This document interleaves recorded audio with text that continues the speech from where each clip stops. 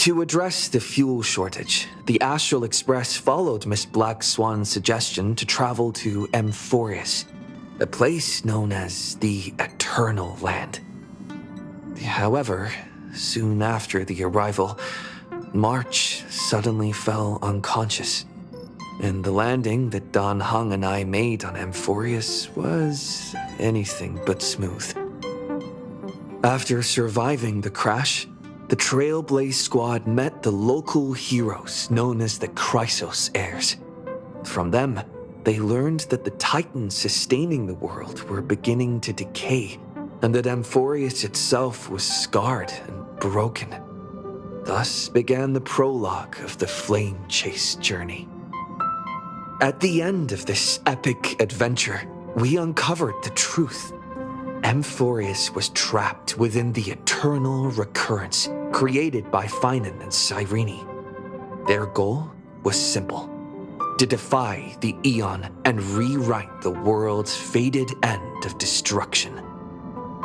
Carrying on Finan's legacy, we stepped once more into the cycle, determined to find a way to break free from fate.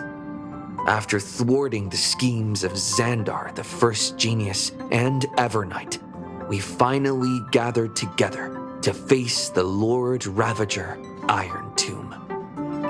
The battle was so immense that it even drew the gaze of Noose.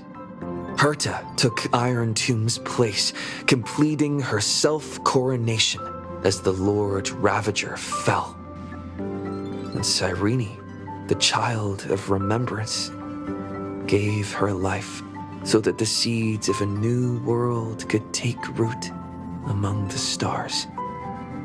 And so, the epic of Amphorius came to an unprecedented and romantic close. In Noose's extrapolations, the fourth instant had already begun its countdown. With the spirit of Trailblaze shining in full, we brought this journey to a close in the purest, most poetic way imaginable. And as we bid farewell to the Eternal Land, the Astral Express set off once more toward its next destination.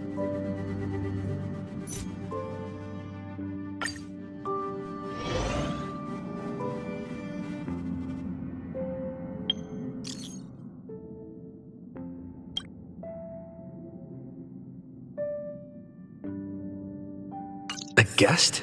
Huh. Wonder who it could be.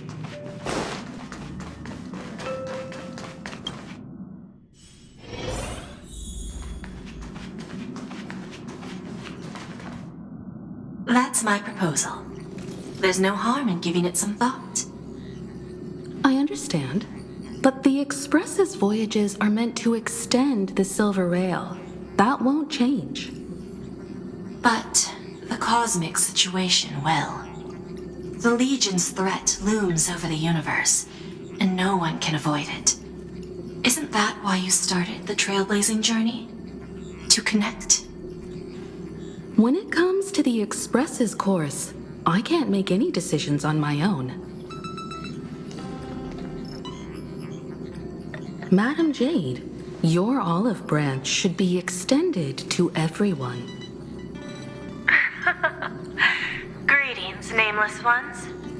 Deliverer of Amphorius.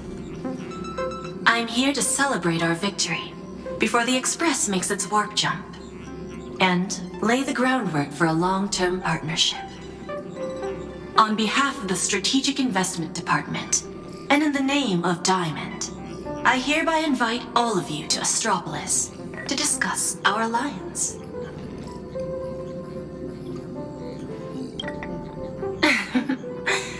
Might as well think of it as a gift.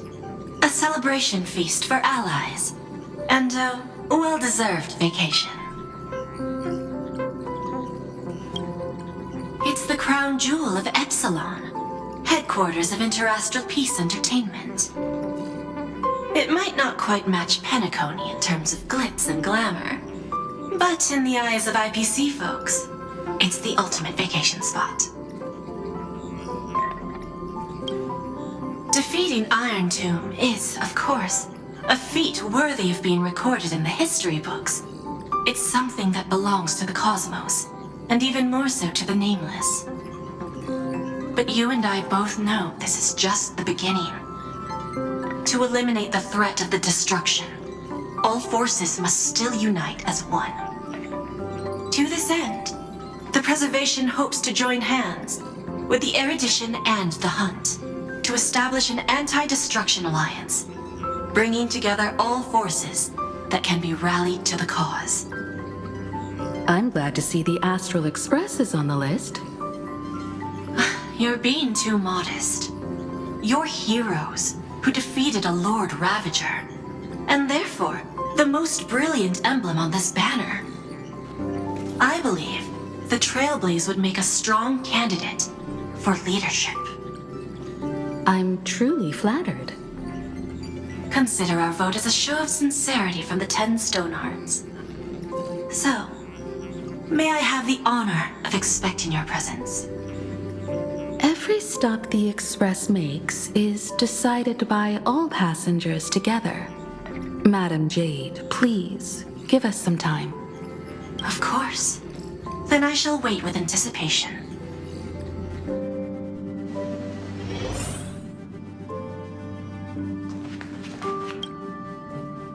Getting to visit the Interastral Peace Entertainment headquarters and become the leaders of the Anti-Destruction Alliance? Come on! When has anything that good ever just fallen into someone's lap?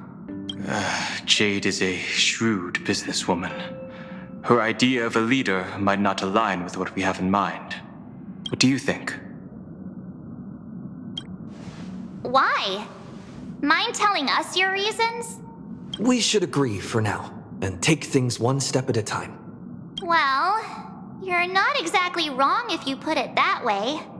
But it's still better not to take any risks. This responsibility is too heavy to bear. Even if it makes sense, we must proceed with caution. Besides, it goes against our identity as free people of the Express. Once we accept, the nature of the Trailblaze would completely change. Anyway, we should politely decline for now.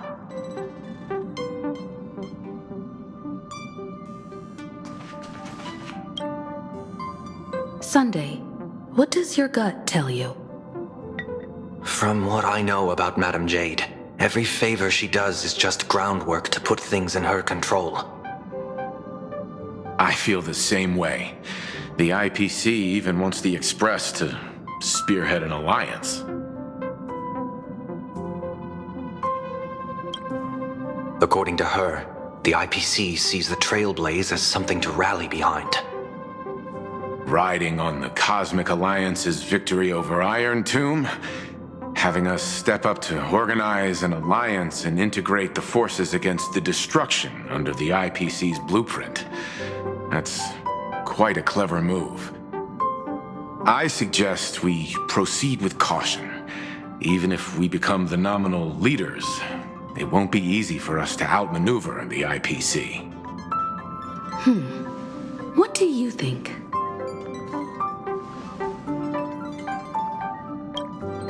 To fight the destruction, we need more allies.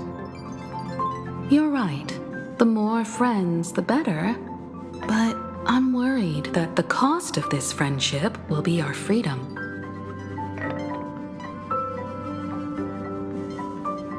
The discussion's over, so let's take a vote. I reserve my judgment on this. I feel the same way. I second that. Me too.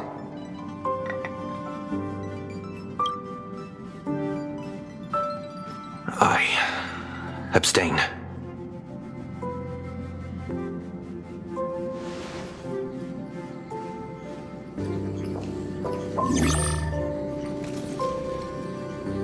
After careful consideration, we regret to inform you that we cannot accept your proposal for the moment. I don't suppose Mr. Sunday put in a good word for me, did he? As you can see, The Astral Express has made its choice. But somehow, you don't seem surprised. Change takes time. I understand. As Miss Himiko said, it's just for the moment. There's no need to give me an immediate answer. Patience is one of my strengths. After leaving Amphorius, the Express will seek out a developed world to restock our supplies. When that time comes, our allies from the Strategic Investment Department are welcome to visit us aboard the Express. In that case, I have another proposal. One that might be more familiar to Miss Himiko. I hear the moon of Plain Arcadia is full again.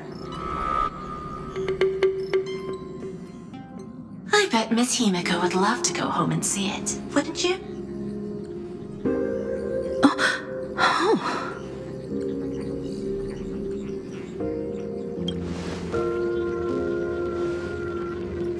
So the moon is full once again. I wonder if all is well over there. Stable and prosperous as usual.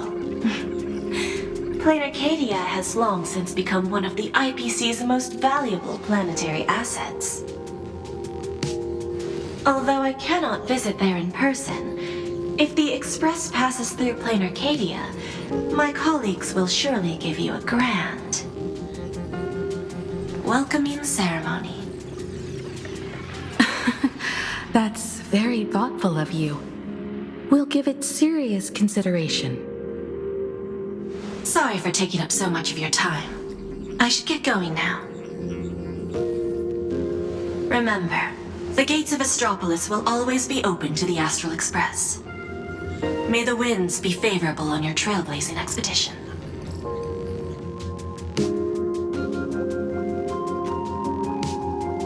Plain Arcadia? It's been 15 years since I last heard that name. It's clear she came prepared. Astropolis was probably just a cover. Jade's real objective was to let us know about the IPC's movements in my homeland. Are you planning to go back and check it out? Why don't we first explain things to these confused kids? The civilization of Plain Arcadia on Ahatopia is my homeland. And it's also where the Astral Express once crashed and set off again. Well, I've been away for so long. To be honest, I'm also not quite sure about this. Dan Heng, March 7th, and you've all grown so much during your time in Amphorius. Each of you has become a truly capable Nameless. So you must understand that Jade was right. The Trailblaze no longer means what it once did for the cosmos. Do we keep wandering through space? Or, as she suggested, do we become a core force against the destruction? We should give this question some serious thought before we depart. Going back to where the Trailblaze began again could be a way to reconnect with our original purpose. More importantly, our last stop was really exhausting, so we need to take a proper break. Ahatopia is an Arcadian world steeped in the elation, making it the perfect vacation spot. So, what do you think? That's my suggestion. Give it some thought. Oh, right. Black Swan wasn't part of our discussion earlier. Would you mind passing the message on to her?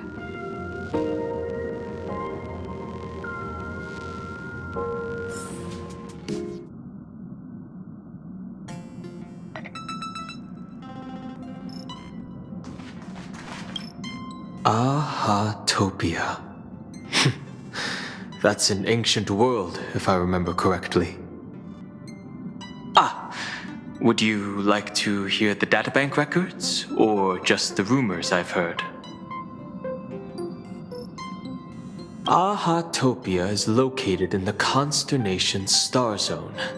It is said that in the distant past, the Eon of Elation, Aha, once stopped here, turning it into a stage for the masked fools and mourning actors, and drawing travelers from many worlds. After the destruction came into being, this place too was driven to the brink by the Legion's onslaught. Many ancient nations vanished, and the entire world sank into a painted world upon canvas. Fortunately, with support from the Interastral Peace Corporation's Worlds Reborn initiative, Planar Arcadia emerged from the planar realm, regained its former vitality, joined the Pan-Cosmic Trade Network, and became one of the IPC's key assets and markets. As of today, an array of local entertainment creations originating from Planar Arcadia has circulated far and wide across the cosmos. This information is pulled from the IPC's open source databank, for reference only. After leaving the Xianzhou, I spent some time with the IPC fleet, where I met a fool from this Arcadia. She told me a legend. Aha the Elation once shed a tear there, and thus bestowed a blessing upon the whole world. Hard to imagine, right? I can't wrap my head around it either. But the fool's tales have always been absurd. Seeing is believing. The best way to understand this peculiar world is to visit it ourselves. Have you noticed how Himeko gets lost in thought whenever we talk about her homeland? I'm like the Express's gossip queen, but when it comes to Himeko's past, I'm totally in the dark. I even asked Mr. Yang about it, but all he said was, "I don't know anything about this either." So I snuck a peek at the navigation log and found...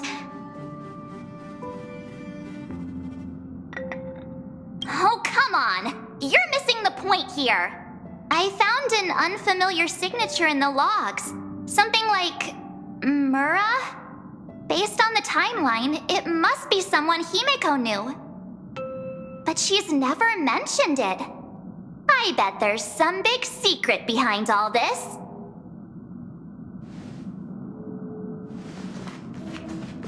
How would you feel if we really went back to your homeland? Me? Right now, I'm fine. Just feeling a bit nostalgic. I was just flipping through my first navigation log. Can you believe that was from 140,000 system hours ago?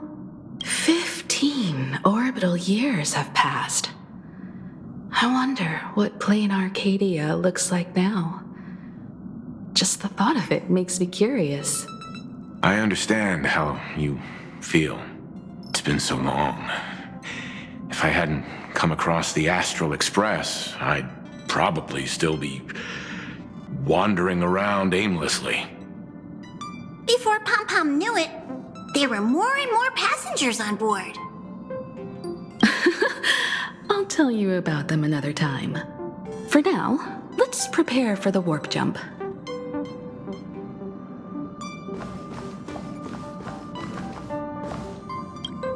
When discussing the Alliance, Madame Jade only mentioned the Strategic Investment Department.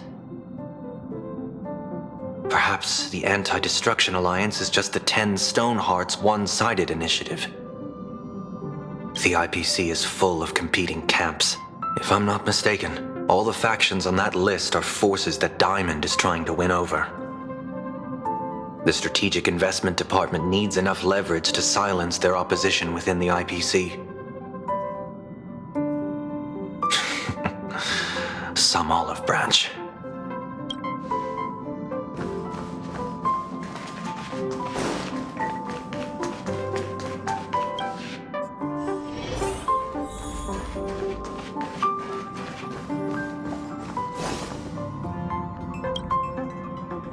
I heard you have some ideas about the next stop.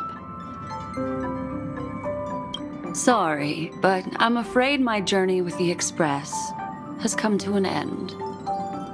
The Memo Keepers have received summons from the Garden of Recollection, so I must return to report. But this journey through Amphorius has given me many unforgettable memories. Your trust, and my small act of rebellion against the Garden of Recollection. Covering up these traces won't be easy, so I need to leave quietly. Fortunately, a cremator has agreed to help me out, and she's waiting for me. If the Astral Express ever needs a memo keeper, I'll be glad to help. When you miss me, gently call out to me in your thoughts. If needed, the lady slumbering within March 7th knows how to find me. If I need help from the Nameless, I will reach out to all of you. Please convey my apologies to everyone for not being able to say goodbye in person. Farewell, sleepyhead.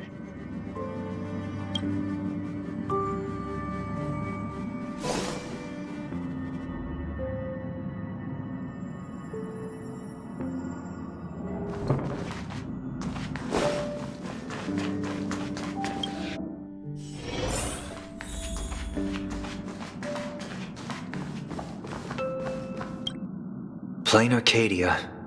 Another land known as an Arcadia.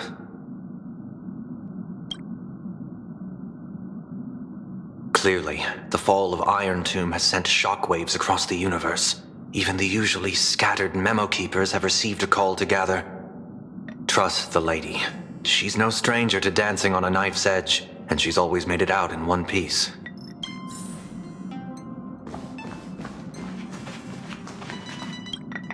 Still thinking about the next stop? Is that so? If she chose to leave on her own, she must have good reasons for doing so. I hope the Garden of Recollection has no way of knowing what happened inside Amphorius. I wonder what interesting sights await us in Plain Arcadia. What? She just left like that? Without even saying goodbye? Oh, I was thinking of throwing her a proper farewell party. Black Swan went against the laws of the Garden of Recollection to help us. I wonder if the Memo Keepers will give her a hard time at this gathering. Yeah, Pathstriders of Remembrance are all really resourceful. I hope her path ahead is smooth.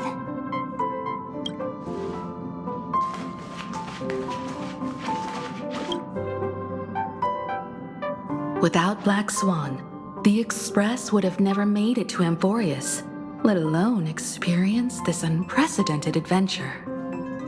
Instead of treating this as a goodbye, why not cherish these memories and look forward to the day we meet again? Let the conductor sound a whistle for her and wish her smooth sailing ahead. So, what have you all decided? I'm on board. Let's head to Plain Arcadia. After such a tough battle, we all deserve a good rest. It would be wonderful to visit your homeland. I have no objections.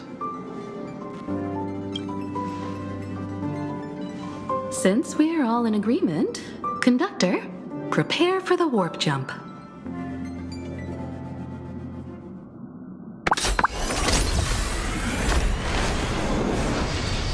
Attention passengers! The Express is about to make the jump. Please be seated and hold on. Destination, Plain Arcadia. Let's go!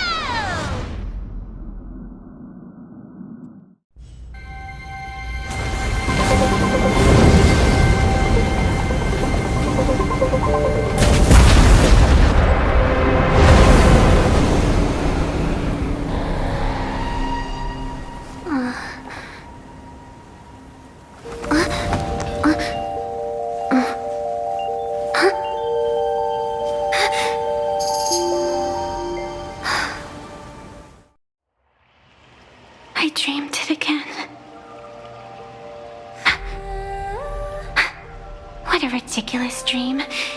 Even more over the top than what that guy promised. Looks like the Express has once again taken the wrong route. There's nothing we can do about it. In the river of time, if cause and effect can be kept apart for long, they're bound to have a terrifying reunion. Am I right, Observer? Watching us from behind countless veils. I've been rambling on since the show just started. You must be totally lost, aren't you? Then just forget all that nonsense I was spouting. Anyway, stop looking here. What you should be focusing on is them.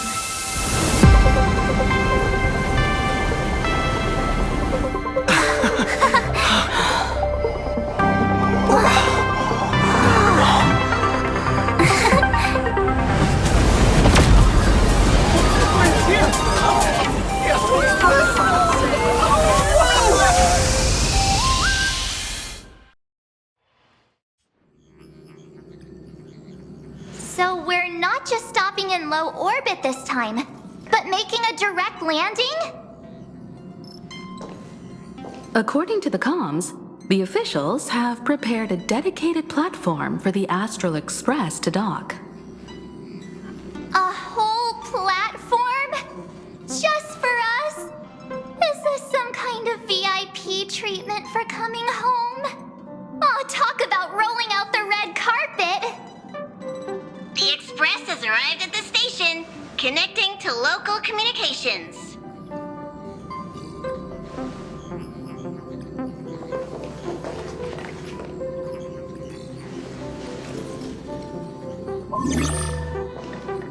From what I see, the Astral Express is considered a legend across the cosmos. So, preparing a fitting gift would be more than appropriate.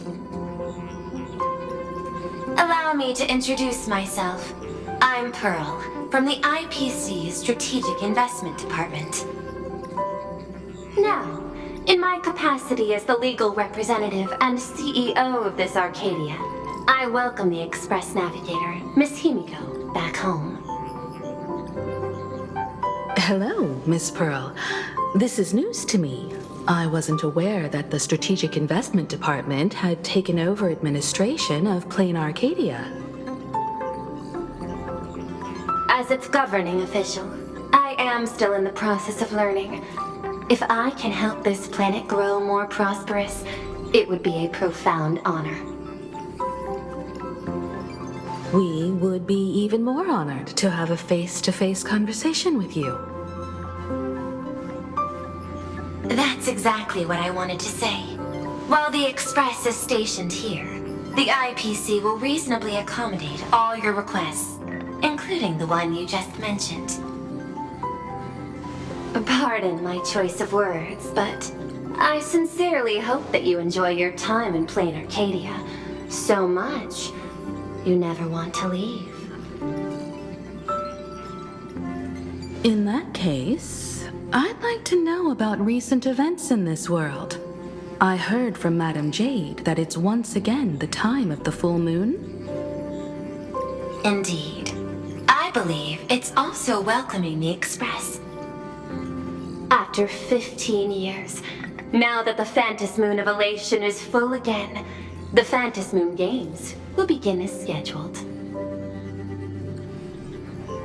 The more lively, the better. During these divine games, distinguished guests from across the cosmos will be stopping by. This time, along with the Express, a delegate from the Cienjo Alliance has also arrived. Don't be surprised if you happen to run into them. A Xianzhou envoy? That's right. A big shot from the Yuchui.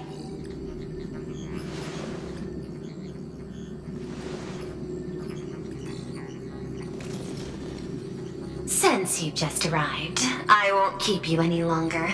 I've arranged for staff to wait for you at the platform. Feel free to ask them for anything you need.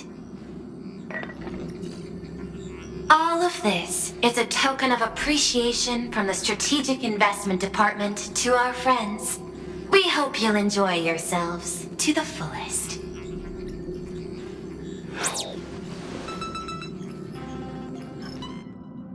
Madame Pearl's style is different from Aventurine's, but her methods are cut from the same cloth.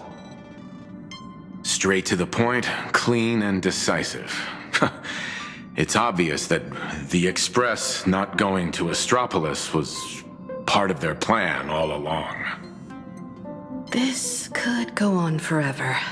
They're really pulling out all the stops to form this anti-destruction alliance. Looks like we need to pay them a visit. Whether to understand the CEO's intentions, or to firmly reject their proposal. At least in my homeland, we have more room to maneuver. Welt, care to join me? Looks like we don't get a vacation after all. As for everyone else, you're free to do as you please. My suggestion is, why not take a look around and get to know this world better? In that case, Sunday and I will go gather some intel about the Xianzhou envoy. Huh? Why you two? I asked Don Hung to bring me along. I can't appear in public given my identity, but I have a feeling that the Express might need to make some tough decisions in these complicated circumstances. Understanding the Xianzhou Alliance's stance might help us on our journey. Hey, you had the toughest time in Amphorius. Since we're splitting up, why not make your mission take a break with March? I'm saying this from the bottom of my heart.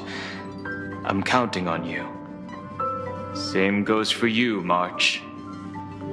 Ah, now we'll look like two immature kids just loafing around. Wow, you grew up pretty fast then. Don't worry, you two. Just make sure to come see me in the parlor car before you leave. I have a favor to ask of you both.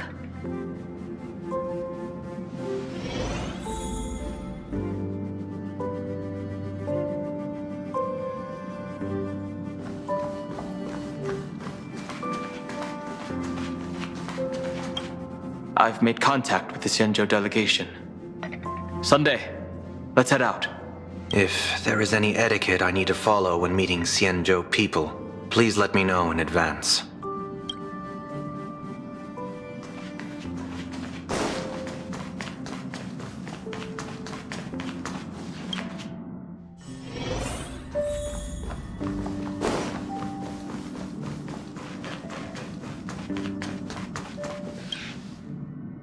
Oh, Marge, you're here. So, what kind of mission do you have for us? It's a long story, but what if I told you there was a game being played in a corner of the cosmos? And the winner might become a neon. Would that pique your interest? You two saw that special moon in the sky, didn't you? That's a piece of artwork. Here, a ceremony called the Phantom Moon Games is held every full moon. And that's what I was talking about. The game where the winner becomes an eon. Pearl mentioned that name too. Just what kind of ceremony could be so mystical?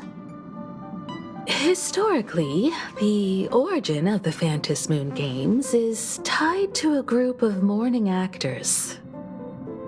Legend has it that they offered heartfelt stories to the moon, hoping for a chance to have an audience with an eon.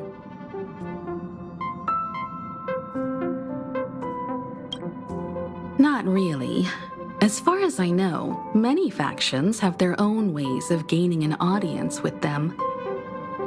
Like the IPC's tourist package, one-day glory tour of the Amber Lord. Pay 1.8 billion credits and you can get a close-up view of Klapoth from an orbital ship at Pier Point. But the Phantom Moon games are different. They're one of the few well-documented ways where you can actually see an Eon and receive their response. Aha, the Elation. Legend has it that they personally started the Phantom Moon games, though their motives remain a subject of much speculation. Aha is also one of the Eons closest to humans. They have left behind countless pranks, with this miracle of Aha-topia being one of them. According to historical records, when a supplicant rises above the rest, the elation will manifest, listen to the victor's wishes, and share their authority for 1 minute. Considering this Eon once injected all their power into a noblesse worm, it's not surprising they would do something like this. What does it mean to become an Eon for a minute? Among past winners, some sought ultimate power, some yearned to erase their past regrets, and someone even stored this planet within a scroll painting. But how their wishes were granted and what became of them, only rumors remain, and no one knows the truth. The first signs of the war among the Eons are beginning to show. I believe this is why the IPC has been positioning itself here for years. When I saw the Phantom Moon at its fullest, I became even more certain. This ceremony to commune with the Eon, whether genuine or not, could be the turning point that determines the destiny of the cosmos. With all eyes on these games, the IPC won't be the only ones with ulterior motives. The road ahead will likely be fraught with hidden dangers. But what's important is that you make your own decisions, such as whether you'll take part in these grand games, and if so, how. I have only one mission for you both. Explore and understand this world in your own way, as the place where the Trailblaze began anew, and my homeland. You might hear completely different versions of what I just said from others. Trust what you see with your own eyes, and believe in what you choose to believe.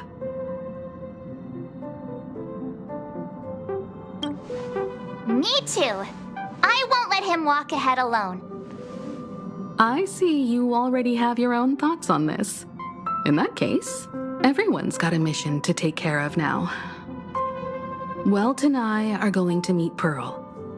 We'll see what kind of surprise she has in store for us.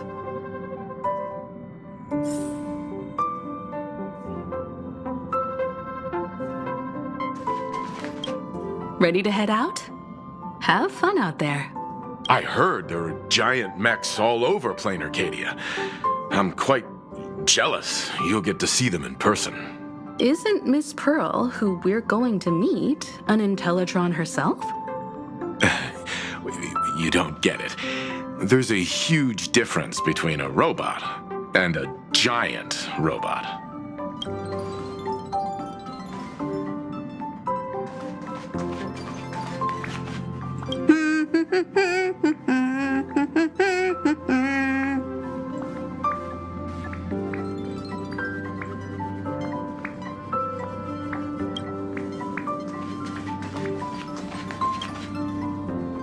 The Astral Express has arrived. Welcome.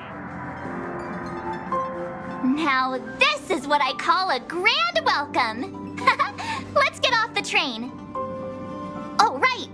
After a few trailblazing expeditions, I've totally figured it out. The first person we meet at every stop is somehow involved in some earth-shattering secret. So when the door opens, Keep your eyes peeled.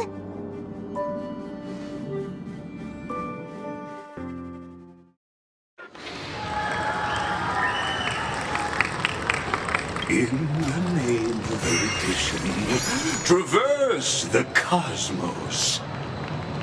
We meet again, deliverer from beyond the sky.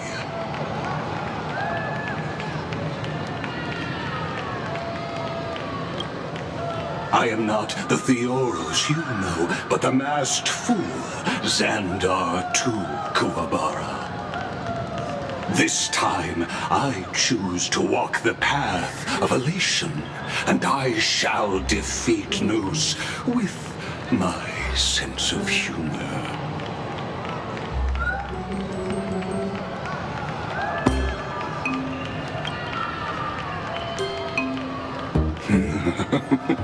After all, I did say before... My latest dream is to join the Genius Society and play the role of a genius. Hey there, gray hair and darling Mart. Sparkle? Ah, it was you all along? Surprised? Well, this time I'm here as Plain Arcadia's cultural advisor, specially appointed to be the tour director for the Express crew.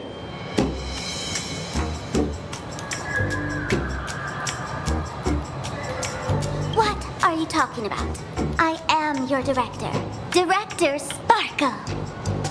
I know we had some minor entanglements in Panaconi, but you all had fun there, didn't you? Now, the Astral Express has become quite the hero. Her Excellency, the CEO, wanted to find someone who got along with you to show you around this place. So I took on that job. What kind of misunderstanding does she have about the phrase got along? Time's ticking away. Thankfully, there's no bomb here. So are you coming with me or what? Fine, but from now on, no more pretending to be someone else.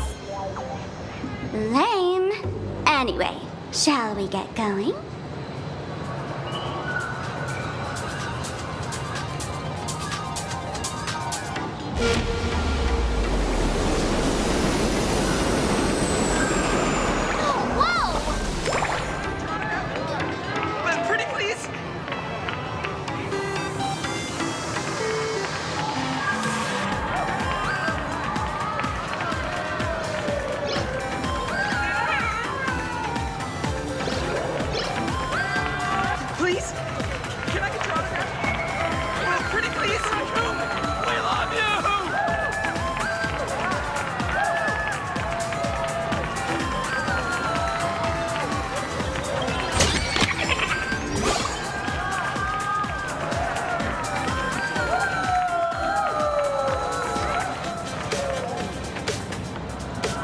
Is this a train?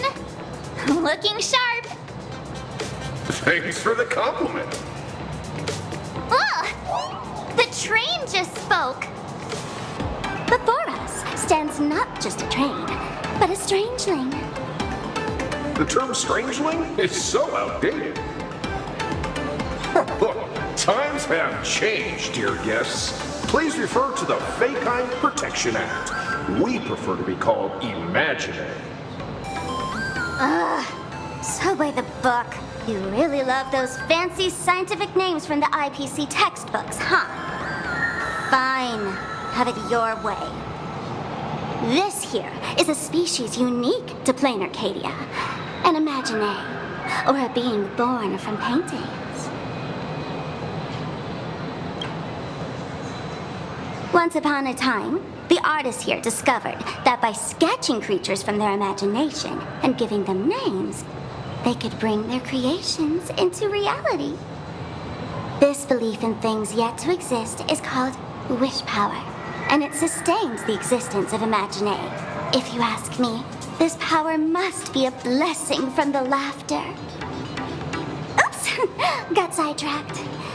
This here is the Bulletworm Express, an Imaginé in charge of transportation.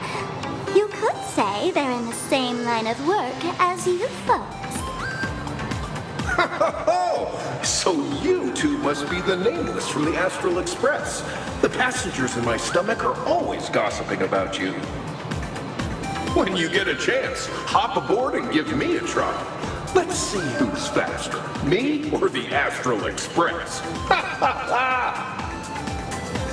Thanks. We'll definitely do that when we get the chance. But, man, who would have thought that the Express here is actually a living being? An Imaginé. That's absolutely mind-blowing. Hello, everyone. Welcome to Duomension City. Holy smokes, there are cops at the station? Sparkle, don't tell me you're about to get arrested on the spot. Having heard about the Astral Express's visit, many citizens got up early just to catch a glimpse of the Nameless. If anyone acts out of line, please don't hesitate to call us. Oh, gray hair and darling March. You're real celebrities now. Next up, I'm gonna show you even more mind-blowing stuff, so try not to faint.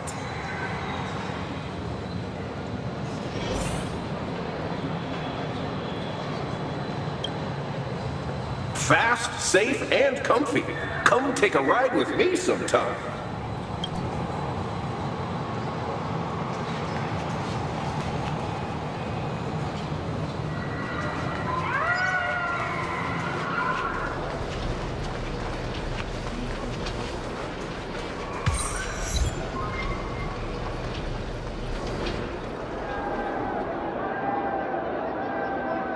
Holy cow, it's packed in here. What do we have here? Don't worry, just some local specialties.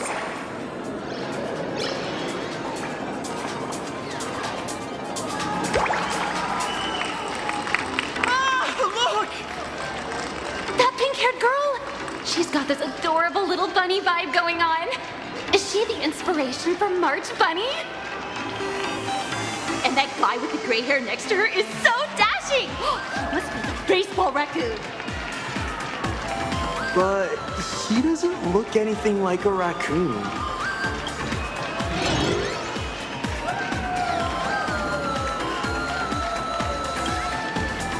Hey there, friends from Plain Arcadia? I don't know what's going on, but hello there. He spoke to us!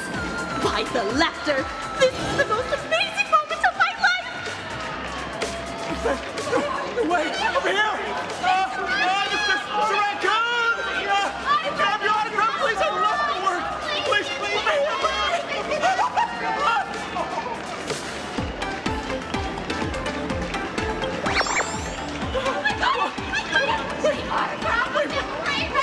No, I want one too! I want an autograph! Oh, Everyone, please maintain order. The people here are way too passionate. I've never experienced anything like this before. So, this is what having rabid fans feels like? Feels intoxicating to be the center of attention, doesn't it? Just don't get too caught up in it. You might not find your way out. Excuse me, bosses! Stop getting caught up in fan interactions. Today's schedule is really packed. Hey, you up there, Mr. Noodle-looking cat! Could you tell me how to get these two out of here? Excuse me, that's quite hurtful. I am Station Master Meowton, responsible for overseeing Perdido Station. Whoa, cats really are liquid. Wait a sec, this kitty is the station master? This world is so weird. The station's completely surrounded. If any of our esteemed guests gets so much as a scratch or loses a few strands of hair to these rabid fans today, my measly pension will go right down the drain. so I've prepared the staff passage for our Astral Express VIPs. Please hurry and exit the station that way. Mention line. This train originates at Perdido Station and is bound for the terminal station, Museum of Possible Past. Staff passage? To be precise, it's the Imagine Staff Passage. A long time ago, all of this Arcadia was sealed inside a scroll painting. For people inside the painting, they just entered another dimension. It was completely safe. That's because someone brought everything back to reality. Care to guess why the IPC is here? This nation that was once lost in a painting was salvaged by the IPC. That's right. It's Planar Arcadia's must-see attraction. The portal entrance known as the Interplanar Jump. Though civilization has moved beyond the canvas, the world within the painting wasn't abandoned. Instead, it became part of life for both humans and strangelings. Come on, you two. Follow my lead and let's dive into the Interplanar!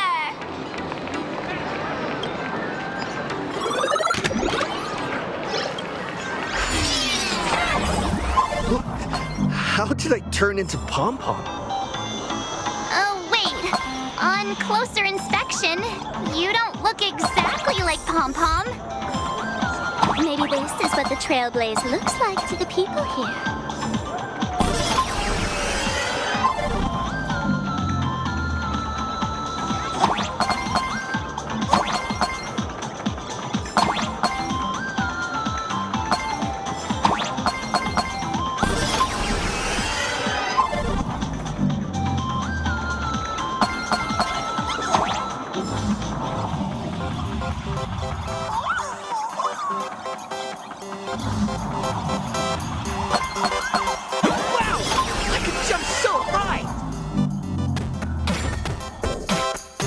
Listen, the music changed.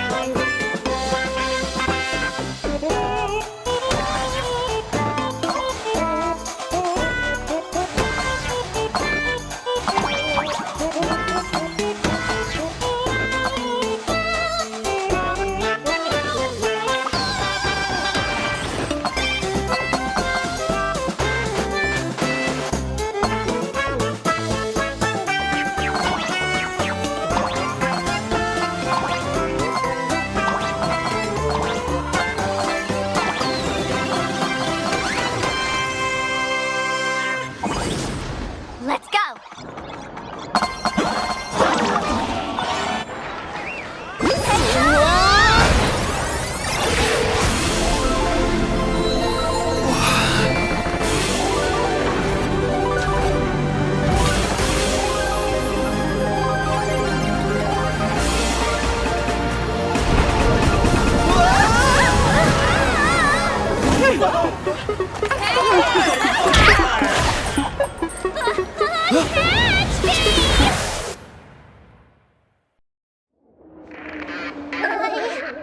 I thought I was about to go to heaven.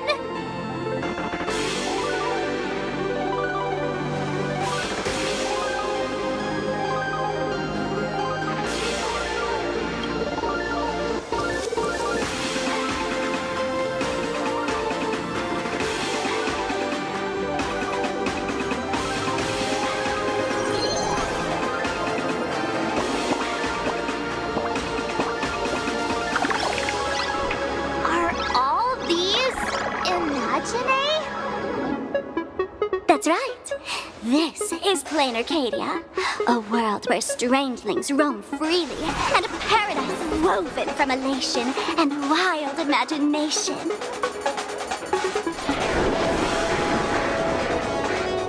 That huge creature perched on the tower is staring right at us.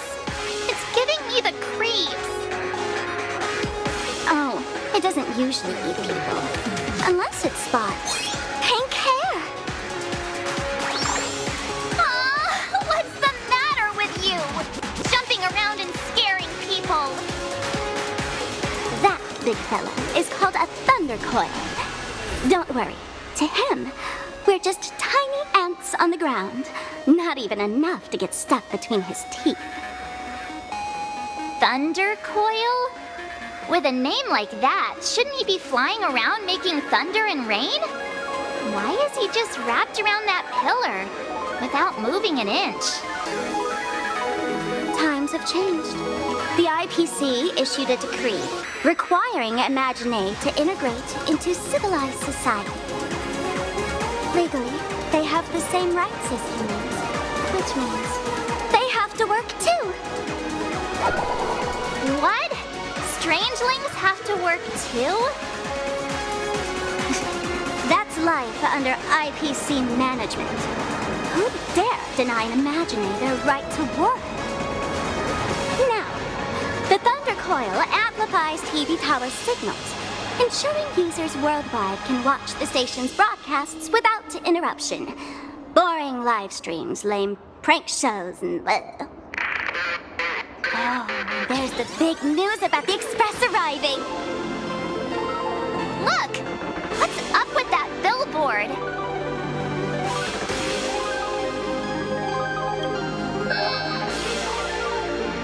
That's not fair! Why does he get a huge poster while I don't? Huh.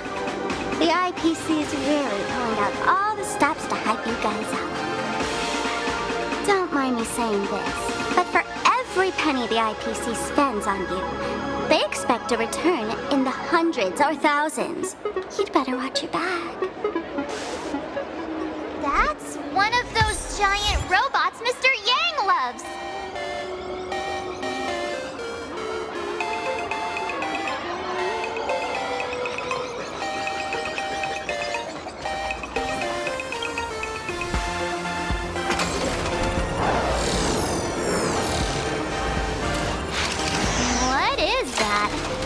Decapitated Intellitron?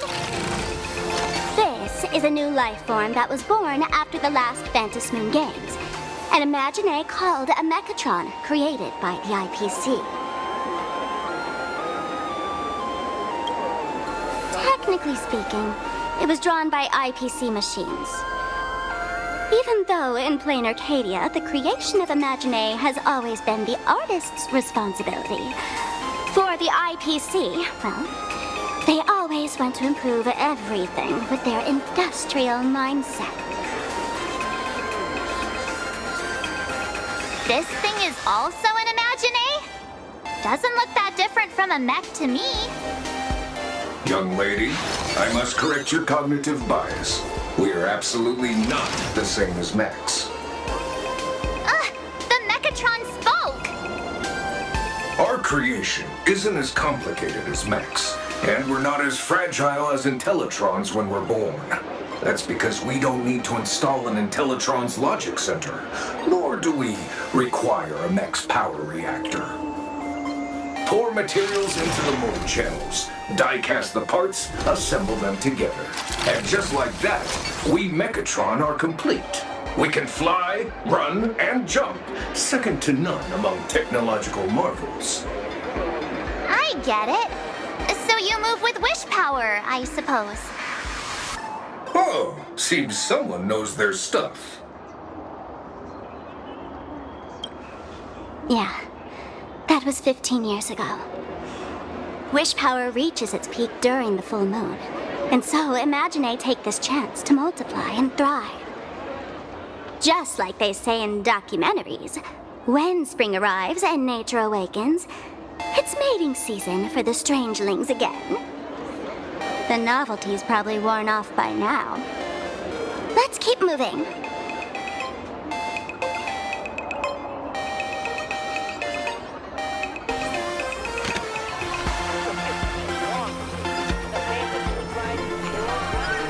Is that a dessert shop run by cats?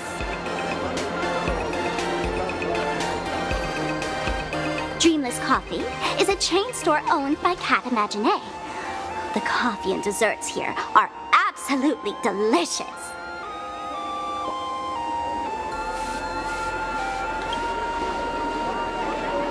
Comparing it to Himeko's handcrafted liquid bombs would be a bit unfair to this place.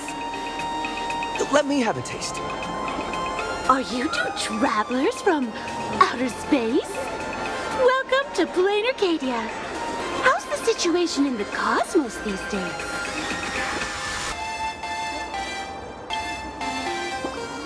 Oh my! If it isn't the heroes of the Astral Express! What an honor to meet you both. As Nameless, you must go on life and death adventures all the time, right? Would you like to keep smiling happily forever, no matter what adversity comes your way? Happy forever? Is that even possible?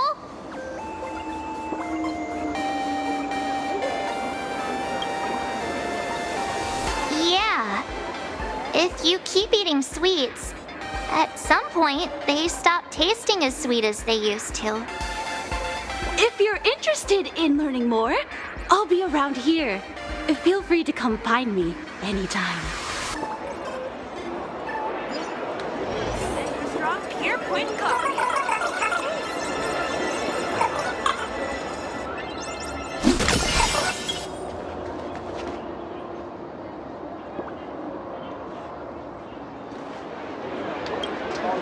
I'm from the Research Society of Happy Smiles. As everyone knows, this place is blessed by the laughter, making it a peaceful paradise. However, even while living a peaceful life, our existence remains entangled in countless worries and suffering. Crushing workloads, measly pay, demanding bosses. Turn on the TV, and all the bad news from across the cosmos hits you in the face. These are all enemies of happiness. Just like how the Astral Express defeated the Lord Ravager, we, the founders of the Research Society of Happy Smiles, have received divine revelation from the laughter and vow to help the residents of Plain Arcadia defeat these enemies of happiness and bring joy to everyone. Every fool in the tavern says stuff like this when they get drunk. Listen, the laughter is talking to me. Hey, you two, interested in joining us? It would be such an honor for all our members if you could become part of our society. Oh, gray hair March, don't tell me you two are buying into her nonsense. This lady seems a bit off her rocker. Let's get out of here quick.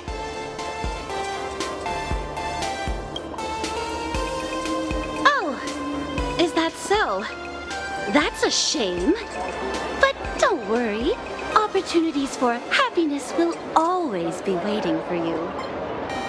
I hope we can have another heart-to-heart someday, so that you both can be guided to a life filled with eternal happy smiles. Extra strong Pure Point Coffee. Oh, there's something on the traffic light. Should we check it out from the overpass?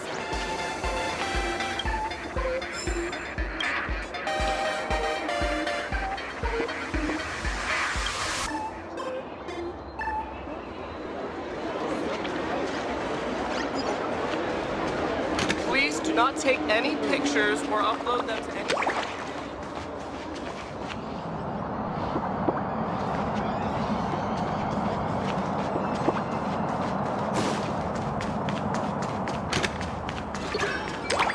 Please do not take any pictures or upload them. I've been wondering about this since we were at the station. These colorful little dumplings seem to be all over the streets here. Ah, you must be tourists? Don't panic. Those are just little things we call Wispay. The tiny wishes that humans make every moment of the day can condense into Wispay. Some say these little creatures are proto-imaginae. They just never had anyone to give them forms, so they appear in the world in the simplest, most natural state. They do look pretty adorable. Like little wiggly blobs of jelly. Probably shouldn't ask this, but can we eat them? They may be mischievous, but please don't hurt them. Oh, eating random things off the street will give you an upset stomach.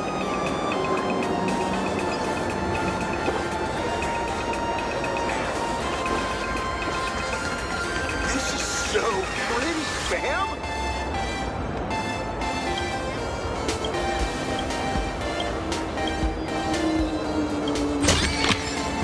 Looks good.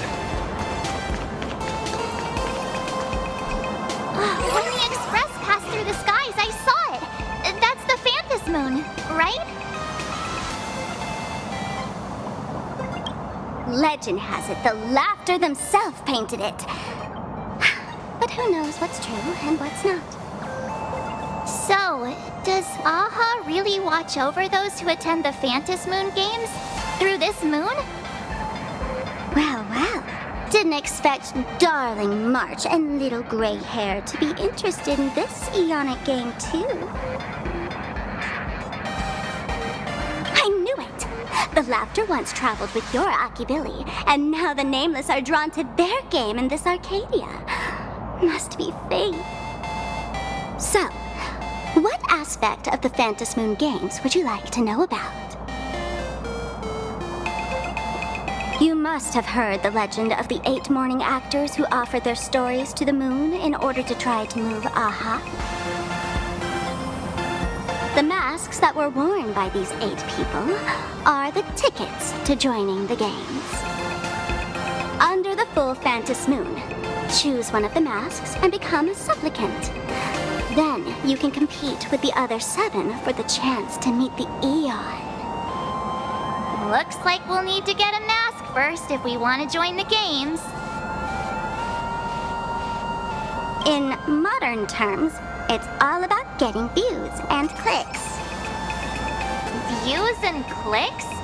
Are you kidding me? They didn't have that kind of stuff in, mythological times. That's how the legend goes.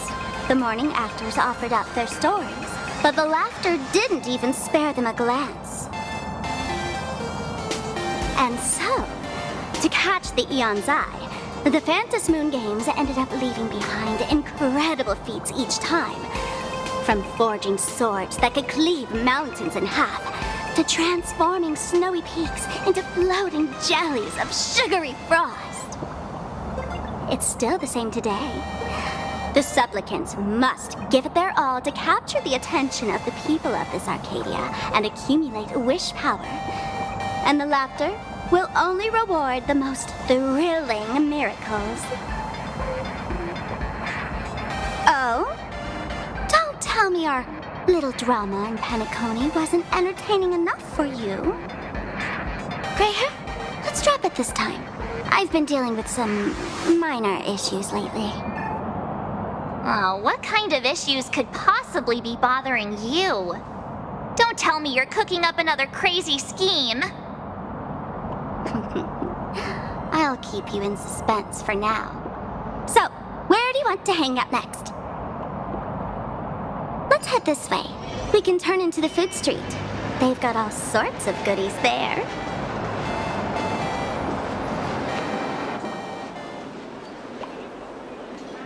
Click, click! Huh?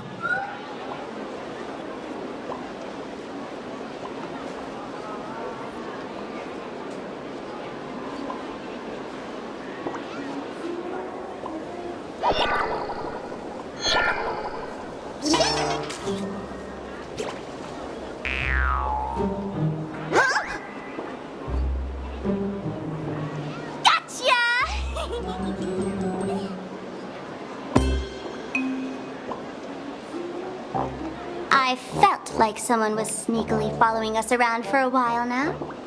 Looks like it wasn't my imagination. What's this little thing's deal, huh? It's kinda dressed like you, isn't it?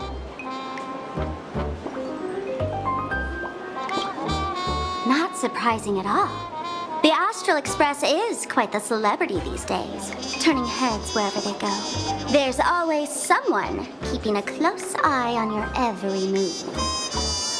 Click, click, click, click! Holy for Bowley!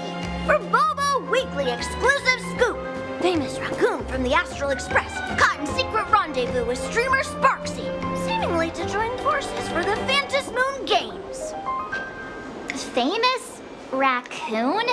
Secret rendezvous with Sparksy? What is he talking about? Some tabloid journalist trying to stir up a juicy scandal, huh? They might both use cameras. But our darling March is way cuter than this paparazzi creep. Hey, I can speak for myself. Click, click, click, click, click! Breaking news from Furbobo! Famous raccoon from the Astral Express openly claims Furbos can't be journalists, suspected of human supremacist ideology. Hey, don't write nonsense in your report. Why are you just standing there? Hurry up and catch that thing. Can't catch me! Boom, boom, boom, boom, boom! I'm out of here! So, are we gonna kill the Furbo to silence it? We would never. Oh, Turbo! Transform! That little fella can.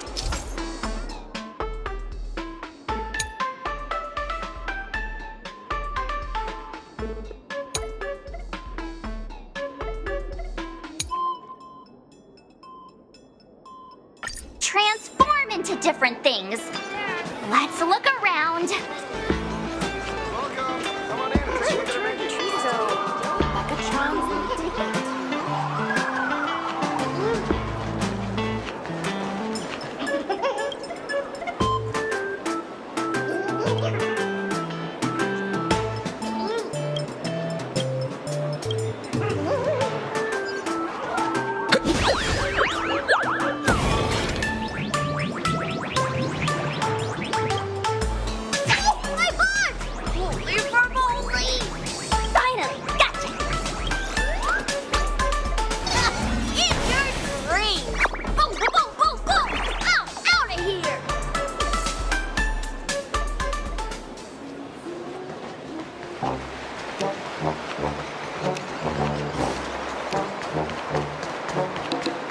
Let's have a game of Cosmicon Collective.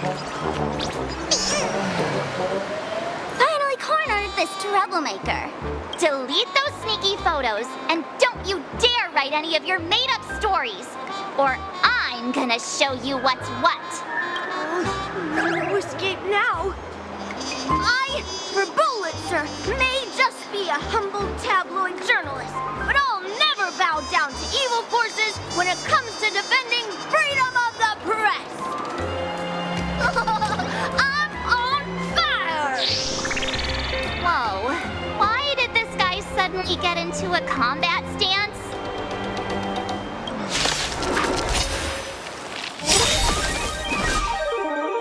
Mountains go crack and rise! Rules are made to be broken. Fight to the death.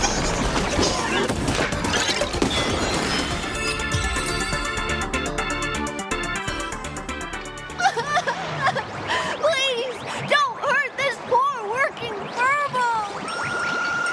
Aren't you acting all tough just now? You've got some nerve, sneaking photos of Miss Sparkle and the Astral Express.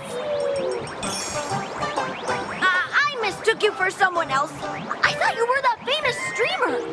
As for the Express's Great Raccoon, we're all huge fans of the Great Raccoon. You see, I've even styled my whole outfit after your look. Now, let's talk about compensation. Adding up emotional distress, lost wages, nutrition fees, and whatnot. 1 million credits per person should do it. A million? President Nihilux has already been behind on behind on everyone's wages for months. If you work for the money, you'll risk your neck being a tabloid journalist, taking photos of the bigwigs on the Astral Express. Right now, I've got no money, and well, no life left to lose either. Is this Nihilux you mentioned the president of your magazine publisher? I have no idea. President Nihilux specifically warned us that if we got into trouble outside, we absolutely mustn't mention her name. Well, and here you are spilling all the beans on her. Since I offended the Great Raccoon of the Express, I suppose we could settle this with some compensation. Huh? Didn't you just say you had no money? What's with the sudden change of heart? This seems fishy. My pockets are truly empty. However, regarding compensation, I implore the Great Raccoon to visit our Furbobo Weekly magazine office. Here's my business card right here. It has the magazine's address and contact details. Rest assured, President Nihilux will definitely present compensation that'll satisfy the Great Raccoon. Please, please make sure to come claim your compensation. What's a job? Darn it! It got away again. Make sure to come claim your compensation? I wonder if I can trust that Furbo's words. Money can't buy entertainment this good. Since that scheming little Furbo's extended an invitation, might as well go check it out. Right now in plain Arcadia, there are eyes following you everywhere, just like that Furbo. So, Sparkle, what's your angle in keeping tabs on us? My darling March, you still doubt me. What about you, gray hair? You got that right. Why would I ever hurt my favorite source of joy? What you should be worried about right now isn't me or that tabloid journalist from earlier. Has the renowned Astral Express come to Plain Arcadia as tourists on vacation? Or are you here for the Eon's game, eager to share their authority? For the local residents, you're already in the spotlight without doing anything. If you decide to join this game, you'd better stay on your toes. There are quite a few people looking to join the Phantasmoon Games and become a supplicant. In their eyes, the Astral Express is the perfect prey. Among the folks I know, there's one who might become your enemy. She's about to put on quite a show at the plaza up ahead. Want to go check it out together?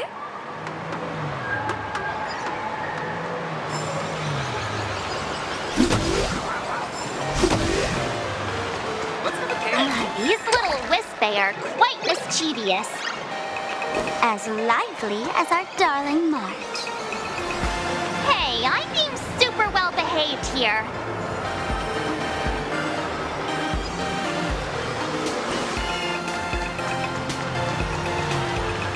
Wow, so many gold coins!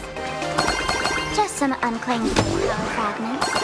Pick them up when you find them.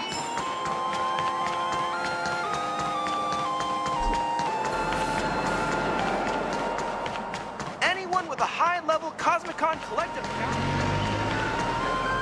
The Elation is naturally the most venerated deity here.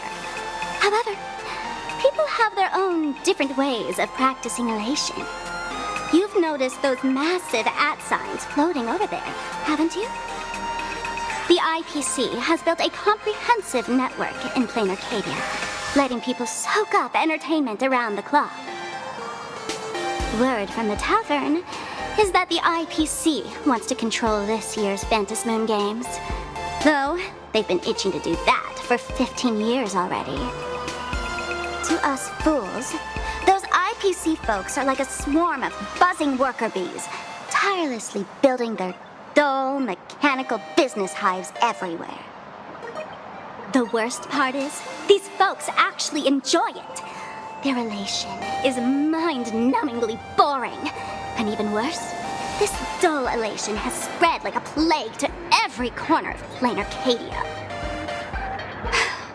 Come on in and feel it for yourself.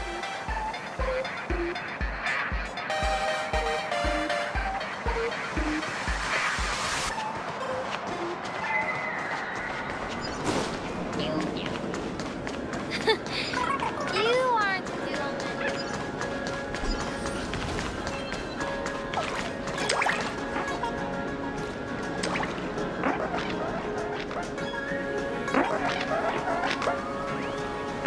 Plain Arcadia has enough entertainment to keep you busy until doomsday without repeating anything. But you know what's missing here? Real fun. What's the difference between being glued to the internet all day and being stuck in a dream? The Phantasmoon Games must not fall into the IPC's hands and be reduced to a business deal decided by internal bidding. It must not become just another bargaining chip in the power struggle between cosmic forces.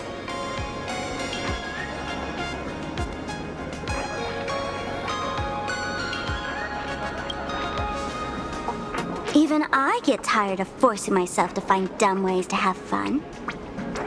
This is a rare opportunity. So let me show you what Miss Sparkle looks like when she gets serious. I witnessed the potential of the Trailblaze in Penacony. The sparks that fly when paths collide. It's absolutely mesmerizing. In plain Arcadia, what surprises will you bring for the elation? And there's also the preservation, the hunt. Don't you think that on the eve of the Phantasmoon Games, plain Arcadia looks just like a card game among eons? If that's the case.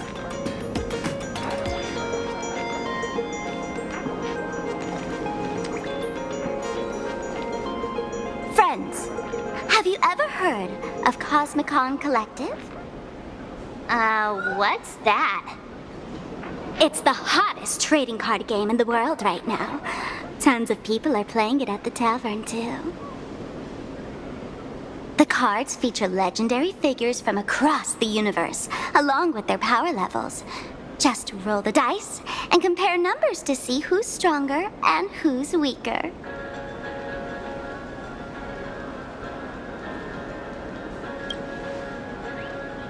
Gray hair, care to play cards with me? Think of it as a rehearsal for the Phantasmoon Games, right here at this tiny card table. If you beat me, I'll tell you the enemy's name. Maybe we can team up and take her on.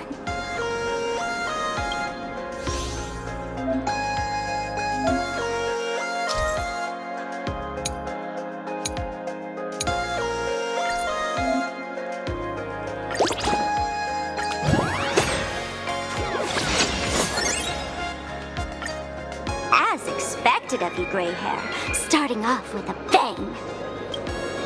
Since you won, this card is yours. If you want more cards, go chat with the card masters at the plaza. A streamer who's about to go live at the plaza. She calls herself Sparksy. That's right. She's your enemy. This streamer, just like you, has been seeking a chance to join the Phantasmoon Games. It won't be long before she shows up at the plaza. That little trouble you've gotten yourself into. It's her, isn't it? Darling March, I just can't escape your sixth sense, huh? She's our common enemy. If you need my help... Oh, there she is! That woman who stuffed me in the trash can! Ah, she's right there! Get her! Everything we leave behind in life has a way of coming back to us in unexpected ways. Now that the IPC guide is here, the tavern guide will be on her way. So, you really weren't sent by the IPC to welcome us? Quality time together is always so short. Before I take my leave, allow me to give you a friendly hint. Remember this well. For all supplicants who join the Phantom Moon Games, whether they look up or down, the moon that humanity gazes upon in the sky is always the same Phantom Moon. Is this some kind of riddle? Remember this little riddle? You might need it when we meet again.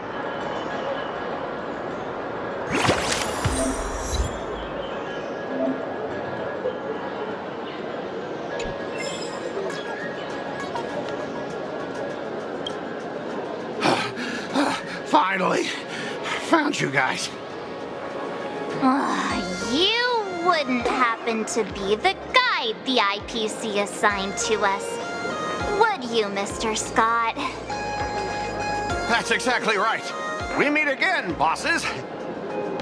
After the Holy Grail War back in Penacony, Mr. Aventurine graciously offered me a chance to turn over a new leaf by working for the Strategic Investment Department. And as it happens, Madame Pearl wanted to find someone who got along with the Express crew to be a guide. So I was assigned this important task.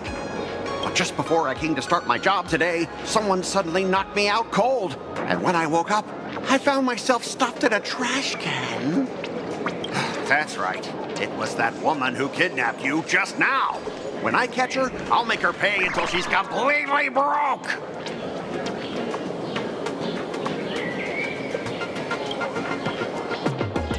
I'm starting to question his judgment in picking people. I knew it! You don't want to see my despicable face! I, Scott, totally understand your frustration. As long as you're safe and sound, that's all I care about. So, dear bosses, would you like to grab a bite to eat, keep playing around here, or perhaps enjoy my latest animal impersonation act, huh? Mr. Scott's dedication to his work is so intense. It's almost painful to watch.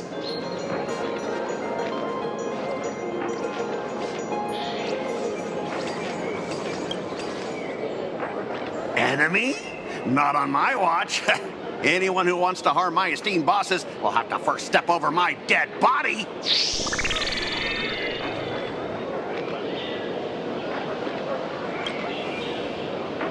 At your command, I, your humble servant, Lyndon Scott, shall fade into the background like a shadow, completely unnoticeable, until the end of time. The annoying guy is finally gone. Let's head into the plaza and see what fun stuff they've got.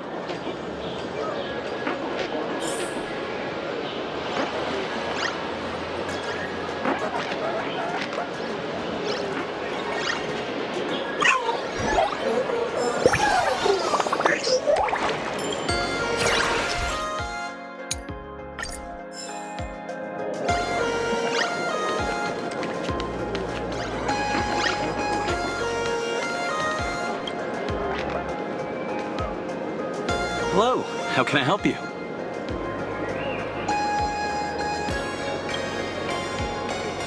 Huh? This one's just passing through. Buddy, you've got the wrong person. If you want to play cards, I'm your guy.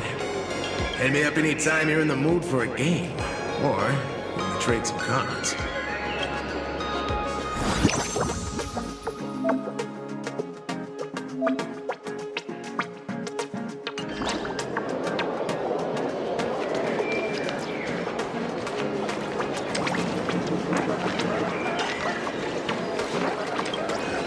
Hey there, buddy. You getting the hang of traversing the world in canvas yet? Need some practice? You can always try your luck with me.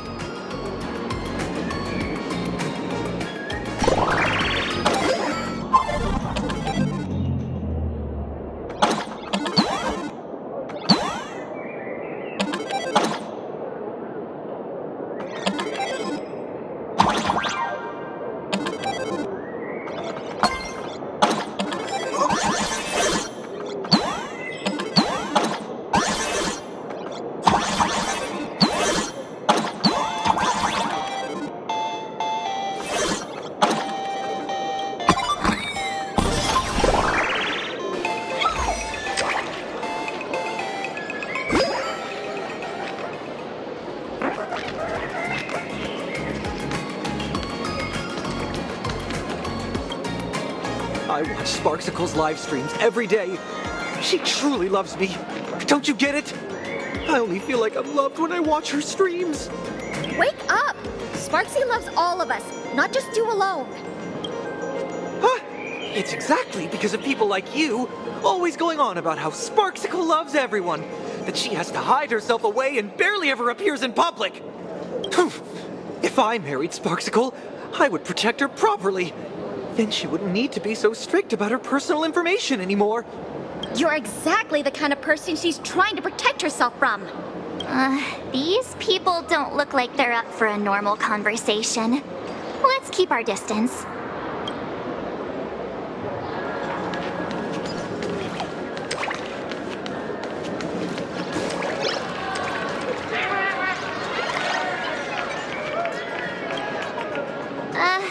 Excuse me. What's everyone waiting around here for? We're waiting for Miss Sparksy's live stream, of course. Don't tell me you guys don't know who Miss Sparksy is. I know you. You're that, the one from the news. Right, the famous of the Cosmic Express. It's the Nameless of the Astral Express. Forget about that. Let me introduce you to the great Miss Sparksy. She's just so adorable. She's the most versatile streamer ever, mastering all sorts of talents. Her wit in every single word she says echoes in my dreams. It's simply impossible to sum up such a perfect being in just a few sentences. We finally met someone who doesn't care about the Express. And for some reason, it actually makes me feel a bit more relaxed.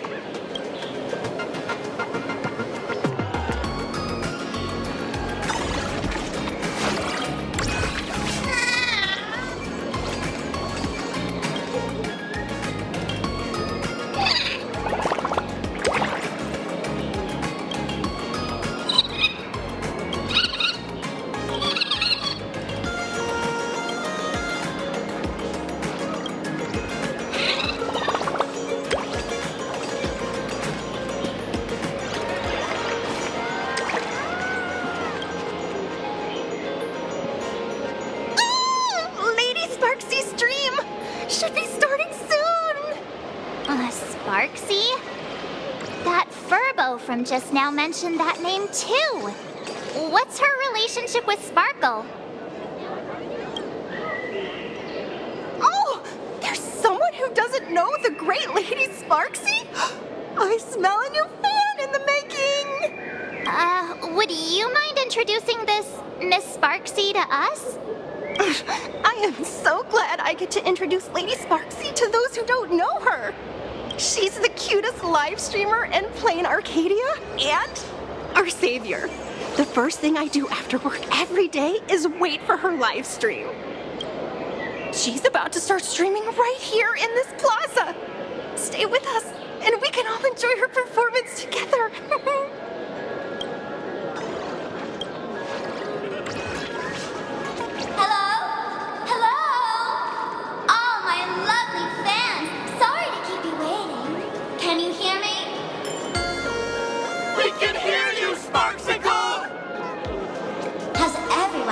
Working hard today? Did everyone eat properly? A full belly makes a happy heart. Let's watch Sparksicle till it gets dark. Has everyone been treating me with lots of love today? mercy! If ever not, may lightning strike me! Something's off. Why do I sense my old model's aura on some people in the audience today?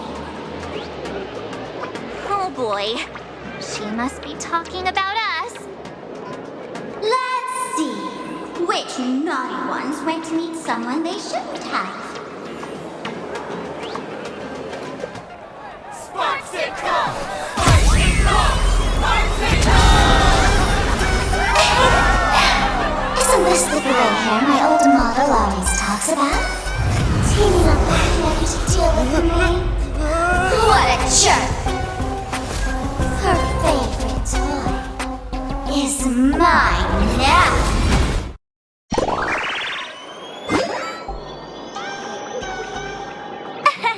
Let Sparksicle give you a proper makeover. My outfit changed?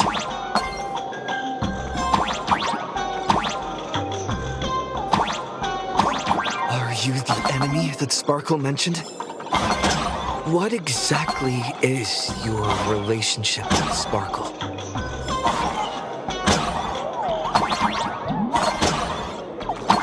Did that useless old model send you to save her?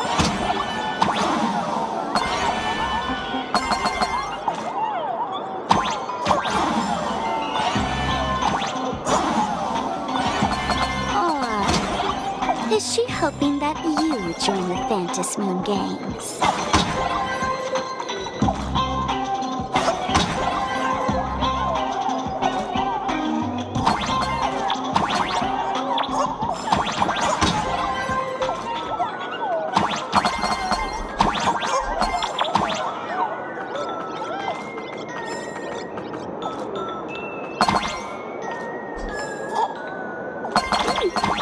Not bad.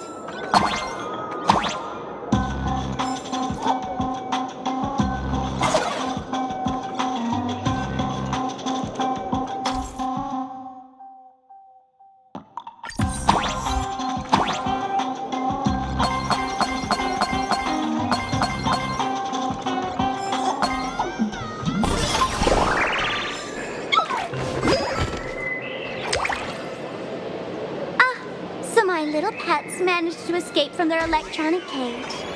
Looks like I'll have to use the power of love to catch you and bring you back. My dear, lovely fans, those two bullies want to hurt me. Please, everyone, protect your beloved Sparksicle, won't you? Get those baddies! Get those baddies! Get those baddies! Hey! We mean no harm! Can't we just talk this out? No harm. Talk this out. Isn't that exactly what the IPC loved to say when they took over Plain Arcadia? You're all cut from the same club.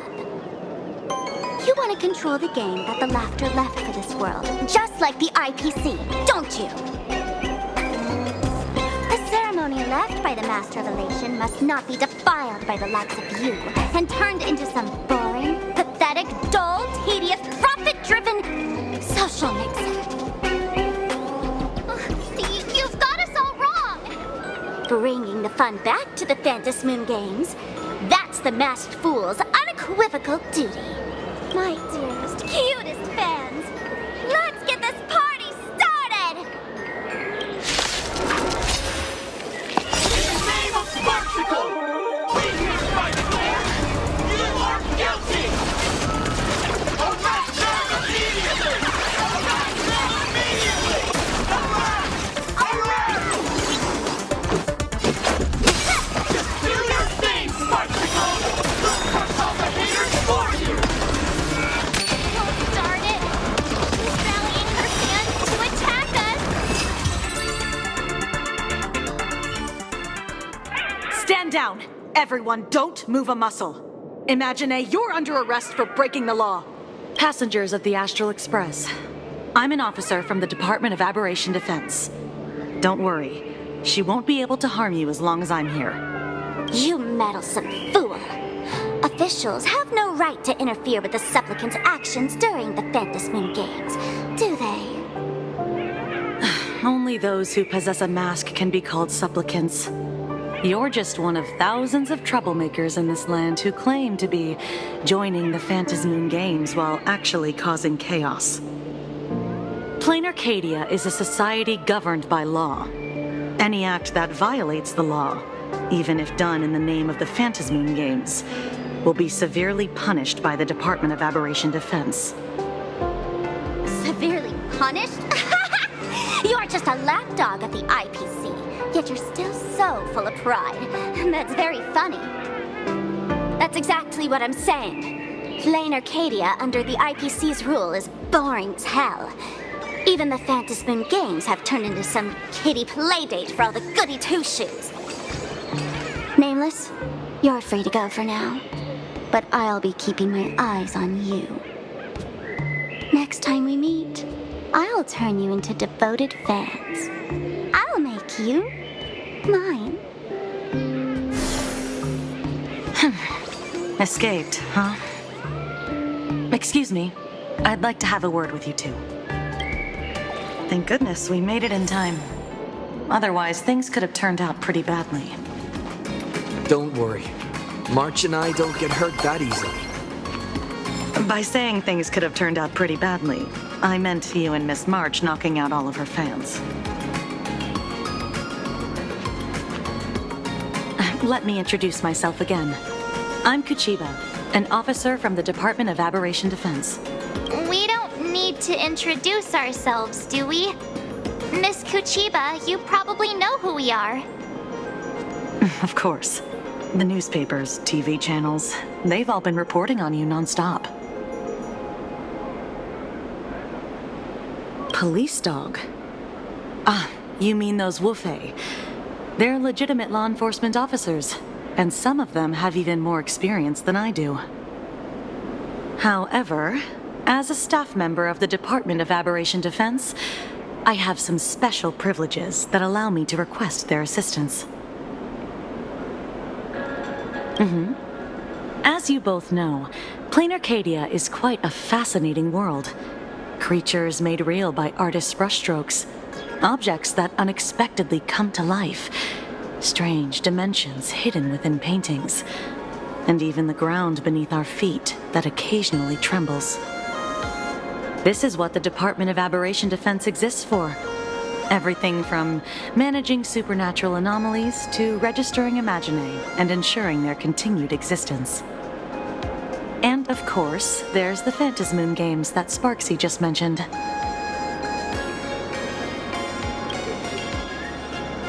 If I'm not mistaken, was it Mr. Scott who sent you here? So that's the name of that high and mighty IPC specialist. This Mr. Scott believed he wasn't dealing with ordinary criminals, but with masked fools, which required decisive action. So, a phone call was immediately made to the Department of Aberration Defense. Well, it's not surprising. But what do we do now? Our guide ran off, and we got into a fight with Sparksy's fans. I guess our shopping plans for today are down the drain. Should we give Himeko a call and fill her in on what's going on? I guess you're right. No need to rush, you two. I bet you haven't tried the local delicacies yet, have you? How about this? I'll take you both to grab a bite nearby. That way you can kill some time while waiting for your friend. Oh, yay! My stomach's been growling like crazy!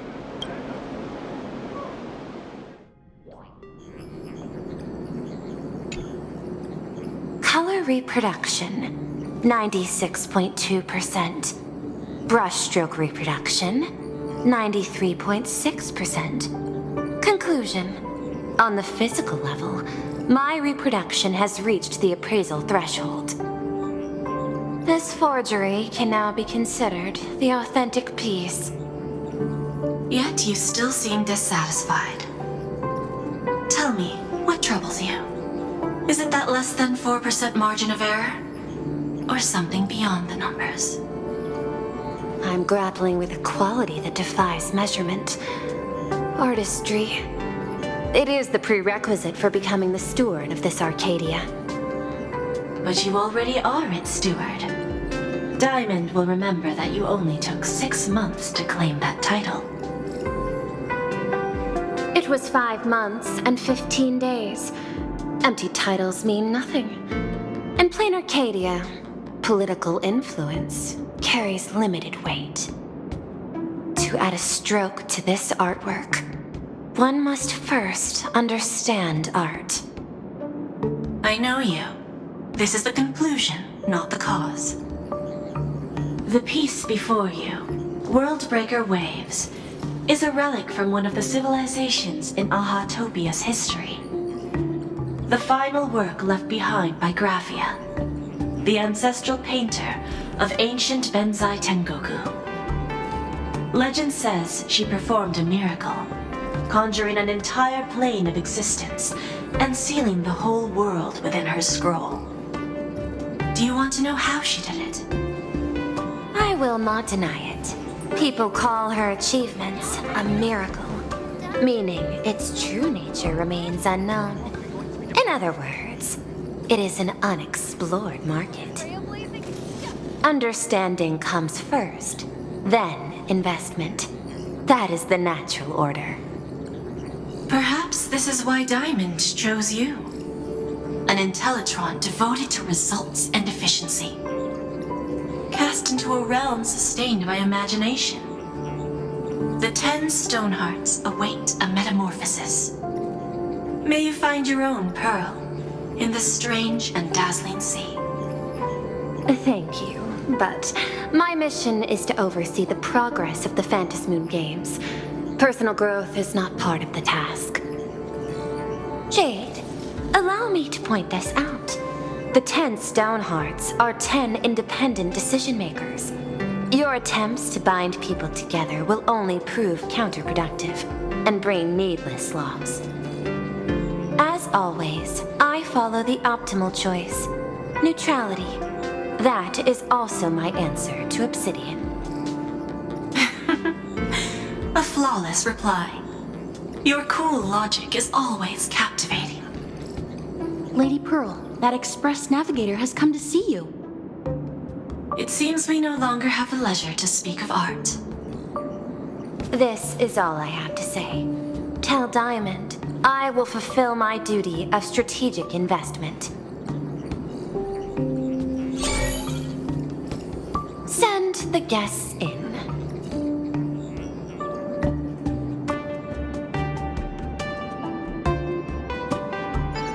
Both of you, please, come in. Forgive the sudden visit, and thank you for receiving us. It is not sudden. In my deductions, a visit from the Express crew was an optimal choice for achieving effective communication. I am glad. Everything is proceeding smoothly. To skip the formalities would be best. I imagine that, at your core, you're already well aware of our purposes. I know that you have come for the Anti-Destruction Alliance. The probability of refusing the proposal stands at 91.2%. Can you tell me why? The Express crew bore witness to the resolve of many factions during the Battle of Iron Tomb. We do not oppose the vision of an alliance, but the Trailblaze must remain independent. From our perspective, the IPC already has the Marketing Development Department, and every world it drew into the cosmic trade map eventually became a cornerstone for the preservation. That is a reasonable concern. Allow me to present data that is often overlooked. In the past 2 eras, 1,263 planets have joined the Pan-Cosmic Trade System, and 63% of them have preserved their native civilizations. This is the result of the Strategic Investment Department's work. Plain Arcadia is one such world. On this land, the preservation and the elation coexist in harmony. That remains open to debate. I recognize that throughout this war against the destruction, every participant may experience moments of doubt or retreat, but based on extrapolations, we believe by following the route of the Trailblaze and building upon the framework of the preservation, we shall gather the manpower of the harmony, the computational strength of the erudition, and the military might of the hunt. The threat of the destruction will ultimately be eliminated. Hesitation breeds instability, and instability makes us vulnerable. And our enemies will exploit every crack to break us apart. Your point is valid, but allow me to note one error. That number, 91.2%, is inaccurate. Then, is the probability of rejection 100% in your eyes? No, it is 0%. Interestingly, the difference between 0 and 1 is also only a matter of perspective. We did not come to refuse the notion. On the contrary, the Astral Express seeks to work with you. This outcome exceeds my extrapolations. Tell me, was it a change in your emotion that led you both to shift your decision? No. Actually, your earlier perspective inspired me. The IPC deals with powers that command billions of lives in this cosmic game of cards. The Express had always been insignificant compared to them. We've simply been earnestly trailblazing and exploring all this time, trying to help worlds in crisis. Now it is this earnestness that has drawn many to journey with the Express, while the Nameless's simplicity assures our friends that they will not be consumed and lose their sense of self. Indeed. If the Trailblaze has any outstanding strength, it is the track of trust that we walk. That is why we came to you, Miss Pearl. Please set aside your role as one of the 10 Stonehearts and imagine this possibility. To fight against the destruction, there is no need for an alliance. What we need is to stand by each other. The IPC may not stand as an ally of the Express, nor might the Strategic Investment Department. But you can.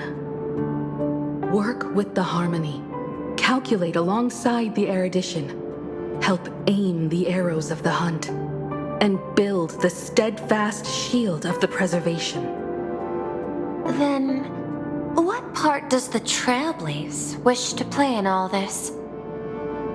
We shall become the sail. The ship's sail? That sounds no different from my former proposal. It is different. A sail that cuts through the storm does not care for its own welfare, nor does it try to command the ship's course. But it will help all who wish to fight against the destruction to traverse safely through the storm. Interesting. Logic reminds me that those words you spoke are little more than rhetoric. However, I will follow the optimal decision. Neutrality. You mentioned that the IPC has never changed Plain Arcadia, and it still follows the path of elation. But in my eyes, Plain Arcadia has not been altered because it still has value. Just like the Astral Express. The IPC intends to use the Phantom Moon games to reach out to an Eon and draw them in. Am I right? That involves classified information. I have no comments. However, since Miss Himiko is open to cooperation, I can share more within reasonable limits. The This way, guests.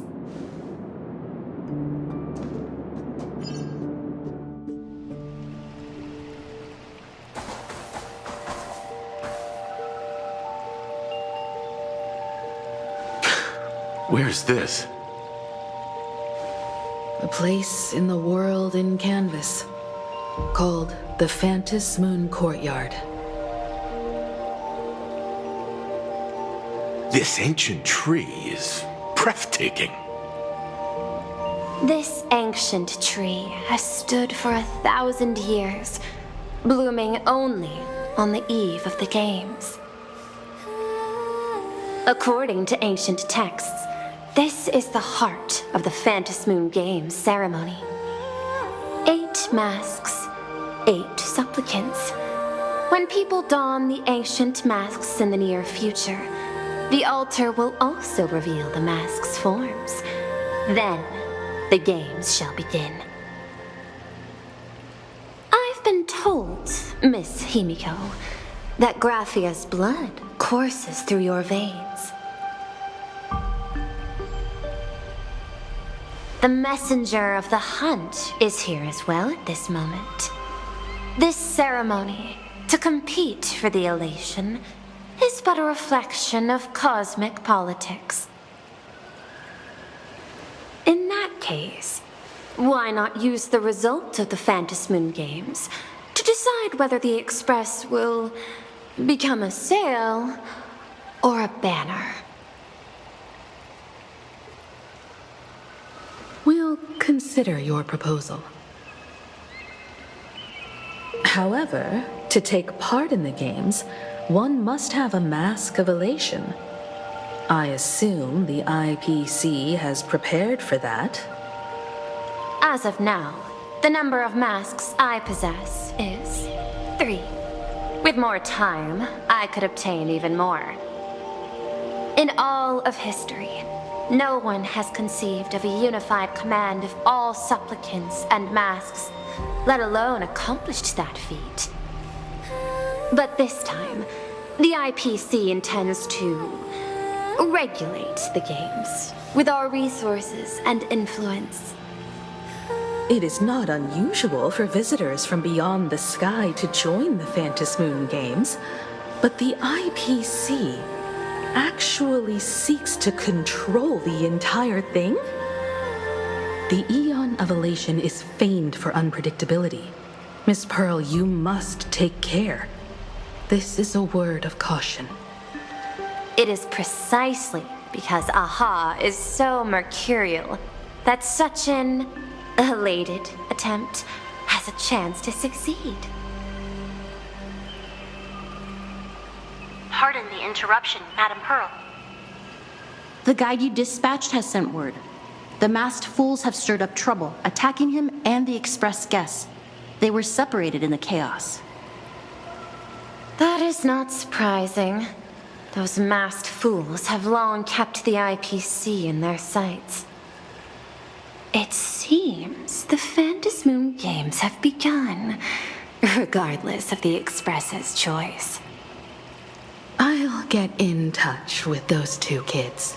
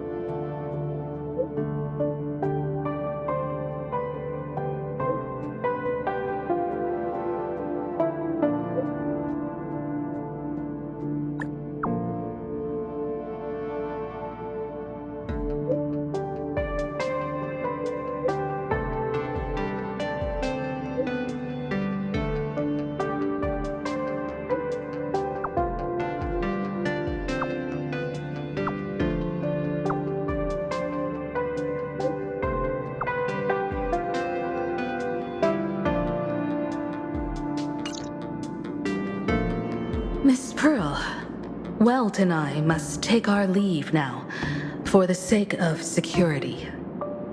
Are you both leaving already? I had another plan in mind. To speak with Miss Himiko about the art history of ancient Benzai Tengoku. Especially your ancestors' final work, World Breaker Waves, and her unparalleled mastery of imagenesis art. Since Miss Pearl is in such high spirits, Himiko, shall I depart first? I'm counting on you, Welt. Mr. Yang, please accept this gift before you leave. No, you are too kind. The Express has no shortage of operational funds. I cannot accept this money. You misunderstand. To offer the Nameless something so mundane would be far too discourteous. Please, open this case first and see for yourself. Oh? This is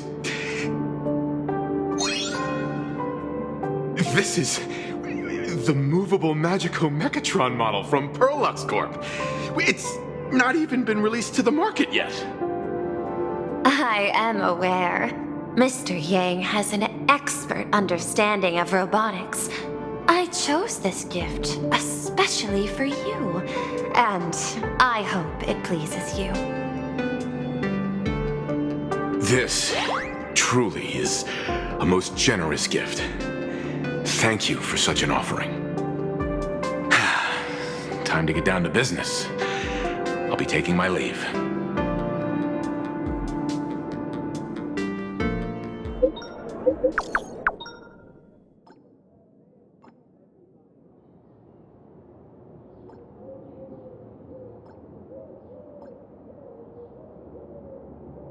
Graphia Academy? What kind of place is that? It is a school that trains artists, and it's quite well known in this world. Oh, we need to wait for someone there? Do you know the way, Miss Kuchiba? Allow me to guide you both and ensure your safety along the way. Sweet and waffles!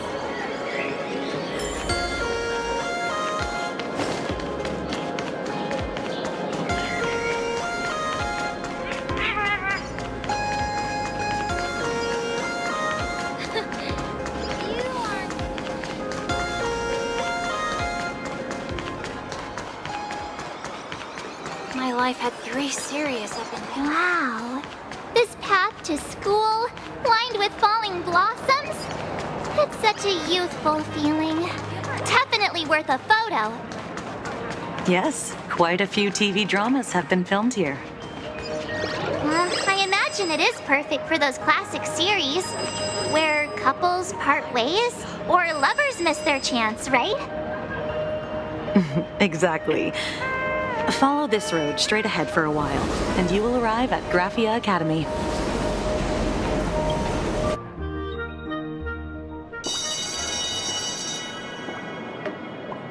This is Graphia Academy. You can wait for your companions here. Oh, and to prevent further surprises, I have already informed your guide of your situation.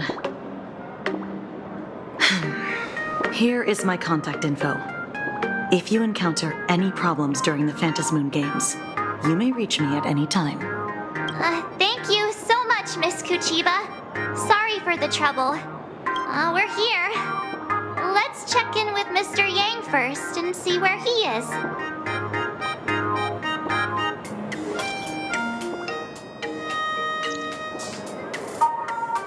Mr. Yang still hasn't replied? Shall we find a place with better reception? How about heading inside the school to take a look? No way. I was just thinking, isn't this Big Sis Himiko's alma mater? The school lobby. It looks exactly like what I've seen in animations. Too bad neither of us ever went to a real school. If only we could taste a bit of campus life here. Hey, how about we sneak in and pretend to be students?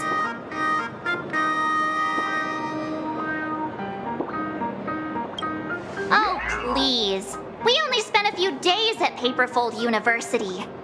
Where did you even buy that diploma? Well, since we can't contact Mr. Yang yet, why don't we stroll around and keep an eye out for him? Maybe he's already here somewhere.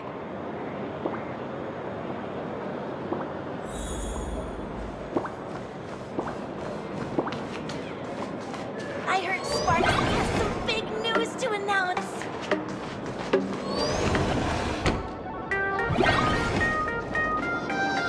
Come here, quick! Look at this wave. It's so spectacular. It won't suddenly come crashing down and drench us, will it? Wait, this is painted too? The painter's name is even stated next to it. Graphia. Who's that?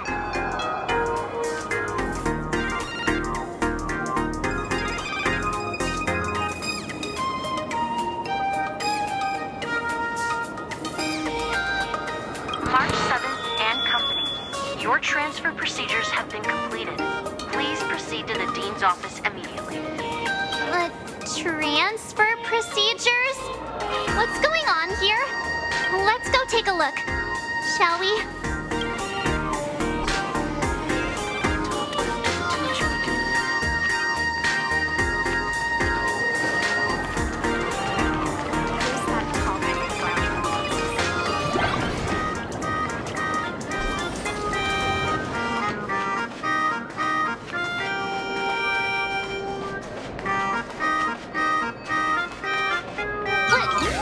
What the heck? Why is Scott here?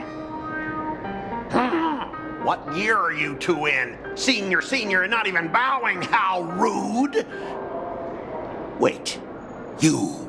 Why do you two look so familiar? It feels like someone sent me here to find you.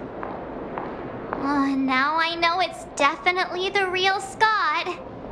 Where did we get teleported to? Well, I don't want to go to the same school with someone like that. Who's making such a racket at the door? Mr. Yang, you're here. Students, what are you doing in front of the door?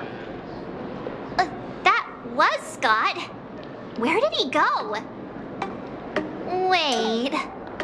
Why did you just call us students? I just finished your transfer procedures and I'm waiting for the Dean's confirmation. Whatever it is, let's discuss it inside.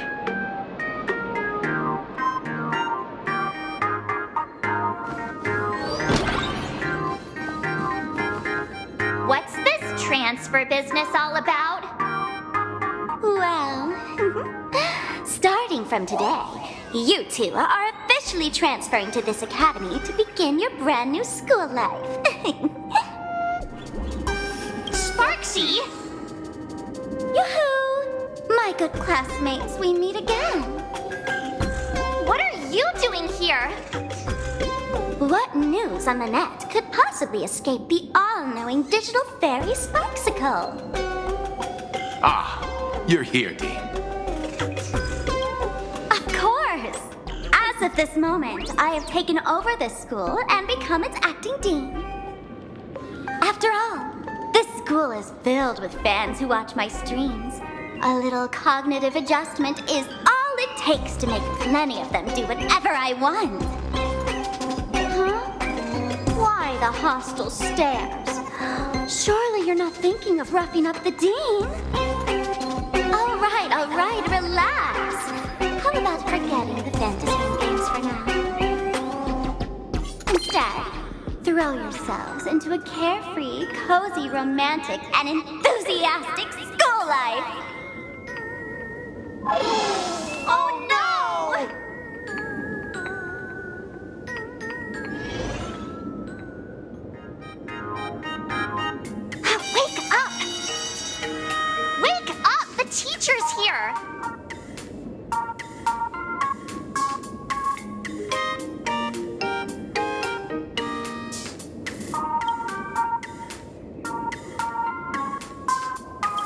Stop sleeping. Your fleeting youth is slipping away.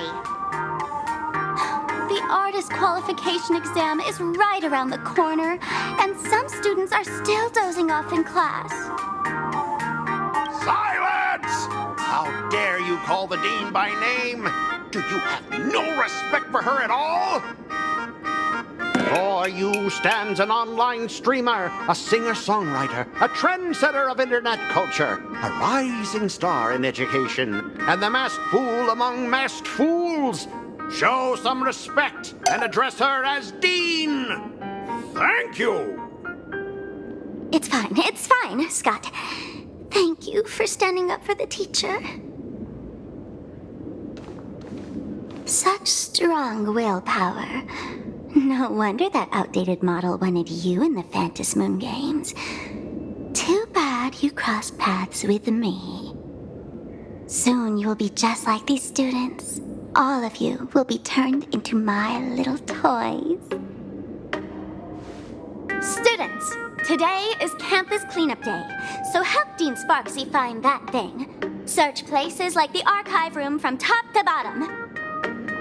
And teachers are all required to pitch in as well. If anyone spots that truant teacher, be sure to tell me. I will reward obedient students handsomely.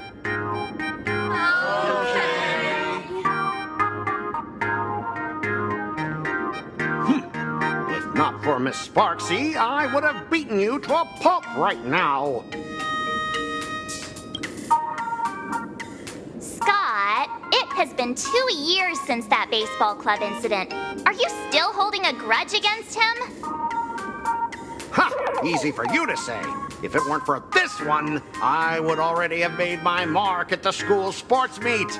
That jerk crushed my baseball dreams! Huh? What do you mean, that's it? Were you planning something even worse for me? Just last week, when I was about to confess my feelings, you folded my love letter into a paper airplane and sent it flying into the toilet. And when I tried to fish it out, the girls in class completely misunderstood me. Listen up. I'm here to challenge you to a duel. After school today, I will be waiting on the rooftop. Do you dare to come? You two, out of my way! I'm done with class! School? Students? What in the world is going on here?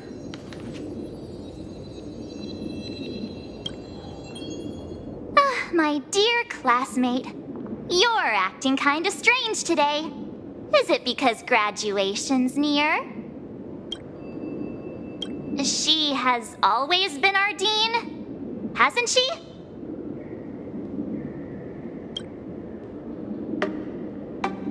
You stumped me there. At our age, what else could we be but students here? Don't tell me. Did the pressure of school make you lose your memory? You can't fall apart now. Actually, we just got our class photo developed. Let's use it to jog your memory. Look, this is our class photo. Does it bring anything back to you? That's me!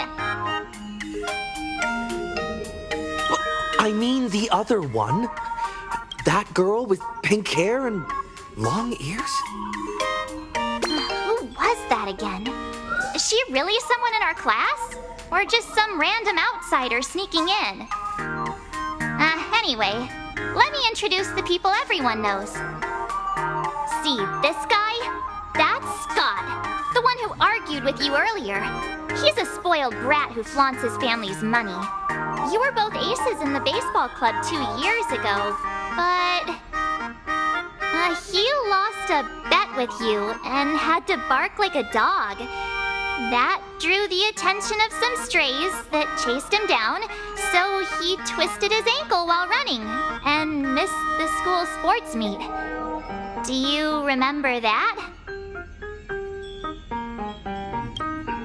Look, The dean is in this photo too. And so is Mr. Yang, our homeroom and history teacher. Yeah. I think that's right.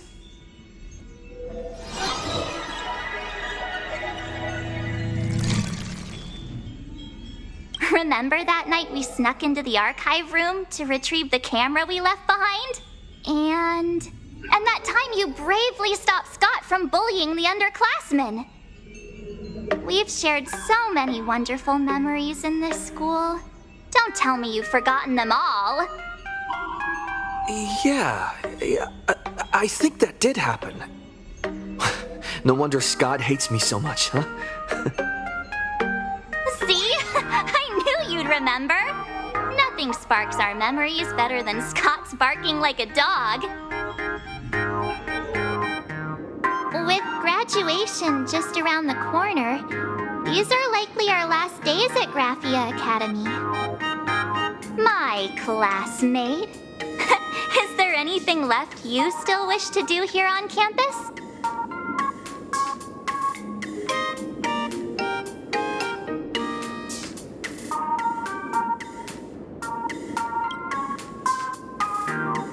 Huh. This teacher seems to have taken the day off. The dean has been looking for her too. Hey, I was asking what else you want to do with the little time we have left of our school life. Don't tell me you're planning to confess to Miss Dolly. Right. Found Miss Dolly. What was I supposed to do again? Anyway, even though our time at school is running out, we still have the chance to do something now, don't we? Many adults only start to regret once they step into society, longing to return to those carefree school days. But time does not go backwards, and life gives no second chances. How does the saying go? Youth is fleeting, and time waits for no one. So, let's seize the fleeting moments of elation before they slip away. Let's spend these last days of youth together.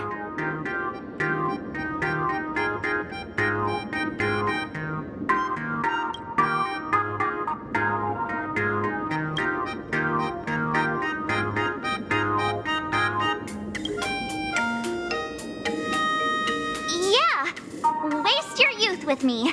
If we don't waste it now, it'll be too late. I have so many things I want to do. Where should I start? Should I head to class? Deal with Scott? Or just wander around?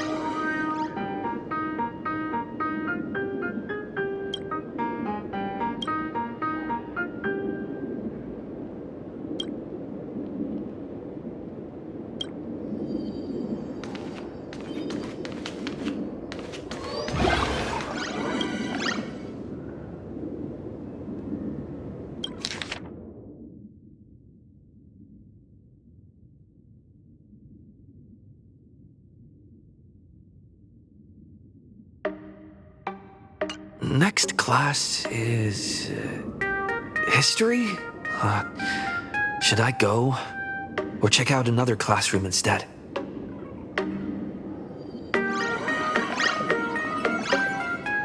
I'm never gonna be able to graduate if I get held back for another year.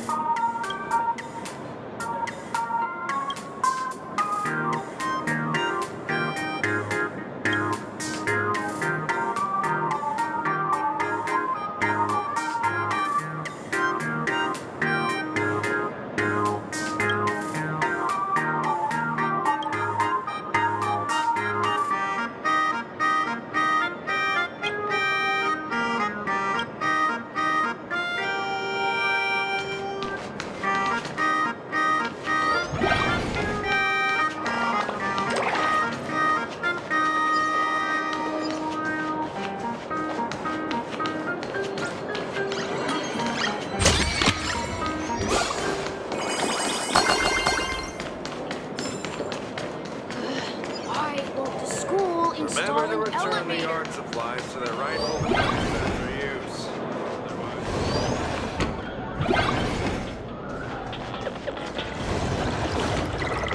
The competition is coming up. Gotta practice as much as I...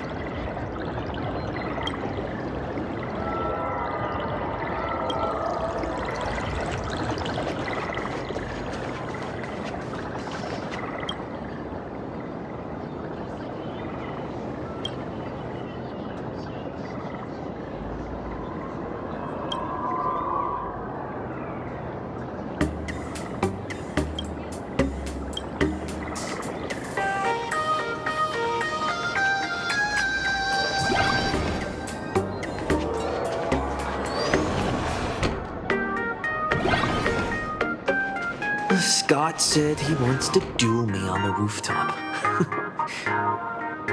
Why not take the side path up and see if there's an ambush?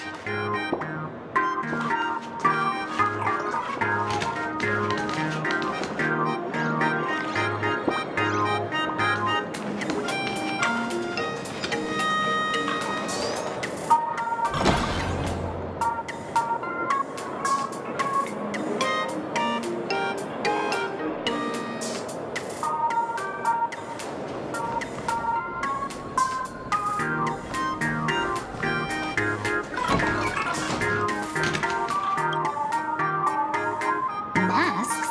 Our club has dozens, doesn't it? What kind of mask is the dean even looking for?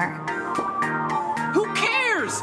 If Dean Sparksy wants them, we'll find every last one and present them to her!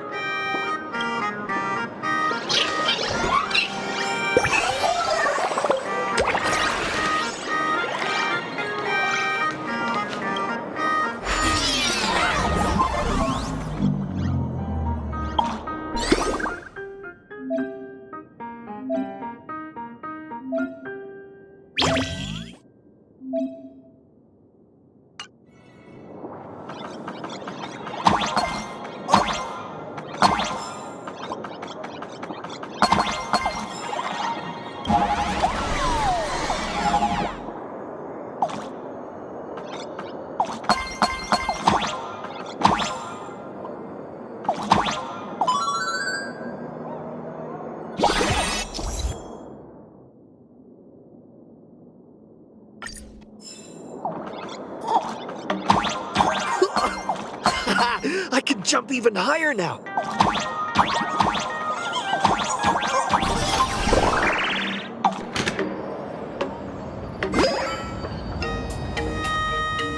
I've explained it to you so many times already.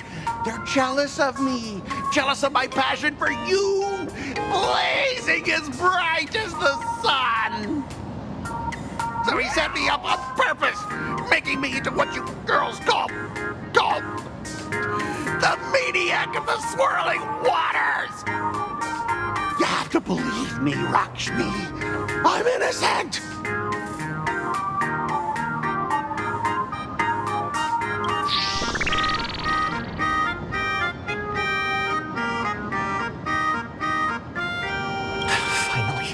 The perfect chance.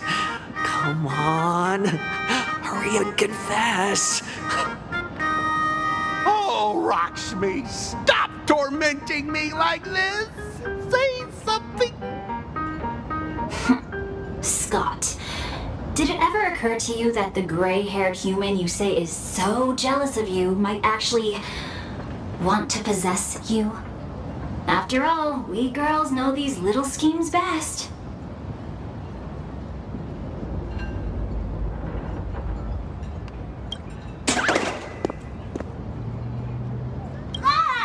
Someone else hiding in the shadows! Lakshmi? Why did you say someone else?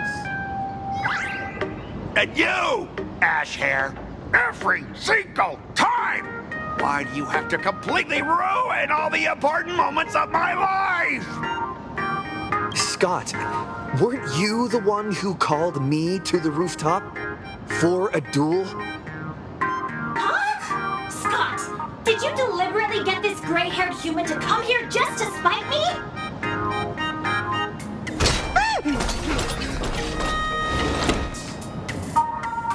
Yeah! I challenge you to a duel.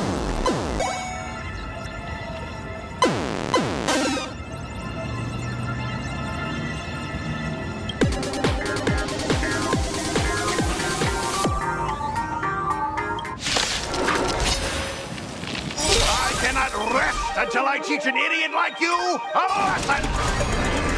All of you, charge!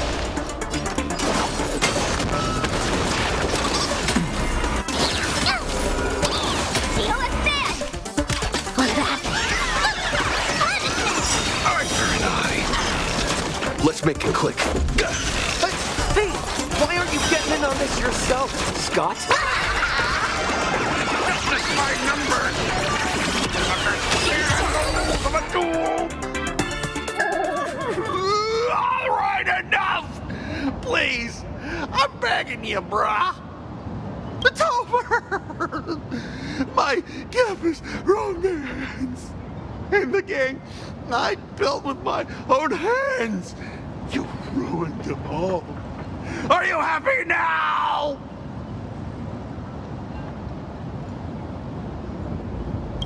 Quiet! I need to calm down! You stay away from me!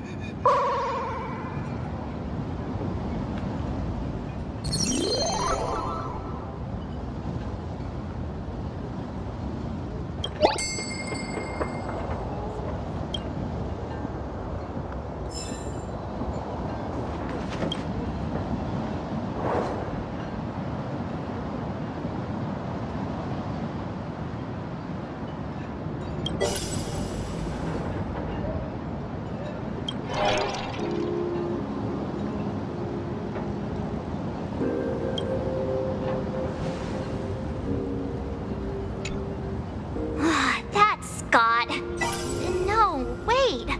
I remember now.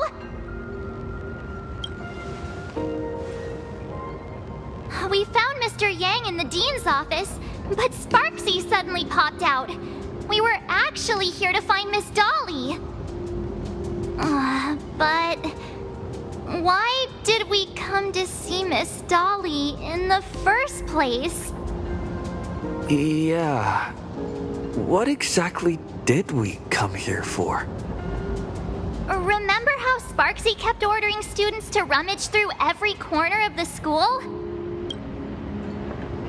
Students, today is campus cleanup day, so help Dean Sparksy find that thing. Search places like the archive room from top to bottom. Maybe we should check out the archive room she mentioned.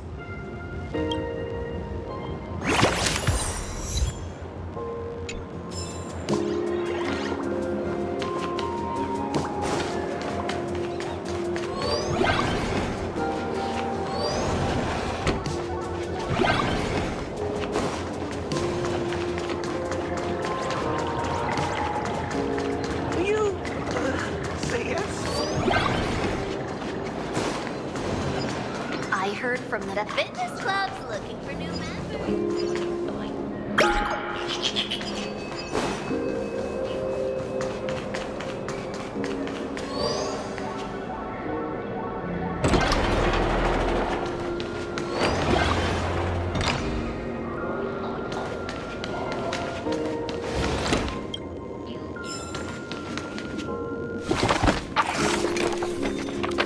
Oh, did the dean send you here? Seriously, leaving us here to do all the work is just too much. What's going on? Not paying attention in class is bad enough, but you don't even listen to the teacher's instructions? Have you seen a mask with a smile on it? The teacher told us to find it. A mask?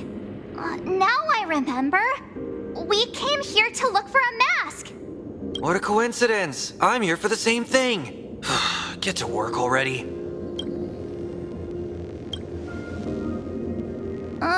Do you know which teacher is Miss Dolly? How should I put this? She is such a unique woman. Super unique. Once you meet her, you will never forget what she looks like. Whoa, how beautiful is this Miss Dolly? Huh? Beauty and Miss Dolly have nothing to do with each other. If you have any group photos or faculty event pictures, I can point her out to you. But seriously, are you going to help me with this work or not? March, didn't you show me a group photo earlier? I have a class photo right here. But it only shows 2 teachers. Seriously? There are 3 teachers in this photo. Isn't Miss Dolly right here? Wait, that's Miss Dolly? She's a charm doll? Probably the teacher who's worked the longest out of the entire staff. Wait, don't tell me you've never taken her Imagenesis class. I finally remember it. Himeko told us we must find Miss Dolly and take the mask back from her. Darn it. That wretched Sparksy had us running in circles.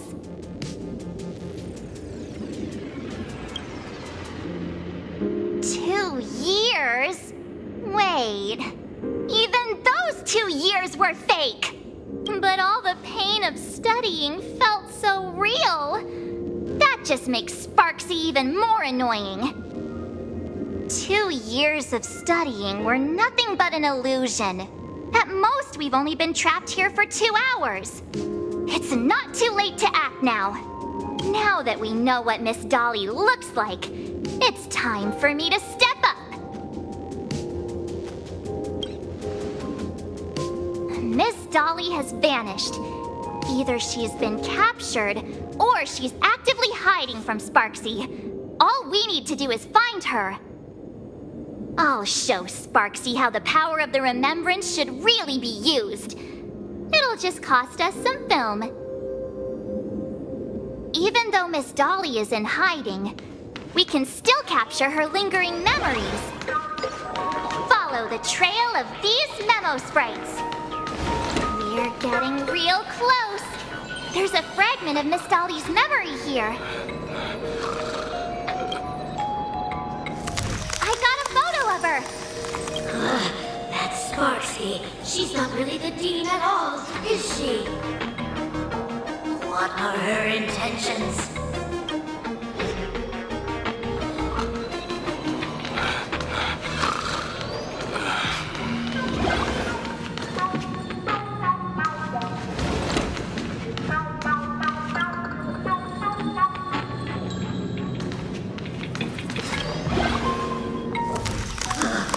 He is searching for me.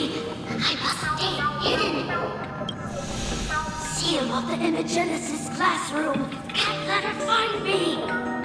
Found it. Let's go. We have to get the mask before Sparksy does. The door to this classroom, it's locked, just as I thought. Better look for another way in.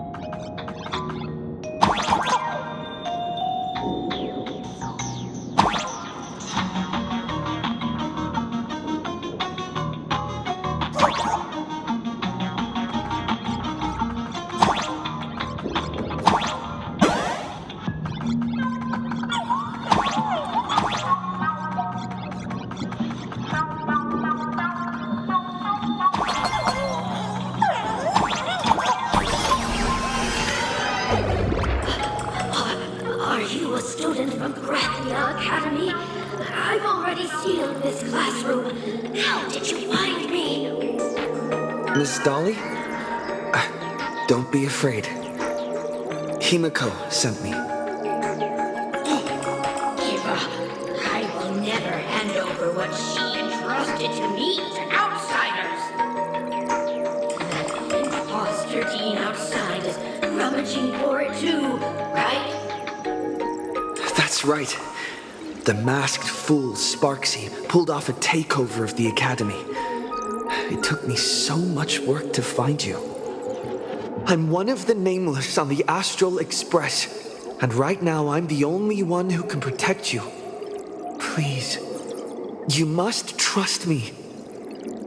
The Astral Express. Indeed. I read about its arrival in Plain Arcadia in the papers and saw it on TV recently. Since you claim to be Himiko's friend, answer a few questions about her. If your answers are correct, I will entrust you with the mask. I'm ready for this. Fire away. What kind of coffee is Himiko best at brewing? Wait a second. How could you ask such a question? Don't you know her coffee is absolutely undrinkable? Looks like you've suffered from it yourself. Then here's the second question. What kind of people does Himiko hate the most? A real chatterbox with a silver tongue. Word is, she even managed to kick a Nameless off the Express because of that. I may not know much about her time on the Express, but that does sound just like the bossy vibe she had back in school. Very well, I can almost trust you. The final question. Himiko experienced the greatest regret of her life during her time at this school. What was that? Oh, who knows? Could it be about that time she got a stylish short haircut to keep up with the trends? She actually told you that story. It seems you really are her friend. But that's not the answer. Huh? Did I really get played by that guy? It isn't that you were wrong. Perhaps Himiko never told you. Now that I think about it, she might never bring herself to share such a burden. The thing she regretted most must be what happened 15 years ago. No, better not bring that up. I believe you. You truly are Himiko's friend. Then, since you've proved that you're Himiko's friend, I will give it to you.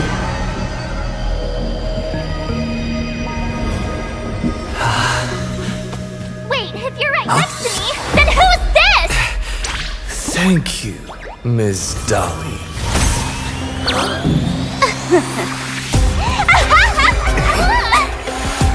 The mask is mine now! What? I actually let myself be fooled by such a cheap trick! You two came much too late. Sorry, Miss Dolly. Darn it! Sparksy got ahead of us again! But how could she know so much about Himiko? That man with glasses seems to have no issues with becoming a teacher. Once I took your forms and chatted with him, I got everything I wanted to know. Sometimes trust among companions can be quite dangerous. Now you've done it! How dare you trick Mr. Yang! Swapping avatars is as easy as slipping on a shirt for a streamer. Most people only care about appearances anyways. Isn't that right, Nameless? You have really made me angry. She can't run away anyway. So, don't we take the mask from her by force? Woohoo! Congratulations! You figured out my weakness. The mask of elation that has been worn is like a clip movie ticket. It only belongs to the one who used it first during the Ventus Moon Games. Seems you're completely unaware of such simple common sense. How sad. What? Astral Express out! The only one worthy of joining the games is the adorable Sparksicle. Now then, it is time to treat my fans. You two will stay and witness my Sparksicon that I've carefully prepared, right? This will be a spectacle that shakes all of Plain Arcadia to its core. A grand performance unlike any before. It's brought to you by Sparksicle and live streamed across the entire web. You don't need to know the program list, because I will erase the last residues of resistance and hostility in your hearts and turn you into my loyal fans. My dear fans, time to prepare. Carry off these two noisy haters for now. I have more important work to attend to.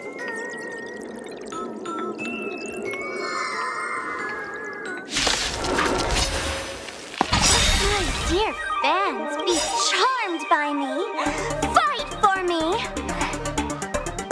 Give me all of your joy, sorrow, and obsession. Give me excess rocket. Give me your swift power. Oh, you can't. They're far too strong.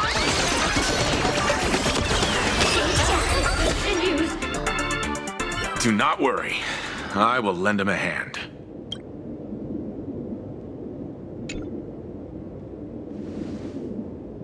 Is this the archive room?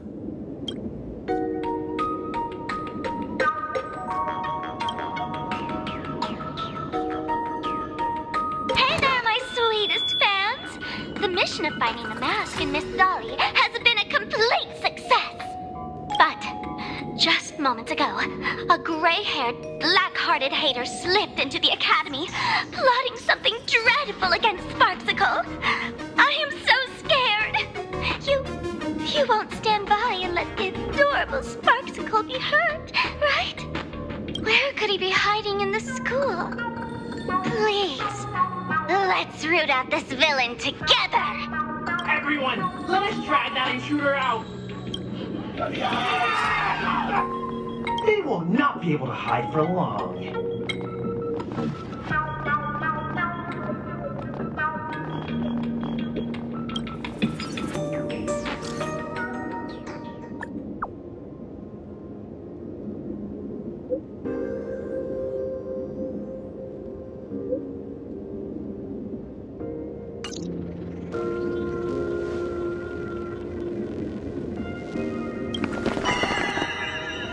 Hiding won't save you. We will drag you out soon enough. Have you reached the end of your rope?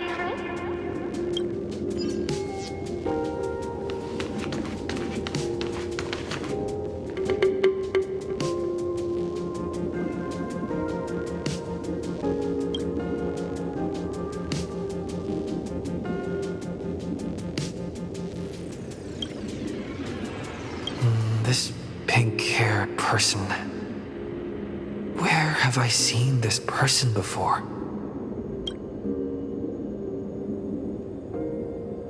Is that right? No, that can't be. Right? I remember now. She's the fox girl in the class photo. So you actually managed to remember. Seems like this is what they call in comics a fateful encounter. You stumble into a bit of trouble, and I will happen to show up here. Hey, come a little closer, will you? Come closer. Even closer. Don't be so scared. I don't mind. Oh, shoot! Give me a hand.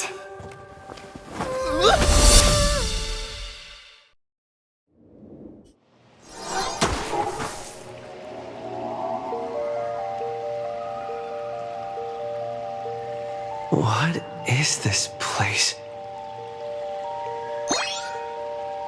Two nameless came through here a few hours ago and asked the exact same question. I'll use their answers to reply to you. This is a place in the world in Canvas, known as the Phantom Moon Courtyard. According to ancient texts, this is the heart of the Phantom Moon Games ceremony. Oh, and one of those nameless is playing the part of a teacher at the school. Oh dear, was that a spoiler? That's not good. Greetings, protagonist.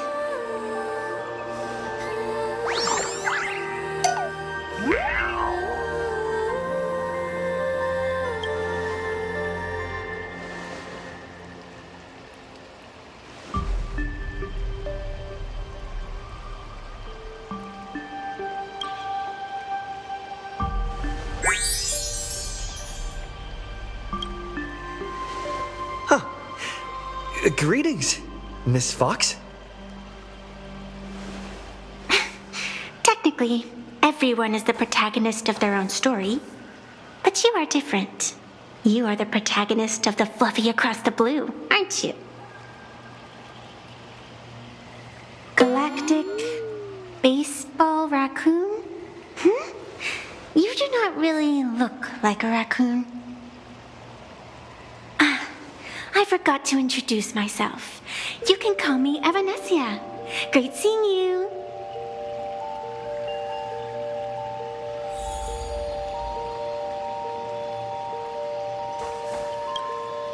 The first supplicant wearing a mask has appeared. The Phantom Moon Games will soon begin.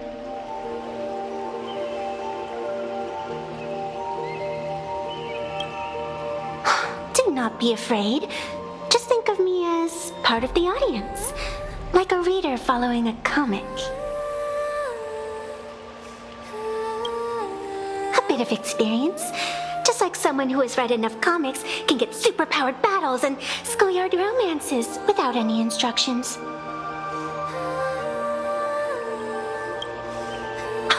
Do you seriously mean you've never read it? The comic that has taken this world by storm?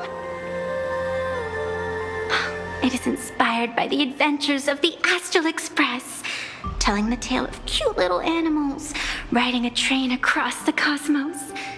Fluffy Across the Blue.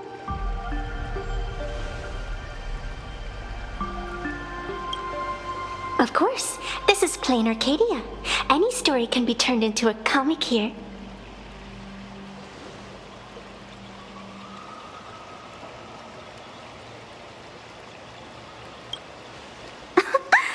You are such a curious one. You were fleeing for your life a moment ago, yet now you can talk so casually about such nonsense. Is that really what matters right now? Still, that sense of ease, it is entertaining. Since you managed to amuse me for a moment, I will grant you a little aid. So, what would you like?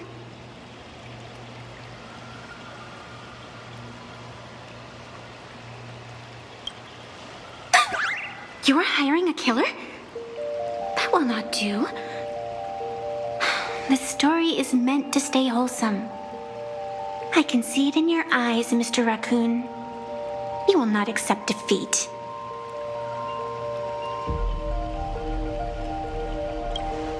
That resolve is interesting. There will always be foolhardy supplicants donning the mask in these ancient Phantom Moon games, laying before the Phantom Moon their madness, fancies, and humor. They would weave schemes to slay monsters descending upon this planet from beyond the sky, steal the laughter of the gods to forge blades that could split mountains, or descend into depths of the world in canvas to swindle the souls of the departed. Such entertaining individuals have not appeared for ages. Perhaps you have a chance to become one of them? After all, you are the protagonist. I can lend you a little power, but an equal price is required. Otherwise, it would violate the rules. You must defeat the enemy who pursued you here within the next day and night. If you fail, your soul will be enslaved by her for all eternity. Do you accept? Then it is done. Fantas Moon above and sacred tree below, witness this oath at this moment. As constant as the vault of heaven, as certain as the moon's rise, let it be never forsworn. Now come, let me make you more of a protagonist. Yes, that's it.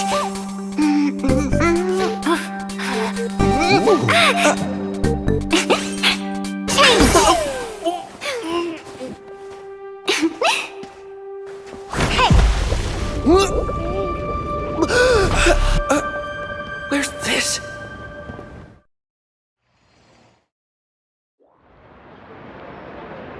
Gray hair, are you all right?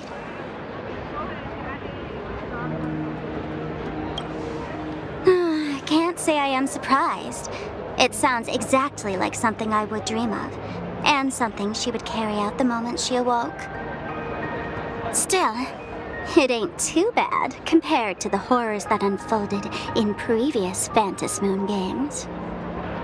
At least you still have friends willing to stand by you, right?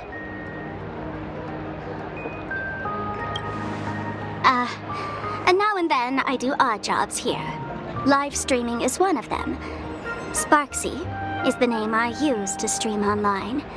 An avatar that I personally sketched line by line. To keep the streams running, even when I was absent, I breathed a trace of power into that avatar. Who would have figured that everything changed after the Fantas Moon turned full?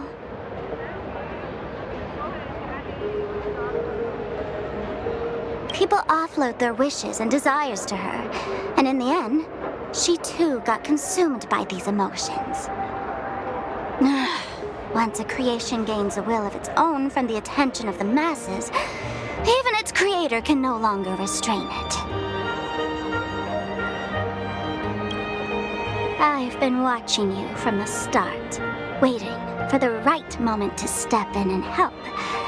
Sadly, you were either with the IPC's people, or with the Department of Aberration Defense. Then you and Darling March wandered right into that school of bad omens. That was when I realized things had slipped out of my hands. So tell me, what happened in that school?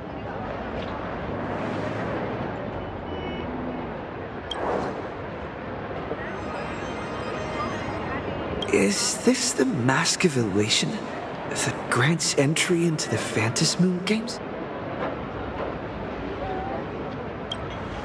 What do you think? Call your companions on the Express ASAP.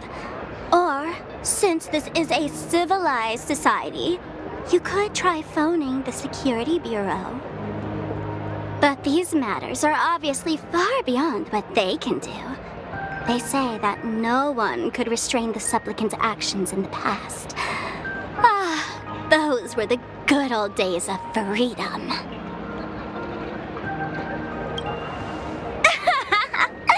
Gray hair, you are so naive. You've been to countless worlds.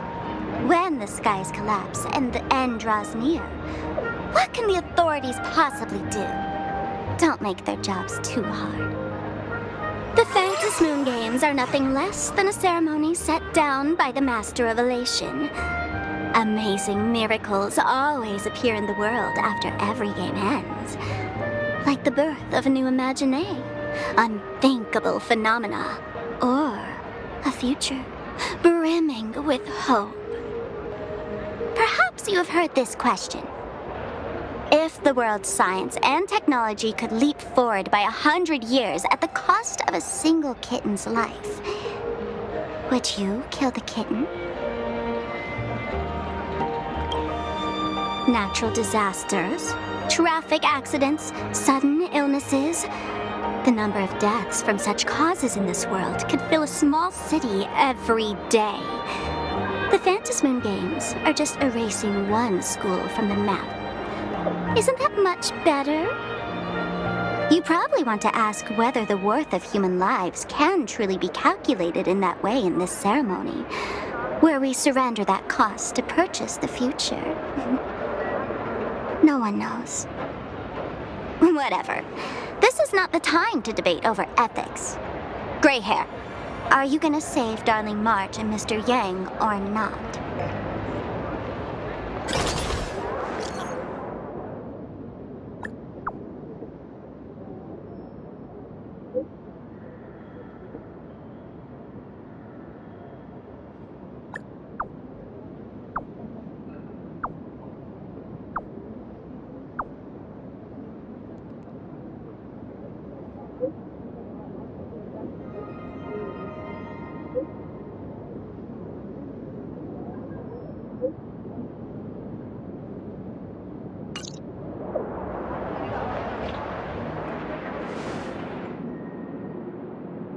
The hour grows late, Miss Pearl. Matters regarding the Express demand our attention. Be it the Alliance or the Phantasmoon Games, if you seek deeper cooperation, my doors remain open. Then, I shall take my leave.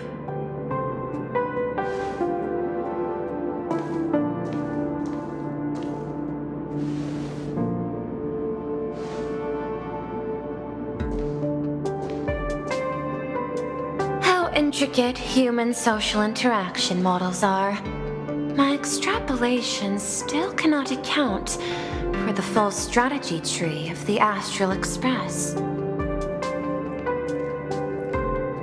Master, General Yao Guang of the Xianzhou Yuchui is here to see you. Shall we have her wait? No. The Xianzhou will also become a key ally. Only through enough contact and emulation can we hope to comprehend their methods and strategies. Conclusion. I don't think I'll be able to keep copying the painting for the rest of today. Let General Yao Guang in.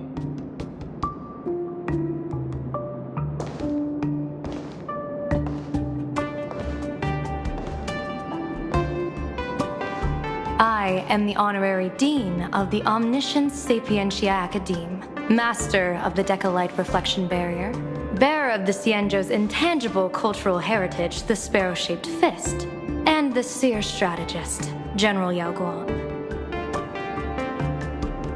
Thank you for seeing me despite your busy schedule, Madame Pearl. For a moment, I nearly mistook your words as a fault in language processing. I believed you had brought the entire delegation inside. Few Intellitrons in the cosmos have a sense of humor. I have heard that, like that genius, you are one of the many wonders wrought by the celestial differentiator of planet Scrulum. Meeting you in person far outshines your reputation.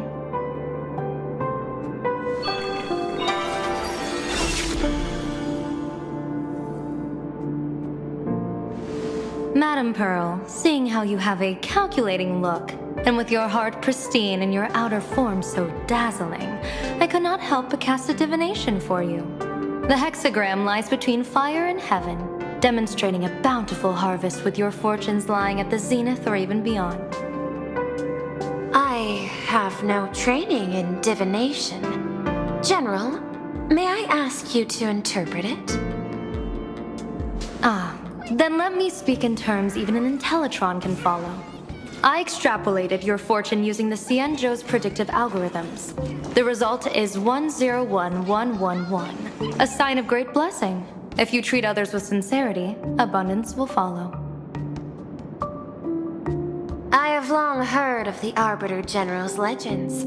The strategy of General Jing Yuan. The courage of General Fei Xiao. The ingenuity of General Hua Yan. Often, I have wondered, what kind of figures are the Xianzhou generals who remain away from the public eye? Meeting General Yao Guang today, I cannot help but think that, with such beauty, you should step into the light more often. Looks like you've studied the words of the Xianzhou well. You've even learned the art of provocation. You praise the others for their individual and unique talents, yet when it comes to me, the only thing you had to say was beauty. Do not misunderstand me, General. To me, beauty is the rarest of treasures and the most fragile to preserve. Besides, intel on you is truly scarce. It is quite difficult for me to find ways to compliment you. But what I do know is, the Yuchui is the think tank of the Xianzhou ships, and its general is the master of all diviners. Speaking purely of deciding the course of affairs, no one is better suited than you to cast the Xianzhou Alliance's vote on whether to join the Anti-Destruction Alliance. So, General, what is your decision in this? This topic is far too great for me to decide on a whim. But as a gift and to complement the respective gaps in our knowledge, allow me first to offer you a piece of vital intelligence. And with it, I ask the IPC to show sincerity beyond empty words. I do not follow your logic. With the threat of the destruction looming, what need is there for further reasons to cooperate? Set a mighty foe as a common goal. Convince former enemies to turn allies, then devour them in turn. Such feats are hardly rare in the IPC's annals of glory. I understand. The Xianzhou questions the IPC's sincerity. It would be better to say we ask the IPC to demonstrate its sincerity. Courtesy demands reciprocity, and the intel I now offer you is both urgent and weighty. Question. What could be more important at this moment than forming the Anti-Destruction Alliance? Nanook won't erase the universe in the next few days, but someone else might destroy plain Arcadia within that time. You have heard of Blade, the Stellaron hunter, right? The IPC has long placed a great bounty on his head, though I have never laid eyes on him. The Yuchui recently intercepted a report. Styling himself as Xianzhou's #1 assassin, this man accepted a contract from the Sinwish Syndicate, a local organized violence group. I do not know his exact aim here, but he is a major criminal of the Xianzhou. He is guilty of the 10 unpardonable sins and is a formidable fighter, with few able to match him. As general of the Yuchui, I will take it upon myself to bring him in before he can cause disaster here. This planet, Ahatopia, is part of the pan-cosmic trade system, and Blade is a wanted criminal of the IPC. Since he has set foot here, he falls under its law. General Yao Guang, is the sincerity you seek for us to capture this man and deliver him into the hands of the Xianzhou? I hear the Phantom Moon Games are about to begin, with the entire nation awaiting it with bated breath. I imagine you will also find it hard to extract yourself from the festivities. If this cursed man were to quietly depart on his own at this time, would that not be a perfect outcome for all? This is my understanding. You wish for the right to act freely within plain Arcadia. Apart from this cooperation, what better proof of sincerity could there be before we join forces against the destruction?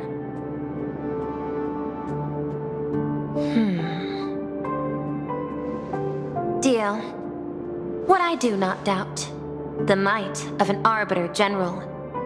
However, I do doubt, will the Xianzhou's #1 assassin truly leave without a commotion? By my extrapolations, even without accounting for the guidance of Destiny's slave, the probability of capturing a single Stellaron hunter is less than 9.8%. Not even 10%. As a diviner, that's not how I see probability.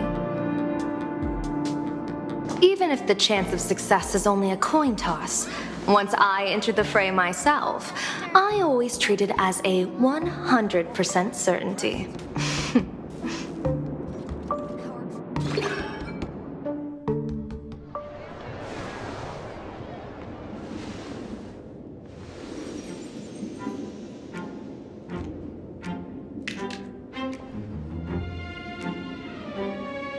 Is that even a question? 100%. Of course. In other words, there will be no survivors. Anyone who recognizes my face, I will not let them off even if they hide at the ends of the world. I was willing to make an exception when I was hired by your gang's leader, but I see you folks are not interested in accepting my goodwill.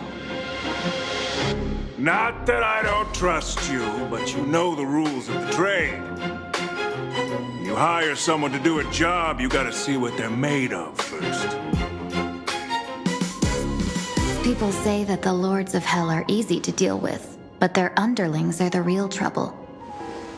If a group's underlings don't know their place, even their masters may not be safe. So, since the mighty Sinwish Syndicate gang actually had the guts to hire the Xianzhou's #1 assassin,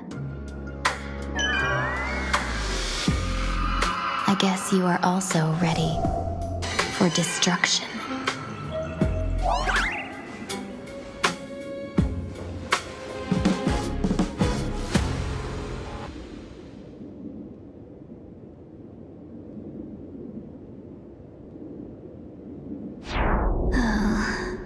Years of wandering have given me nothing but exhaustion, and I have finally come to know how harsh the road of life truly is. Impersonating the Xianzhou's #1 assassin, Madame Yao, you really stuck me with a wonderful task.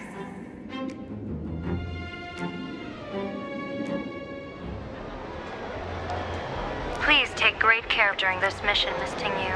If any misfortune should befall you, I would have no way to answer to your Helmmaster Yukong. You worry too much, Madame Yao.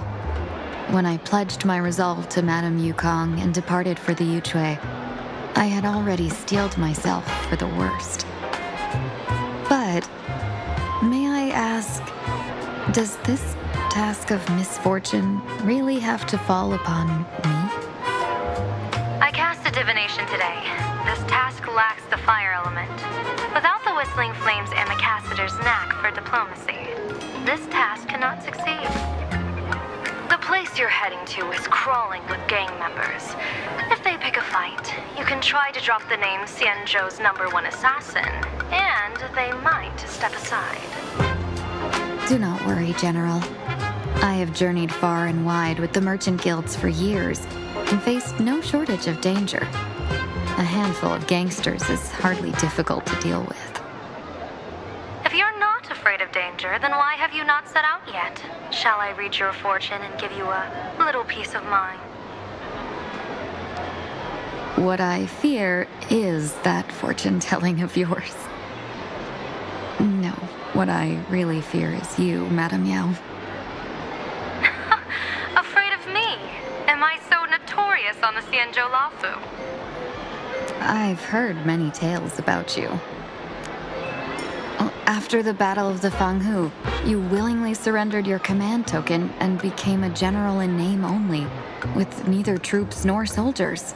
They also say that the seer strategist, for the sake of a tiny chance at victory, stood by as her mentor went to a noble death, treated the countless lives of dead verdant knights as nothing more than numbers consumed in her divinations, and even doomed an arbiter general.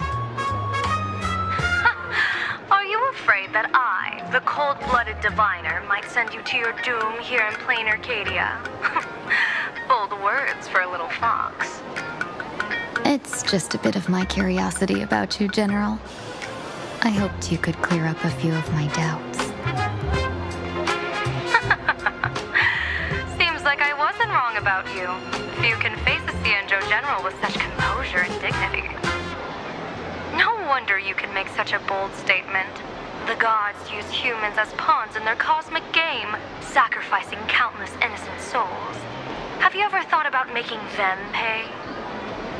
They say you survived a Lord Ravager's deadly clutches thanks to luck, but I believe it was your unbreakable resilience that carried you through. You flatter me, Madame Yao. One must glean some wisdom to be worthy of enduring such a life-and-death ordeal. If we surpass the gods only in cruelty and heartlessness, then that would be our complete failure in my eyes. Excellent. I couldn't agree more. Miss Ting-Yoon, you've passed the interview. Ever since I escaped death, I swore never again to be a pawn for heartless chess players. And Madame Yao, you've passed my test too. I know you're not interested in empty talk, so let's get down to business. Miss Ting-Yoon, our Yuchue business delegations are treated much better than what you get on the La Fu when they set out on official missions. They get 5 meals a day. General, I really don't have such a large appetite. For the duration of the delegation's mission, you'll receive 6 times the usual allowance, and all expenses will be fully reimbursed. Such a generous offer. To be honest, that makes me even more nervous. Head to Dovebrook District, locate the Sinwish Syndicate contact, use the passphrase you gave me to establish contact, and do not reveal my true name. If there's nothing more to it, is this task really worth 6 times the pay? You're the kind of talent worthy of such a reward. After all, we diviners are no different from you merchants. Even when we hit a dead end, we still have to bargain and carve out the faintest chance. Merchants strive for profitable opportunities, while diviners reach for a sliver of luck. Looks like my mission bears significant weight in Madame Yao's reading of fate. In that case, I shall depart. When in doubt, open the 3 strategy pouches I entrusted to you. Inside are tactics I divined, certain to break any deadlock and aid your journey. Go, Cienjo's #1 assassin. Time to get down to business.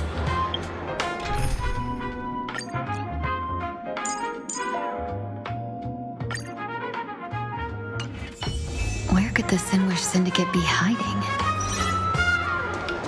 The contact from the Syndicate should stand out. Insanely spicy! Can you Please, tell the boss I want to return to the Sinwish Syndicate. Ma'am, maybe it's time to rest in peace? Don't you remember dying during that mission a few weeks ago? The you right now is just a lingering obsession left behind after death.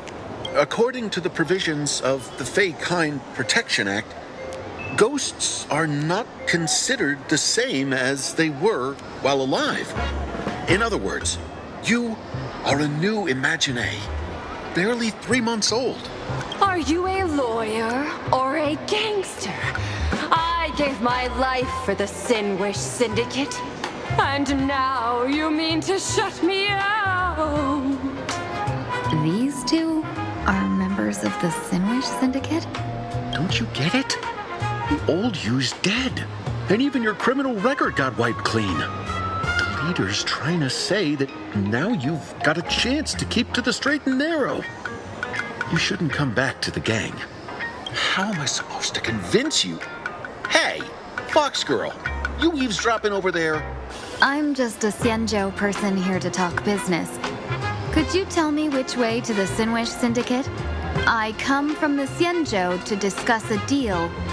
A deal that wears me down, yet tears my enemies apart. Business? From the Xianzhou? The Sinwish Syndicate office is just across the river. Have a safe journey. He doesn't seem to have understood the passphrase. But the news that the Xianzhou's #1 assassin is coming has already spread through the organization.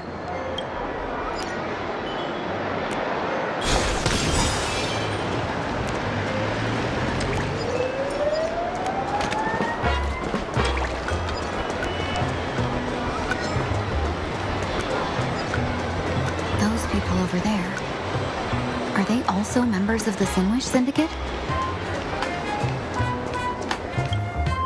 Bro, how much longer do we have to wait? What, are your legs giving out? Idiot. The boss told us to wait here as a show of respect. Now behave yourselves! Could that big guy be the contact from the Sinwish Syndicate? Hey, you fox over there. You've been staring at us long enough. Got something to say? May I ask, is this the Sinwish Syndicate's turf up ahead? Yeah, so what? I should act tough and say less than what I want to say. Since this is the Sinwish Syndicate's turf ahead, not only am I going in, you will invite me in with respect. What did you say? You're here to stir up trouble, aren't you? I come from the Xianzhou to discuss a deal. A deal that wears me down, yet tears my enemies apart. You're the guest our boss invited? Hold on. I nearly fell for that. Looking all delicate. How could you possibly be the Xianzhou's #1 assassin? Spill it! How did you know the passphrase? Why don't you take off your sunglasses and let me see if you still have your eyes? The Xianzhou's #1 assassin is nothing more than a nickname coined by the common folk. I have always considered myself a merchant. A merchant? Isn't a hired killer the oldest trade in the world? By the way, Mr. Imagine, do you know why they call me #1? You'll never miss a shot? Not quite. I kill in bulk. The way to keep business going is to offer a little extra. If they pay for one person to be silenced, I throw in 2 more. With that hot temper of yours, always picking fights, you've probably given your boss plenty of headaches. I doubt the boss would mind if I took you as a bonus kill. You punk! How dare you disrespect the underboss! Shut up, all of you. The boss's orders come first. My name is Kostain. Sorry about my underling's rudeness earlier. I'll cut a finger off later to make amends. There's no need for that. I only collect heads, not fingers. No worries. It won't be my finger anyway. These brutes should be easy to handle. They've never seen the face of the Xianzhou's #1 assassin, so this'll be much simpler. What should I call you? Yelling assassin, assassin every time just won't cut it. Just call me the Tarrying Fugue. The Terror in Fog. That name oozes menace. Completely overwhelming. Now then, can you lead the way?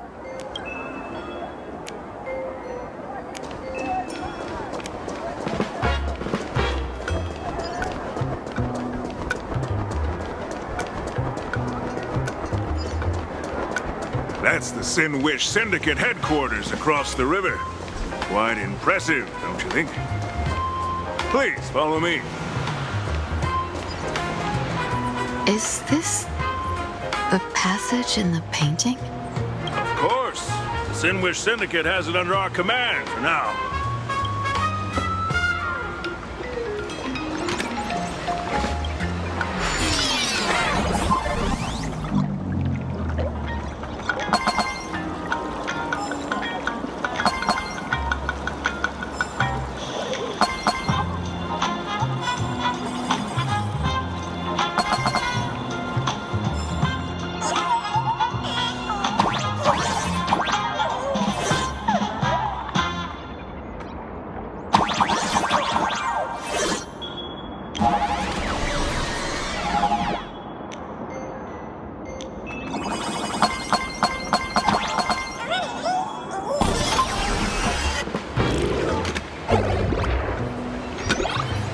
Underboss, you're back!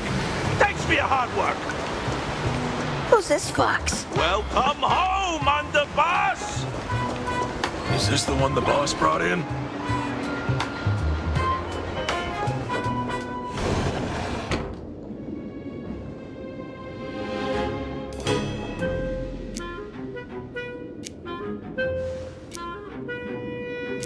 Underboss, I mean no disrespect, but is this frail woman really the one the boss invited? That's right. Her name is the Terror in Fog. Spread the word that the Sin Wish Syndicate has secured the Xianzhou's #1 assassin. Underboss, beat me if you want, but I gotta say, are you serious? Are we really counting on this delicate woman for the Phantasmoon Games? The Phantasmoon Games. Is that why they hired a Stellaron hunter to do their bidding? These Phantasmoon Games are a once-in-a-lifetime chance for the Sin Wish Syndicate to rise. This woman doesn't look like she has what it takes, and we're trusting her. If she blows it, how are we supposed to save face? Underboss, we haven't been duped, have we? If word gets out, the other gangs will laugh us out of town. All of you, shut up! Useless. Lady Terror in Fog would wipe the floor with you even if you all came at once. Since you doubt her, why not let Lady Terror in Fog show you a few moves? Lady Terror in Fog, what do you say? I can find you a few sparring partners. No need to hold back. I thought you were naive. But looks like you're just playing good cop, bad cop to test me. I'm neither good nor bad. Just opportunistic. Still playing dumb, huh? Boss of the Sin Wish Syndicate. Your people wouldn't be doing this on their own. I know you can hear me. I came for business. Making friends would be a fine bonus. But if not, that's fine with me. If you still want this deal, cut the tricks. A real expert is something else. You speak with such overwhelming presence, though we barely understand a word. Come on, show us a move. We fight and bleed every day, and that's the only way we'll be convinced. Oh no. These brutes are not interested in a win-win situation at all. When in doubt, open the 3 strategy pouches I entrusted to you. Inside are tactics I divined, certain to break any deadlock and aid your journey. Looks like it's time.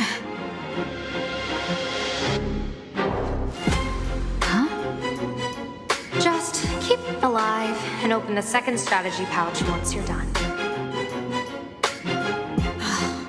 What kind of strategy is this? There's barely anything helpful in here. Looks like Lady Terror in Fog isn't impressed with your skills. Out of my way! When I was young, I dreamed of becoming a musician. But fate had other plans, and I was dragged into a world of violence. But even then, I never let go of my love for music and rhythm. Even in battle, I kept honing my singing and instrumental skills. That's how I forged my one-of-a-kind fighting style. They call me the Roaring Kostai! Oh, Prince! The underboss is getting serious! Lady Terran Fog, I humbly challenge you. Show the Sinwish Syndicate the assassination skills you're so proud of. Looks like I'll have to hold back against these reckless brutes.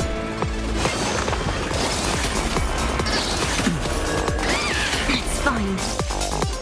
Share good fortunes. Fight to the death.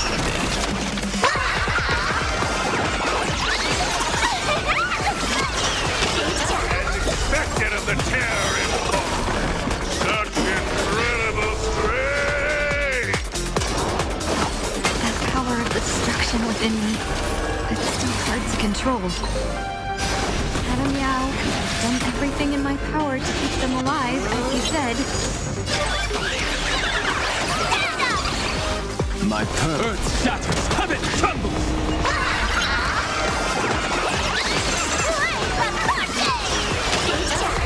Muscles! Fails to expand? Let's see through you. Dream vanished. Don't dare! That's how the spy keeps. I don't want to take your life. Back down while you still can. A true warrior of the Sinwish Syndicate fears no death.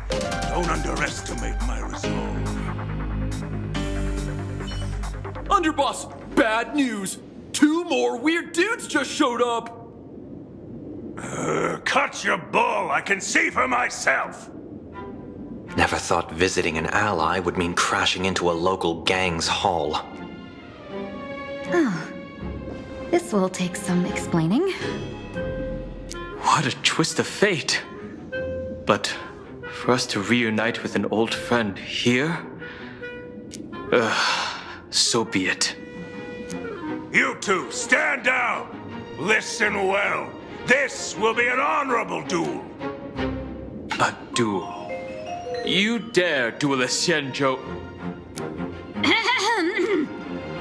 Xianzhou's #1 assassin? And you still dare to act so brazen? Huh? Wait, What do you mean, Xianzhou's #1 assassin? Who exactly are you? Even a cunning hare keeps 3 burrows. Who ever told you there was only one Xianzhou's #1 assassin? So, there are 3 of you? No, it's 300. Times have changed. The title Xianzhou's #1 assassin is already a brand.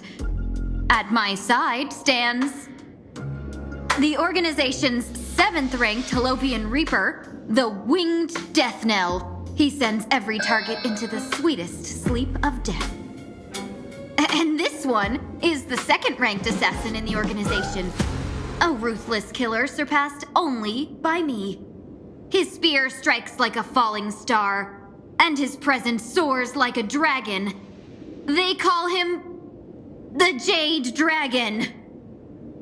Then you are...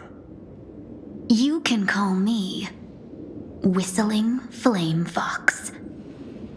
I humbly hold the top position in our organization, though I mostly handle business relations and HR work.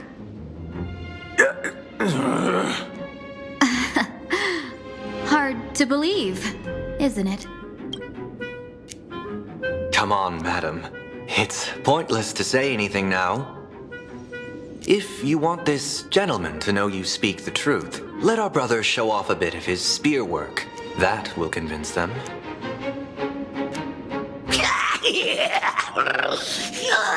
I say, there's no need for that. Course tied. You insisted on testing them and got nothing out of it, did you? If you had let them meet me sooner, none of this would have happened. Boss! I cannot hand your grand enterprise over to people we know nothing about. You are the one who hired us? The boss of the Sinwish Syndicate? That's me. I am Polewave, current leader of the Sinwish Syndicate. My apologies. Our gang is full of roughnecks. I will make sure they are disciplined. As for that business, we'll discuss it upstairs. Everyone else, clear out!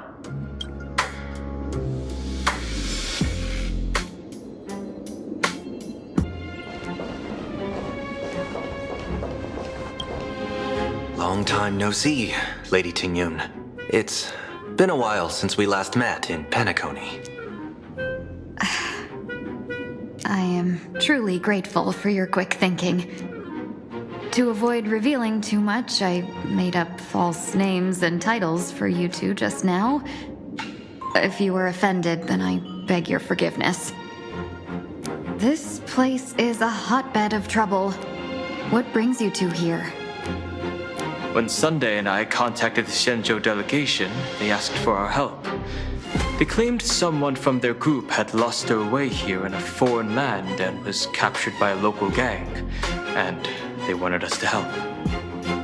It was clear there was more to the story, but we came anyway. Who would have thought? It turned out to be true. Lost? Captured? There must be some misunderstanding. Alas, this rumor was likely a destiny arranged by Madame Yao. Did you just say Madame Yao? Do you mean the seer strategist from the Shenzhou Yuchui? I happened to hear of her back in Penacony too. They say she is the diviner general, one who lives in seclusion. Did the Alliance send her this time? Lady Tingyun, you stepped into such danger yourself. Do you have a vital mission? You two are no strangers, so I will speak plainly. She's the one who sent me here on this mission. The Sinwish Syndicate invited the notorious Xianzhou's #1 assassin with the intention of hiring this person to participate in the Phantasmoon Games. But the delegation's intelligence revealed that the person was none other than the Stellaron hunter, Blade. Him? I assumed the title to come here to uncover why the Stellaron hunters are involved and how he will enter the game. So, how's it going so far? By sheer twists of fate, everything has gone smoothly so far. But as for what comes next, I still don't know anything either. Still, Madame Yao entrusted me with 3 pouches before I departed. Each said to hold a stratagem. Well, let us call them stratagems for now. And at this moment, it is time to open the second. A strategy pouch? So you revealed my identity after all. No worries, I've sent you some backup. Use them however you like. Open the 3rd pouch only after you've met the Sinwish Syndicate's boss.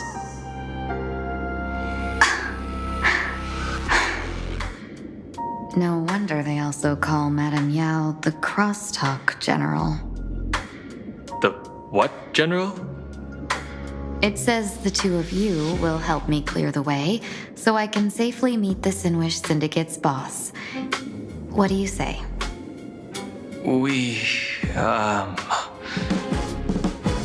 This place is perilous. Of course, we will accompany you, Miss Tingyun. As for the Stellaron hunters, I too find them intriguing. Dan Heng, will you help me gather a bit more information? Of course. Thank you, Sunday.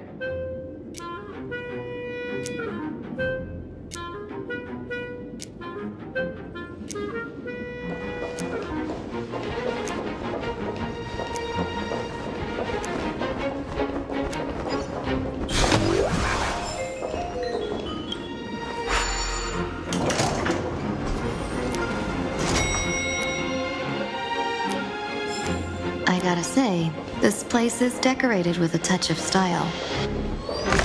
gang does not always flaunt brute force. More often, they need to flaunt wealth. Before I even realized, the scenery of Dogbrook became unrecognizable. Back then, who would have imagined Iron Hulks running wild on the streets? Let alone us gang members being treated like vermin. You didn't call us here just to reminisce, did you? Of course not. Please forgive Corstide's rude little test. That narrow-minded fella never understands why young people flock to things that come from other planets. Like Megatron, the Masked Heroes, and the Astral Express. What he does not see is that while cosmic novelties are more enticing, big shots that hail from the cosmos are even more fearsome. Wouldn't you agree? You're a clever one, so there's no point in keeping up this charade. We're not Xianzhou's #1 assassins. You knew that already, didn't you? Yeah, I might not live as long as those Xianzhou folks, huh? But I've got a decent eye for sizing people up. You may not be the #1 assassins, right? But your skills surpass even such assassins. So I don't care who you are. I pay good money for a sharp blade. But I don't give a fig about its brand. And where do you intend to use this blade? On the Sinway Syndicate. What? No, don't get me wrong. I'm not looking for bloodshed. Instead, I intend to perform surgery on the Sinway Syndicate. Look here. Through certain connections, I secured this mask of elation. The entry pass to the Eonic game. Some covet this treasure, while others fear it as a curse. Now, you claim the name of Xianzhou's #1 assassins, huh? So surely you came for this. You want the god's reward, don't you? You are our employer. Therefore, the festival's prize should rightfully be yours. What do you want from the Eon, Mr. Polwave? I harbor no such unrealistic desire. I'll leave this prize for you to claim as your reward. I'm happy enough to share in a bit of your glory. Whether you win or lose, all I ask is that when the press comes a-knocking, you say this. You were sponsored by the Sandwich Syndicate of Dogbrook. That is enough for me. So this is a sponsorship deal? The Sinwish Syndicate only wants fame?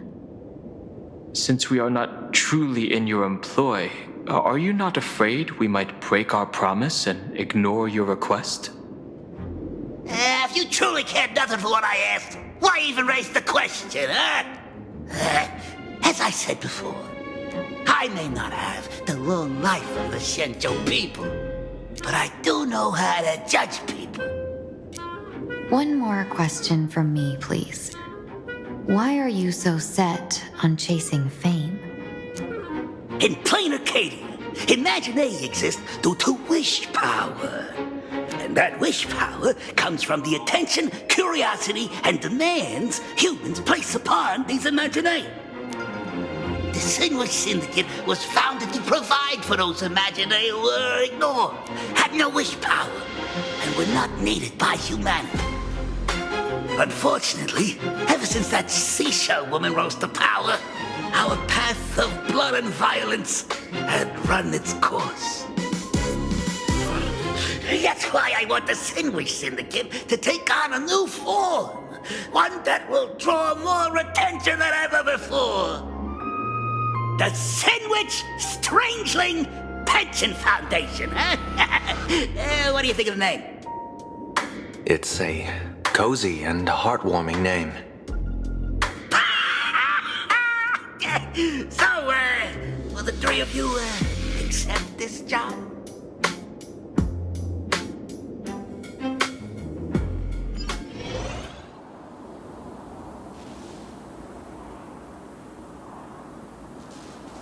Mr. Polewave's goal is surprisingly grounded.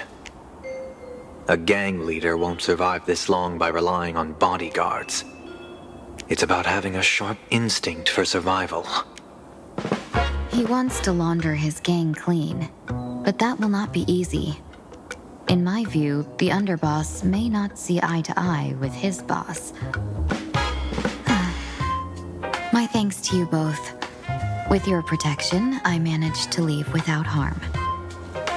Yet, we carried off the mask meant for the so-called Xianzhou's #1 assassin. When I think of it that way, this mask feels thorny in my hands. That man. He seeks to enter the Phantom Moon Games? What does he plan to do? Whatever his purpose, this matter is grave. I'm afraid I must take my leave for now and report to General Yao Guang before making any decisions. No need for that. I've been waiting here for you all for some time. Madam Yao, you came in person? Well, you see, I must admit I passed false information to the two behind you, sending them on a wild goose chase. I should personally ask for their forgiveness. As for why I am here, Miss Tingyun, you still have not opened the third pouch, have you? That's true. Whatever they give you, just take it all and bring them to me. What kind of after-the-fact strategy is this? General, had you spoken plainly, Sunday and I would never have refused you. Why did you lie to us and claim that someone was lost and captured? I didn't lie. If not for the appearance of the former Vidyadhara High Elder and the runaway Master of Penacony, Miss Tingyun would still be trapped in those brutes' endless probing. Her being lost and captured was exactly the future I divined. I also foresaw bloodshed awaiting the Sinwish Syndicate. Had it come true, it would have been because Miss Tingyun failed to restrain her strength during the clash. Yet, with you two here, the gangsters' lives were spared. You even foresaw the anomaly with my body. Sometimes even when fate is foreseen, it cannot be changed. Fortunately, things did not come to the worst. As for Mr. Sunday, I've heard so much about you. With my 1,000 feathered eyes, I had the privilege of watching the broadcast of your entire goddess-ending feat in Penacony from far away. Truly magnificent. Let's not speak of that misstep anymore, General. Rather, we have brought back the mask, as you asked. How do you intend to use it? Surely not just to hold it and block the Stellaron Hunter's entry.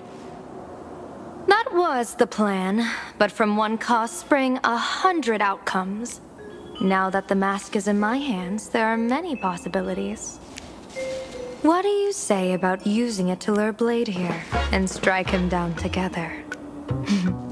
Or perhaps I could wear the mask myself and personally compete in the Phantom Moon Games. That'd be interesting, right? Each mask used is gone for good. The Stellaron hunters will be left with a real headache. That'd be truly killing two birds with one stone. Madam Yao, this is deadly business. It's no laughing matter. Deadly? Miss Tingyun, that is exactly why I am here. Not to put Blade in his grave, that is. His ties to the Xianzhou have long since frayed. There was no need for me to snatch someone else's assignment and come here only for his sake. Snatch someone else's assignment? So the Xianzhou envoy was supposed to be someone else? To be frank, this journey to plain Arcadia was meant for Jingyuan, the divine foresight. The Lawfu Cloud Knights recently returned from the great battle against Iron Tomb, and the honor should have been his. Yet, before his departure, I cast several divinations on all parties involved and received this result.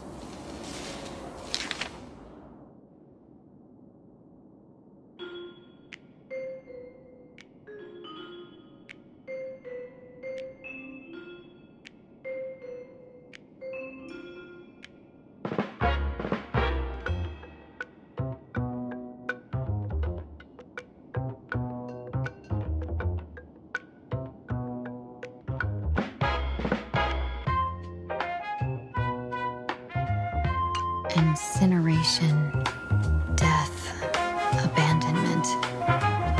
I may not know divination, but even I can tell that there is no good omen. Unfortunately, the two top diviners of the Yuchui and the Lawfu, in other words, my junior sorer, Fu Xuan, and I, cross-checked each other's extrapolations and came to the same astonishing conclusion. An Arbiter General will fall in this Arcadia of elation.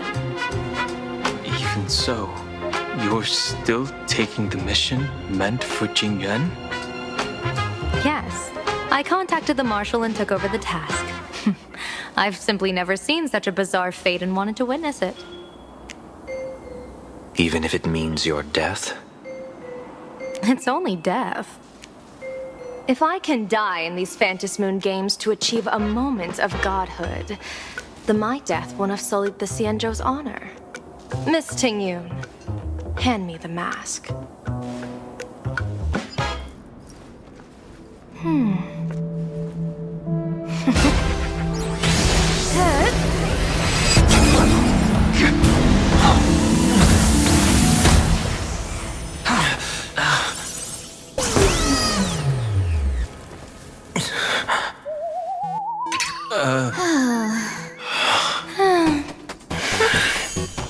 Well done. You have hit your fitness goal. Another active and fulfilling day.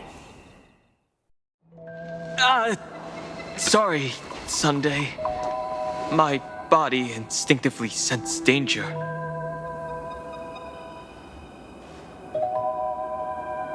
Once the mask for joining the Phantasmoon games is worn, it binds tightly to the supplicant and manifests the shape of the wearer's soul.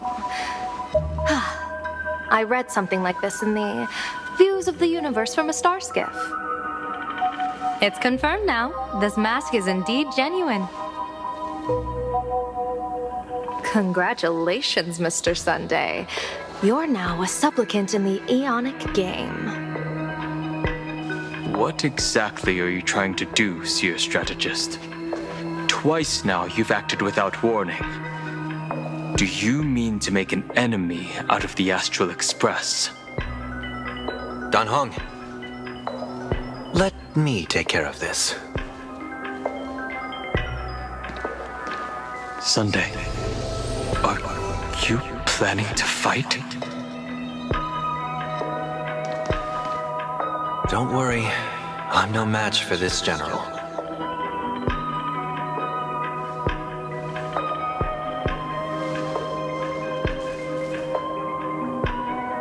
General Yao Guang, how do you pierce my thoughts? I ran a check with my tuning, and there were no signs of any outside intrusion. They say a diviner can't read hearts. I call that the excuse of mediocrity. Mr. Sunday, you're fascinated by the Phantasmoon games. You even wondered, what if I wore this mask, didn't you? You can even divine thoughts like that? No, I'm simply good at seeing using my eyes. Though Mr. Sunday never asked to examine the mask, he's glanced at it at least 3 times since we started the conversation. Given the character and manners of someone as noble as him, I can't think of any motive for this action but genuine interest. Sunday? Yes, I did think of it. For a moment, I even considered putting it on. So, I merely gave you what you desired. This is no trap. It's just an unexpected gift. During During the Phantasmoon Games, I'll give every ounce of aid I can to help you seize your chance to have an audience with the Eon. General Yao Guang, as far as I know, throwing out heavy profits first is usually a lure to make others lose. We've only just met. I don't understand why you'd go this far. Why belittle yourself? Every move I've made is to carve a sliver of possibility from the impossible. With my eye of Ishvara, I see you're the only one in this land who doesn't need to do a thing for me. Simply acting on your own will can bring change. Your own will. Indeed. Dan Heng, I do want to learn more about this world. Because this world of elation fascinates me. Is plain Arcadia truly a paradise? An Arcadia that its name claims. I once pursued a mistaken vision of paradise with stubborn resolve. Even now, I can't say for sure what a true paradise should look like. That's why I want to see with my own eyes whether this Arcadia lives up to its name. So then, as long as Mr. Sunday acts, that omen of death Madame Yao foresaw.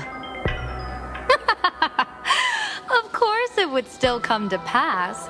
Did you think just a lavish gift could let you stroll out of Destiny's shackles alive? Pardon me for butting in, but does the Xianzhou know about this? This is such serious business. I'd never make this decision on my own. I've talked it over with the 6 charioteers of the Yuchue. If something happens to me, I'll line up a solid successor. She headed to the Yuchue on the day I left on this mission, just in case anything went wrong. There, with the other potential successors picked by the 6 charioteers, she'll train at the Omniscience Sapientia Academe in divination arts, war strategies, and civil governance. You mean Lady Fushuan? She'd take over the Yuchue after you? Fushuan? What Fushuan? If I don't make it back from this trip, maybe Qingchue from the Law Fu Divination Commission could take the seer strategist position and command the Yuchue. Qingchue and Yuchue. Whew, what a perfectly rhymed match. As for the details, shall we discuss this somewhere else, you three?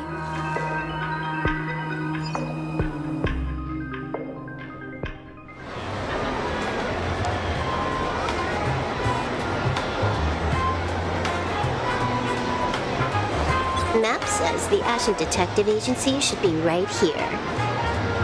But why is there just a magazine publisher's office? Holy for bully! Big drama hit Graphia Academy! A furbo? Taking photos? You really can find anything in the land blessed by Aha. Let's go ask for directions.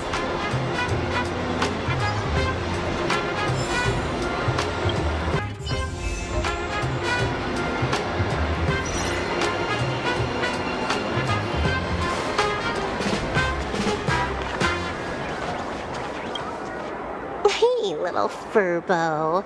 Know if there's an Ashen Detective Agency nearby? Beats me.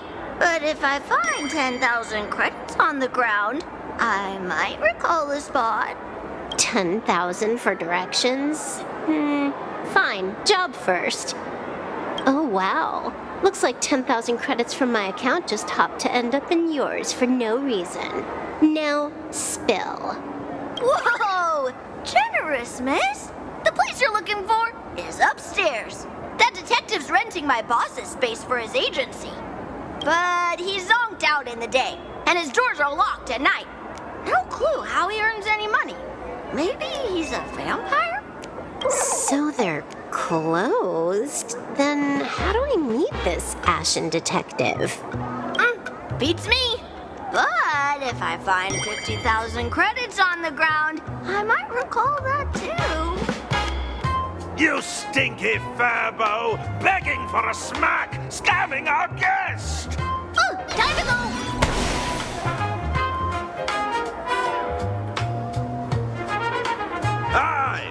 I'm narrator, receptionist at the Ashen Detective Agency, and the assistant of that Mr. Detective. Narrator? What sane person gives their pet that name? That would be the dude upstairs. By the way, that mangy Furbo didn't fleece you, right? It did. A full 10,000. Do you want me to catch that sneaky Furbo for you and get your money back? Nah, save your breath. Got it fixed. Money's back in my account, plus the last 26.5 credits from that guy's account balance. Oh, not bad, Punklordian hacker. You seem pretty knowledgeable. So, would you mind showing me the way? This way, please, Ms. Hacker. Sorry, but you will have to take a side path. The landlord of this magazine office fled to dodge his debts, and creditors have been storming in one after another. In the end, Mr. Detective sealed the front door entirely.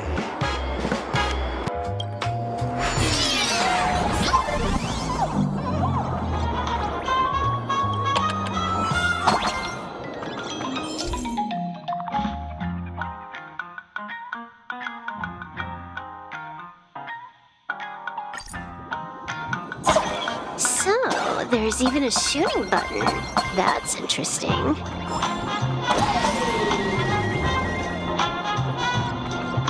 Why are there so many Furbos? They're all employees of this magazine company.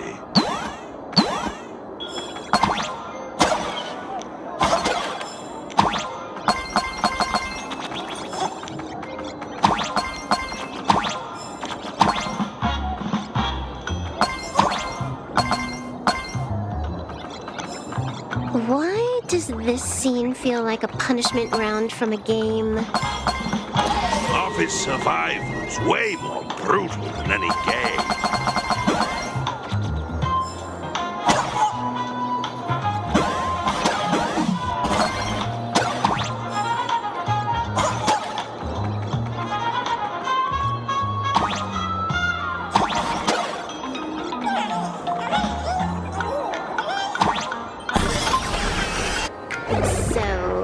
This is where the detective lives? Yes, his office and living quarters are one and the same. It is a little shabby, I admit. At this hour, he is probably fast asleep. Visitors here are rare indeed. Visitors being rare. That really does sound a little sad. Please, come with me. I will wake him at once.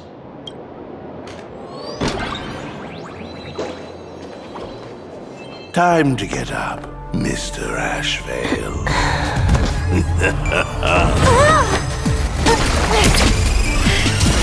How many times do I have to say it? Just leave the delivery at the door. To disturb my sleep? Mr. Ashvale, this lady is not here for food delivery. Oh, then she must be here to kill me. Sadly, not that either. What do you mean, sadly? Not here to deliver food and not here to kill me. How strange. Oh, then you must be a client. You are here to hire me for a case. Your order of guesses is a little heartbreaking. Yes, I am here to commission you. Something has been stolen. Oh, What did you lose? A person, along with an ancient mask that should have been mine. Interesting. Are you here to join the Phantom Moon Games? At that moment, a cloud of suspicion rises in the detective's mind. Who exactly is this girl? Mr. N, stop the voiceover when we're talking business. Stop! You pay me 900 credits an hour plus 2 bananas just for this, don't you? Yes, but at least throw me a few clues while you work. Between a detective and their assistant, at least one of them should know a thing or two about deduction, right? A name flashed through the otherwise empty mind of the detective. This unremarkable-looking girl was, in fact, one of the top 10 most wanted terrorists on the IPC's bounty list, a Stellaron hunter. Kafka! It's Silverwolf! She's Silverwolf! Mr. Ashvale, did you get your head caught in the fridge door or something? I feel like I need to wipe my personal data again.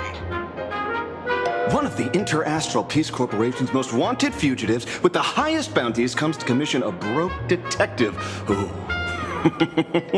I have seen plenty of stories like this. So, the next thing would be me getting dragged into a massive conspiracy and forced to run for my life, right?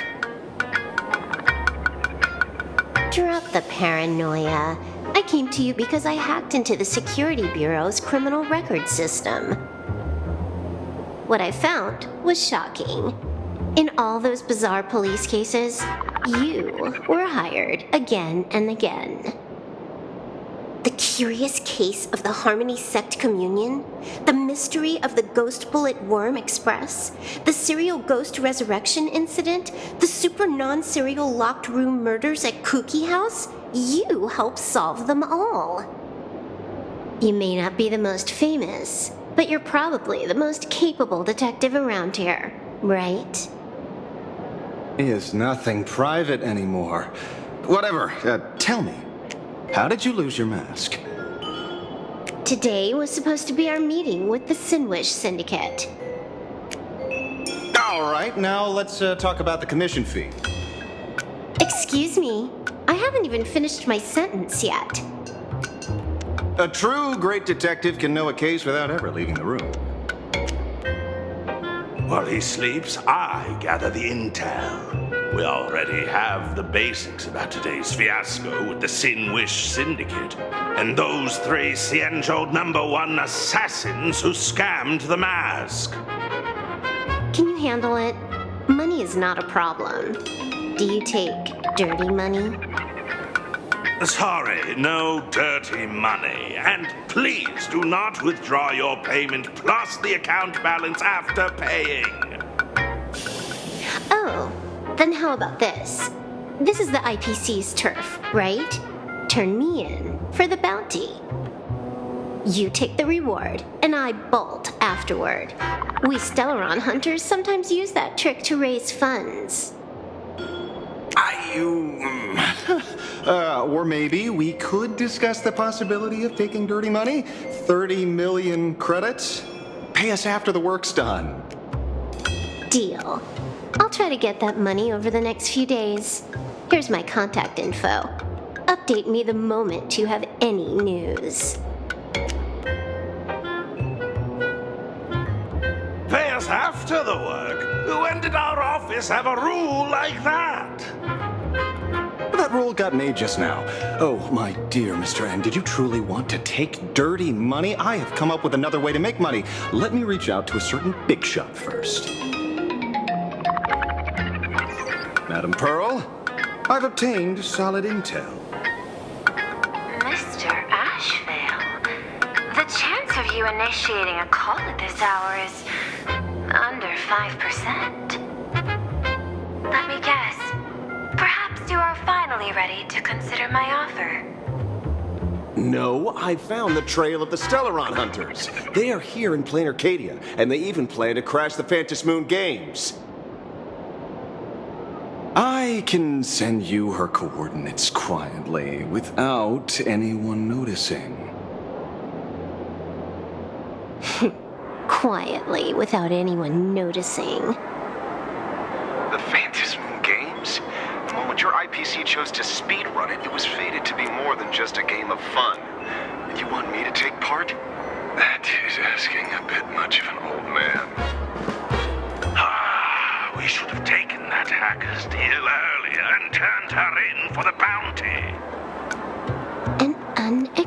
added bonus. So Pearl still has other masks hidden away. That makes things much easier. Seems that listening in on one's partners after wrapping up business is a habit worth keeping.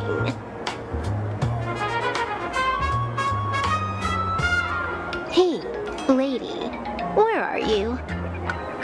Did you find the mask? Not yet, but I've got a new lead. We might have lost one mask, so I just need to find another. Fine. Promise me this. Next time, don't take contracts on the dark web using names like Xianzhou's #1 assassin. Okay. By the way, can you tell me what script Elio gave you this time? A completely blank page.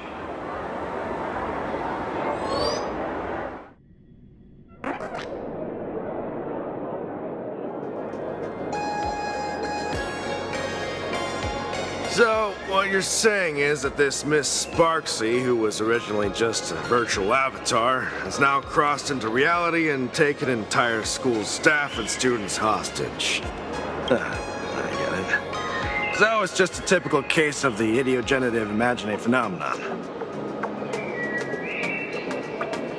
Yeah, you could say that according to the old superstition.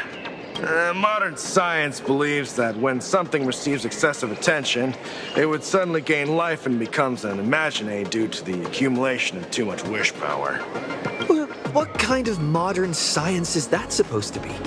Plain Arcadia's modern science, of course. Outworld visitors might find this kind of thing strange, but it's not exactly rare around here. Certain historical eras had imagine popping up non-stop like mushrooms after a shower. Things are different now, but if you're not careful, you might still find characters from popular comics suddenly show up in the flesh. Sorry, used a bit of jargon there. Idiogenerative here means something born of chance and circumstance. These imagine arise from incidental events. That's quite different from progenitive imagine, which reproduce by having artists draw their offspring. Heading out? Where to? Oh, you mean going to Graphia Academy to arrest this illegal imagine? We can't. I just received notice from the Department of Aberration Defense. The first supplicant of these Phantasmoon games has revealed herself, and she's none other than Miss Sparksy, the one you mentioned. Although you're honored guests of the Astral Express, you seem completely unfamiliar with the laws and customs of this world. During the Phantasmoon games, we do not traditionally interfere with supplicants' actions. That's their privilege. In other words, since she's a supplicant, we security officers can't do anything unless she causes actual harm. You say she took a school hostage, but the intel I have says otherwise. Oh, right. The news broadcast is about to start. Care to watch? Hello, everyone! Welcome to Full Wish TV's special news segment, Arcadian Morning Report. I'm your host, Poofy. We've entered year 1999 of the Arcadian calendar. What an exciting time! Just one more year until the new millennium. Over 500 years ago, a famous prophet made a prediction. In year 1999, a terrifying devil will descend from the sky. Will this prophecy come true? Can Plain Arcadia safely make it through this crucial year? You idiot! Are you cursing our viewers? They didn't tune in to hear your fear-mongering nonsense. Just read the news and stick to it. Yes! Incredibly, after just 15 years, the Phantasmoon is full again, and the time for the Phantasmoon Games is upon us once more. Surely a blessing from the Master of Relation upon this Arcadia! Which supplicants will appear in these Phantasmoon Games? And what mind-blowing miracles will they bring to everyone? With permission from the Department of Aberration Defense, we'll be following and reporting on the Phantasmoon Games from start to finish. Just now, the first masked supplicant has appeared. How intriguing! Who are they, and where did they look! Wow! Internet famous streamer Miss Sparksy announced 2 hours ago that she's donning a mask to become a supplicant! The Department of Aberration Defense has confirmed the news is authentic! As an ideogenitive imagine, Miss Sparksy's birth wasn't approved by the Department of Aberration Defense. But that hardly matters at this point. What sort of miracle does this live streamer plan to produce during the Phantom Moon Games? Let's switch over to her stream and see.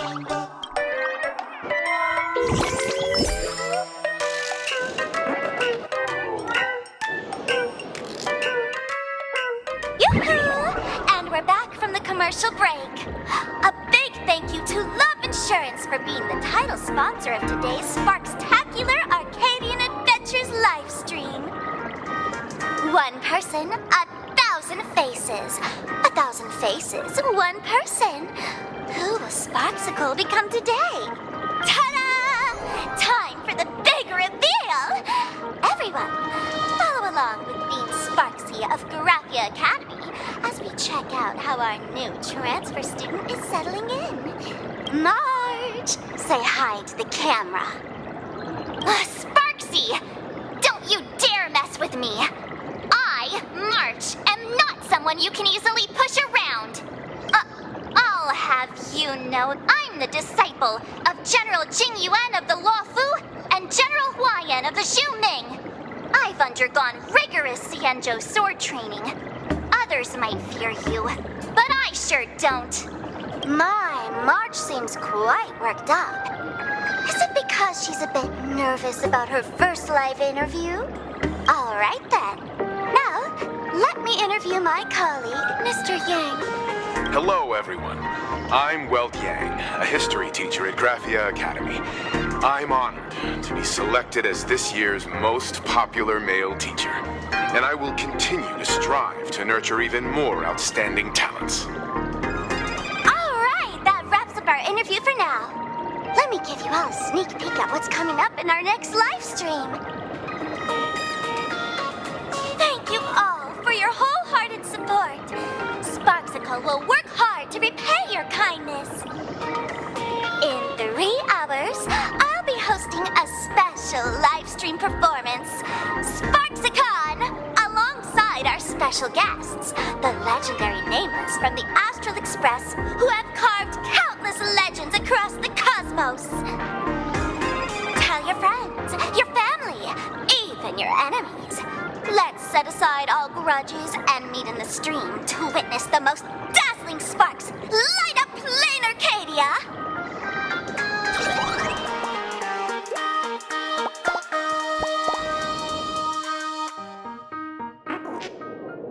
Now, see, Miss Sparksy was just doing a program with your friend. It's fine, really. Have you seen shows like that before? You know, where celebrities go somewhere to do everyday jobs, like those reality shows where they trade places with regular people. She picked Graphia Academy as a target. That school had its fair share of trouble 15 years ago, too.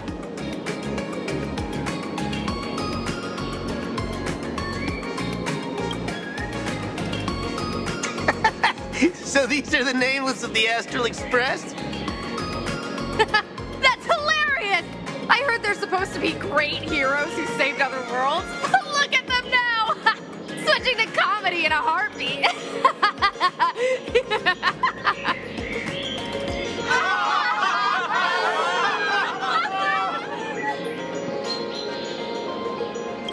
Darn it. Soon the whole of Plain Arcadia will be saying Sparksy caught the Astral Express crew in one go and made us the butt of jokes. Our reputation would also turn into her trophy. Oh, right. Please keep this Phantom Moon Games emergency response guide safe. Some sections in it might come in handy.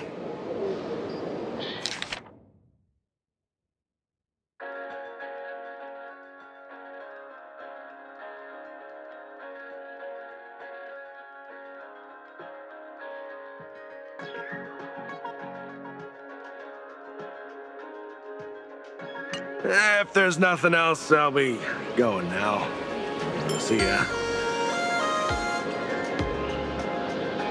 See? I told you so. Even calling the police was useless. Right now, you're their only hope.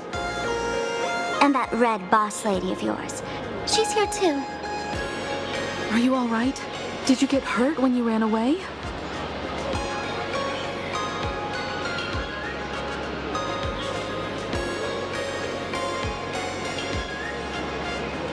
So, March and Welt are both trapped in Graphia Academy now? And that girl called Sparksy took the mask, too. No, it's not your fault. I underestimated the complexity of the situation behind these games. Coming back to my homeland was meant to be a relaxing vacation for everyone. And I also wanted you and March to experience the atmosphere of elation in this world. Throughout the history of the Phantasmoon games, there have been many instances of cooperation between supplicants. But this time, forces from across the cosmos have turned this into their own high-stakes poker table. Rather than honoring the elation, these players are far more eager to savor victory for themselves, itching to knock everyone else out of the game. Sparksy is one such troublemaker.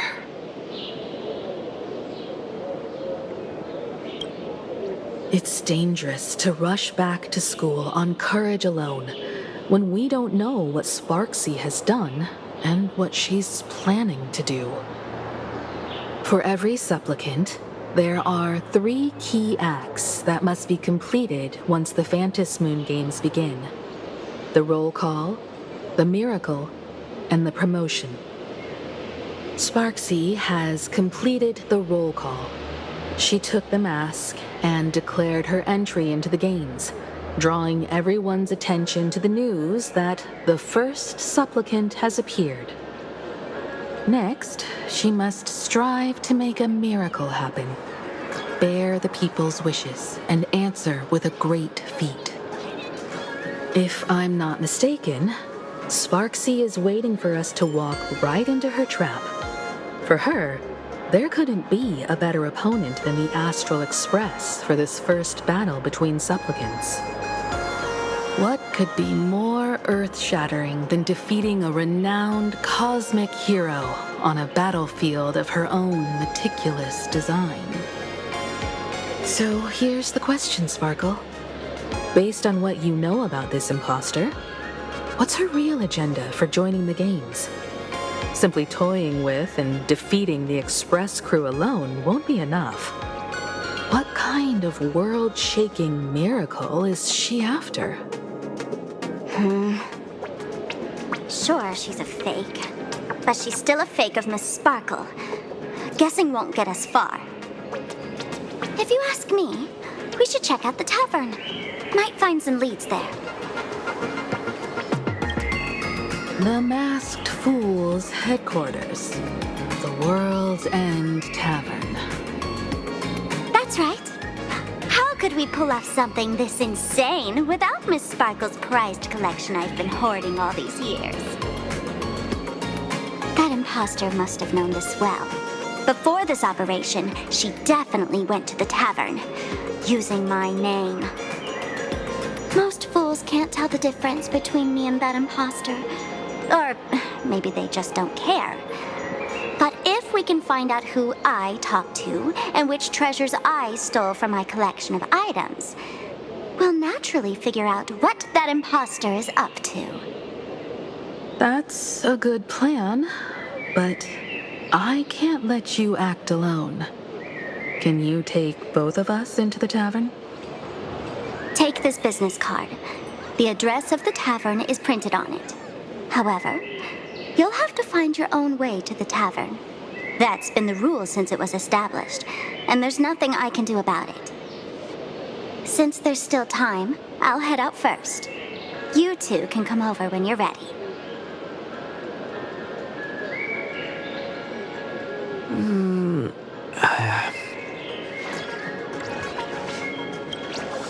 Relax. To step into the Elation's right, what you need the most is ease. Don't dance to your enemy's tune. Find your own rhythm. Now it's our turn to set the steps. Dovebrook District. It's been a while since I've been home. Perfect timing. Don Hung and Sunday have made some new discoveries. I asked them to meet up with us later. Don't get your hopes up too high. Looks like this vacation trip has gone right back to our usual trouble magnet mode. Now this is the kind of vacation the Nameless just has to savor. I'm exhausted. Soliciting is strictly illegal.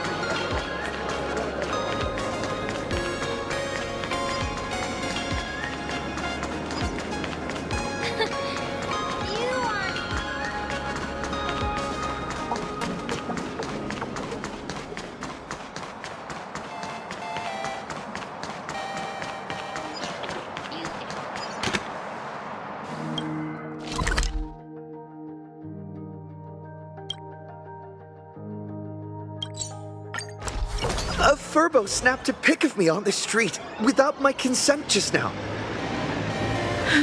Fame isn't exactly good news for the Nameless.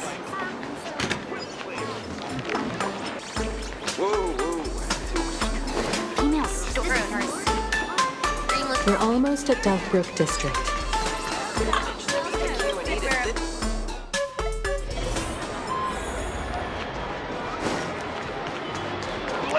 Quite a bustling district. Is this really where Himiko lived back then? It's been 15 years since I've been back. I wonder what's become of these houses now. If they're being rented out or if they've been sold off already. Perhaps they've become like the Graphia family. Nothing but empty shells of their former glory. Let's go. Stay safe on the road.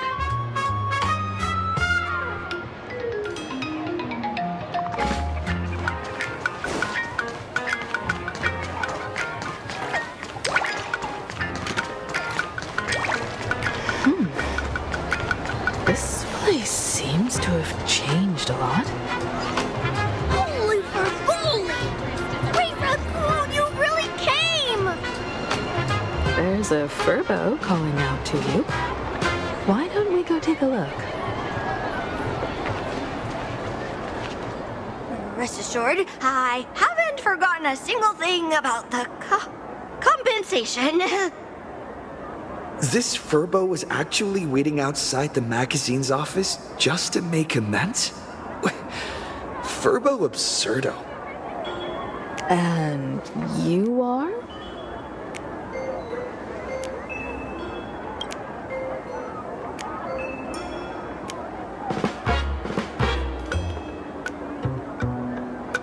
Would you mind coming into our magazine office to talk?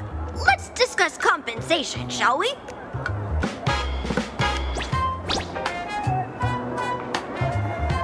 It looks like the magazine publisher has taken over this entire building.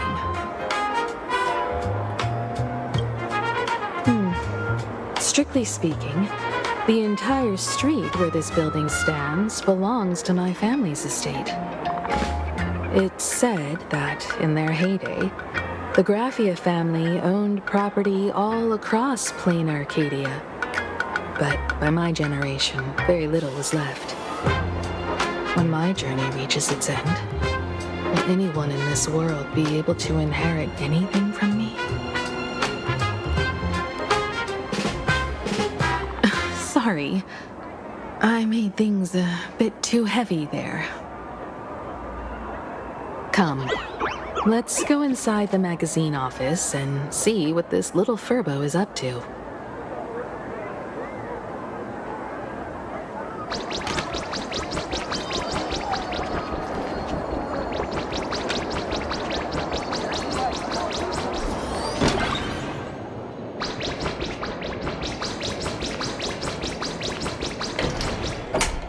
there, Paraprince! I brought quite an impressive creditor to visit you.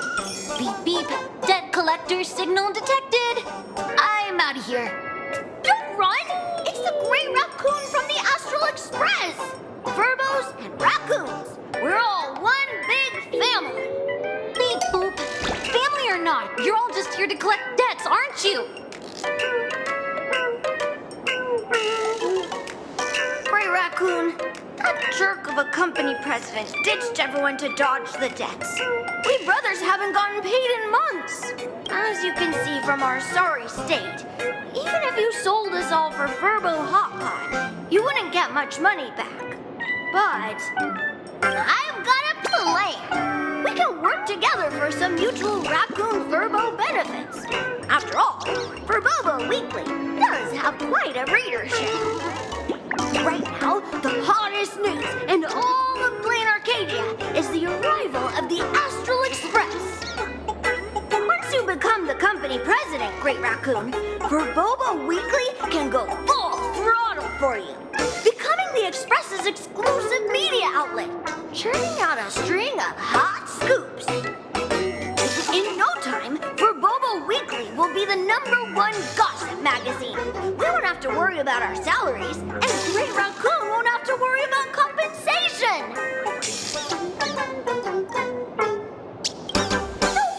No way! As your devoted fans, me and my bros sincerely want to compensate you handsomely for your emotional distress. A magazine publisher? Now that is interesting. What do you think? These Furbos may be crafty and full of tricks, but they can definitely help us out. A media outlet working for you, and a network of informants who can run around everywhere? Having a logistics team like that during the Phantasmoon Games would come with many perks. And best of all, they're free. Being a company president is actually super easy. Just follow me.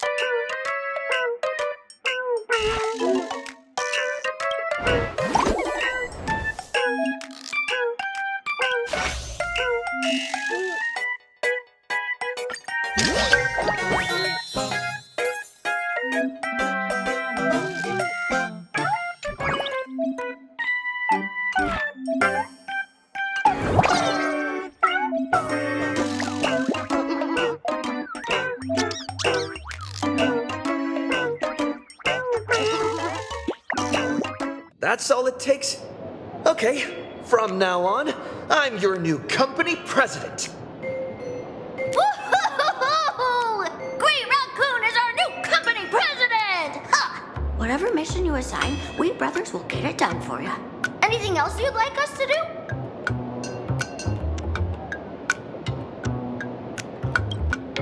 Boss, you don't like Furbobo gossip? What name would you prefer then?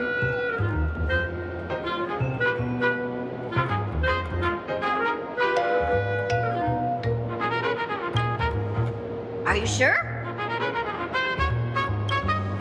In return, make sure you create some big news stories.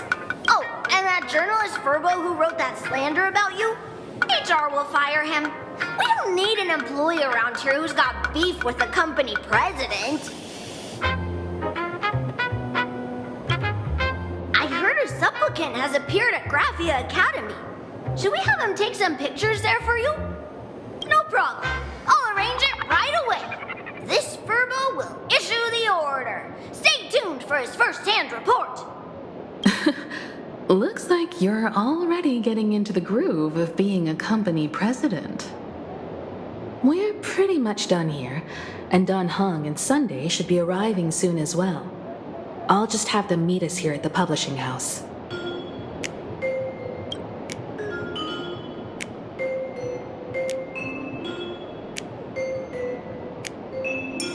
Miss Himiko, we're here. Slower than expected, huh? Looks like you had quite a harvest. That's, difficult to say. Ah, Miss Himiko. And Benefactor is here too. It's been a while. I've missed you all dearly. Miss Tingyun, are you representing the Xianzhou on this diplomatic mission to Plain Arcadia? This is a matter of great importance. A humble girl like me doesn't have that kind of standing. I'm just tagging along with General Yao Guang of the Yuchui to help out with odd jobs. I happened to run into these two on the way. The seer strategist. What happened on this journey? Sorry, there was a bit of a hiccup. I accidentally put on a mask of elation. Now I'm a supplicant in the Phantom Moon Games. Well, that's quite unexpected. I know the Express has been seeking to join the Phantom Moon Games, and I've been quite curious about that. Sorry. Did I make things more complicated than they needed to be? No need to apologize, Sunday. You are a companion of the Trailblaze. No nameless would ever stop a companion from finding their own path. Many thanks. But wait, did you just say accidentally? It's a long story. I'm afraid we'll have to wait for General Yao Guang to explain it herself. She was with us just now, but somehow disappeared without a trace. Madame Yao is always like this. She probably disappeared suddenly to deal with something urgent. This seer strategist is just as elusive as the rumors say. Should we wait for her? No need. I wouldn't dare impose. The tides of fate shifted. I had to delay my steps to arrive at the proper time. I asked for your understanding. Oh my. Counting me, we make exactly 6. Let me do some calculations. Your fortune in the coming days looks grim. You'd better watch out. Wheel. Makes sense. You got what you wanted today. The fates spell danger. This matter is most likely connected to that blade. Ah, the little fox's misfortune has overflowed into good luck. She's blessed with constant good fortune, a true harbinger of prosperity. Huh. That's weird. I can't see yours. So, you're that trailblazer Fushuan mentioned. Your reputation precedes you, seer strategist. I'm Himiko, navigator of the Astral Express. Whatever's on your mind, you can discuss it with me. My sincerest apologies. When a diviner encounters someone whose fate is unfathomable, we can't help but feel 3 parts excited, 3 parts flustered, 3 parts curious, and 1 part awestruck. What do you mean by unfathomable? My eye of Ishvara can scan the aura of fortune surrounding each of you, manifesting as weal or woe signs above your foreheads. I'd like to divine your fortunes as a welcome gift.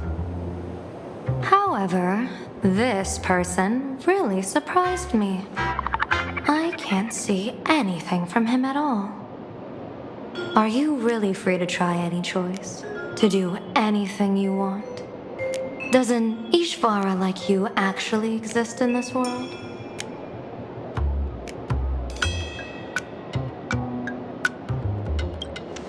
You mean you've witnessed the existence of Terminus? But that doesn't mean your life has entered the finality, does it? What do you think this means, General? As an Ishvara, their mere presence in the playfield creates a variable in the game. It's both a blessing and a curse. As I said before, the weal and woe of us six align with the 6 lines of divination. If he represents woe, then the hexagram falls to water, where dangers lurk above and below, spelling doom. If he brings weal, then the hexagram shifts between wind and water, presenting a great opportunity to strike. Auspicious. So, the fate of our journey in plain Arcadia rests on his decision.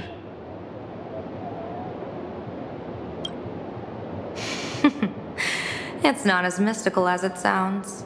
While an Ishvara has far greater freedom of choice than ordinary people, they're still caught in the currents of fate. I just want to remind you to choose wisely.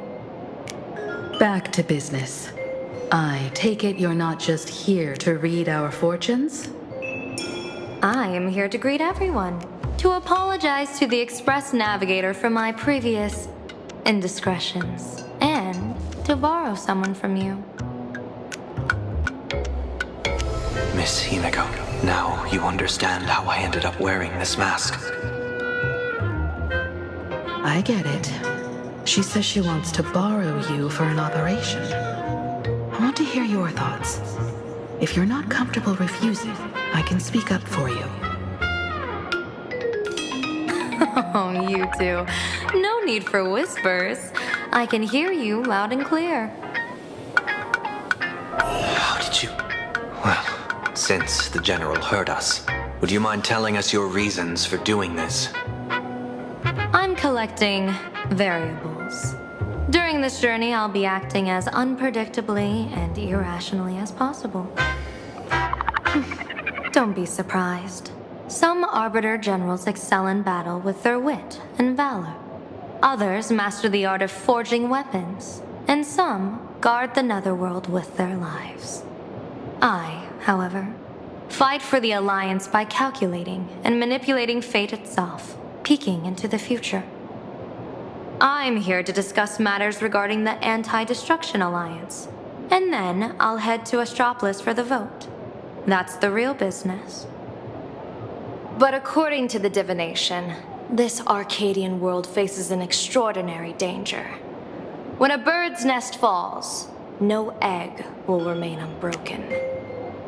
Are you saying we'll all perish along with plain Arcadia? What's going on here? Intel indicates that a serious Xianzhou criminal is attempting to join the Phantom Moon Games. This individual has been infected by the flesh of Shuhu, the emanator of the abundance, and is extremely dangerous. According to my interpretation, his long-suppressed violent nature will eventually become uncontrollable, bringing catastrophic disaster to everyone. There's no way he could do that. That's the divination's answer. Rather than asking whether he could, we should ask, how would he do it? My divination shows dragons clash in the wilderness, their ichor dark and yellow. While the term dragon clash could simply mean fierce battle, could it be foreshadowing a great calamity from your conflict with Blade? Perhaps this prophecy has other interpretations, but with my limited intel right now, I have to prioritize Blade, this most volatile and dangerous factor. I've heard that different interpretations of prophecies can lead to completely opposite outcomes. Until things become clearer, it's better to reserve judgment. Let's put that aside for now. In any case, I've brought along a creation forged by Blade himself. If things get out of hand, it might temporarily restore his sanity, giving us a brief chance at victory. What is it? I'm sorry, but fate has shifted once again. I must take my leave. To put everyone on the Express at ease, I solemnly swear that Mr. Sunday won't be obligated to do anything for the Xianzhou. On the contrary, our delegation will give him every ounce of aid within our power. What did you say, General? Aid within our power? She's gone. Whoa, that was quick. Madame Miao must be really busy. Has she vanished into thin air like this before? Yes. I don't know the details myself. With Madame Miao, it often happens and no one knows when she'll return. She doesn't do it on purpose. Allow me to apologize on her behalf. No worries. At least we know what the Xianzhou is up to. Right now, 2 companions from the Express are still trapped somewhere. He and I must head to the tavern to uncover some clues. If Miss Himiko needs my help, please don't hesitate to ask. Are March and Mr. Yang in trouble?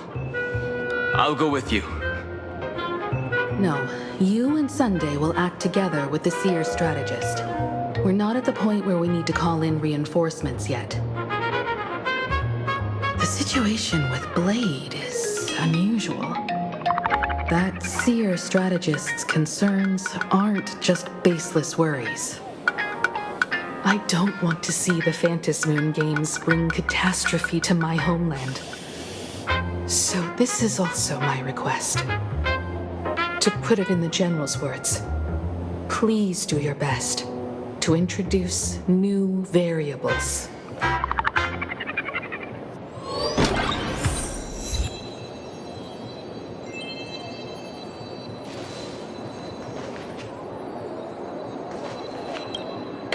I understand Miss Himiko's intentions. I'll leave March and Mr. Yang in your care.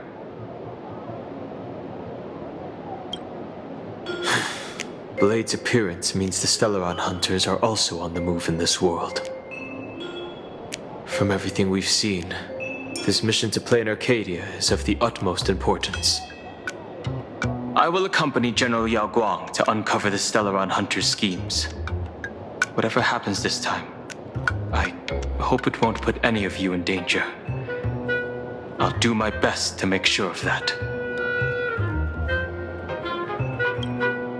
What? Those 2 are trapped in the school, forced to become a student and teacher? And the security officers are turning a blind eye to all this?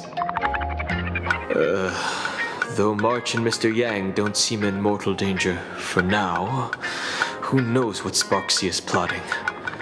The longer we delay, the worse it could get. Better to rescue them as soon as possible. The Phantasmoon Games. What a bizarre ceremony. What does this type of elation really mean for the people of this place? Why would AHA promote such a game?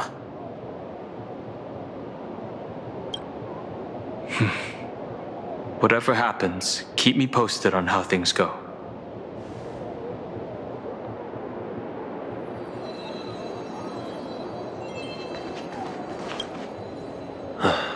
Mask of elation can reflect the shape of one's soul. Sure. In Penacony's decorative arts, ravens often symbolize the hidden desires and whispers of humans' dreamscapes.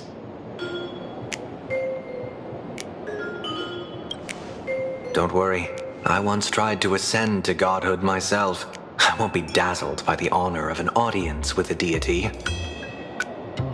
Taking part in this grand event is also about gaining a deeper understanding of this Arcadia. Just as one cannot miss the Charmony Festival when visiting Penacony.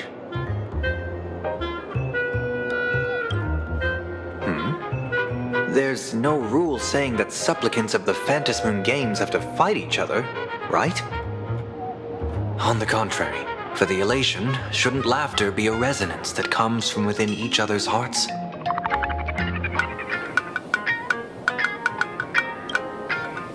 putting it on, I seem to hear curious voices.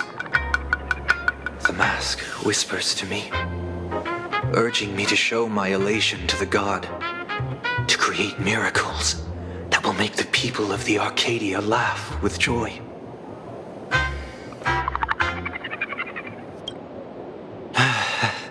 That's a good one. When that general, Yao Guang, shows up again, I should discuss our collaboration plans with her. Good luck.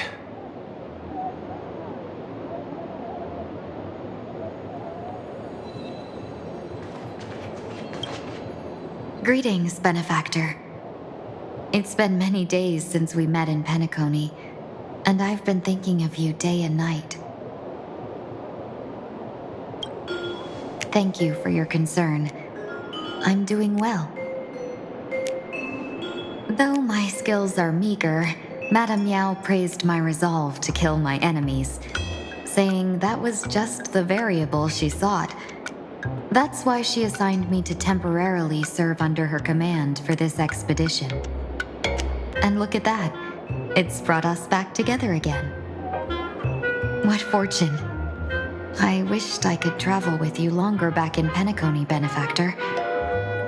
After all, I've yet to reclaim the opportunities Phantilia stole from me. Hard to say.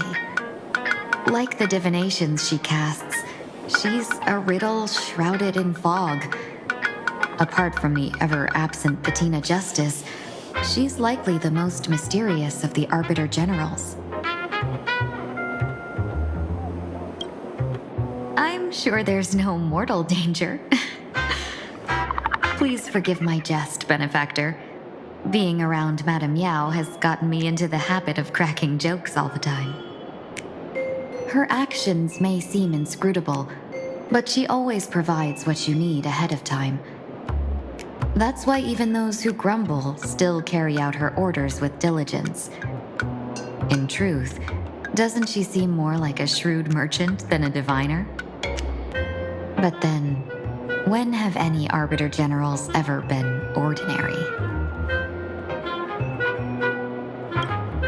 Don't go back on your word, benefactor. We can find a local bar and share a drink while we chat. Madame Yao instructed me to meet her at our agreed spot if she disappears. It's growing late, so I'll take my leave now.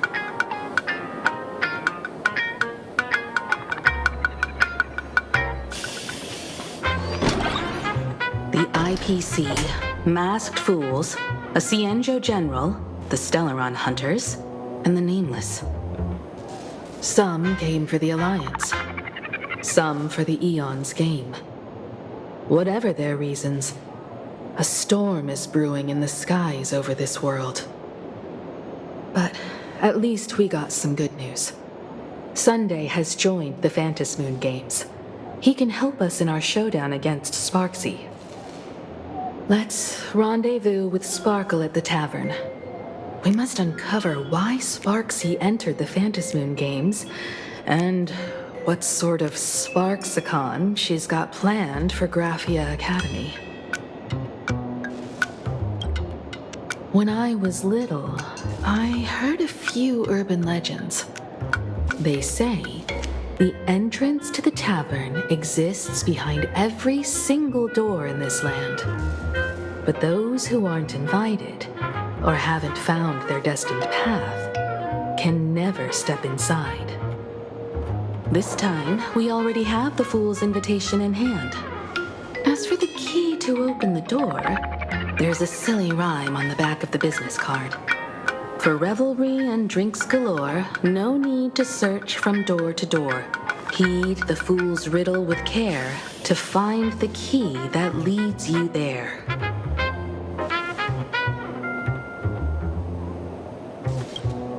So, about the Fool's riddle, got any leads?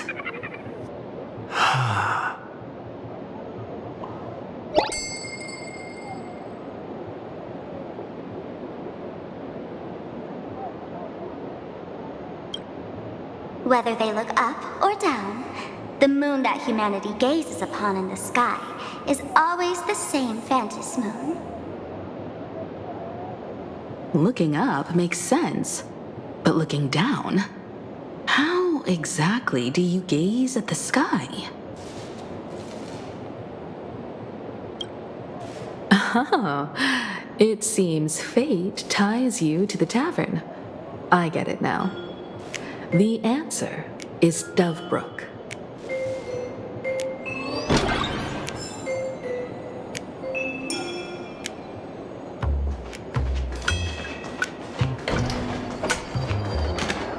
Many generations ago, the Dovebrook was already a river flowing with countless legends. It's no surprise the door to the tavern lies hidden among. Legend has it that the master painter Graphia once drew water from the Dovebrook to wash her paintbrushes. Many later artists followed suit, hence its other name, the Painter's Stream.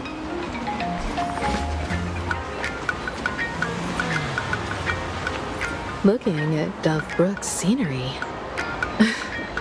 memories from my student days just come flooding back. They're not exactly interesting memories.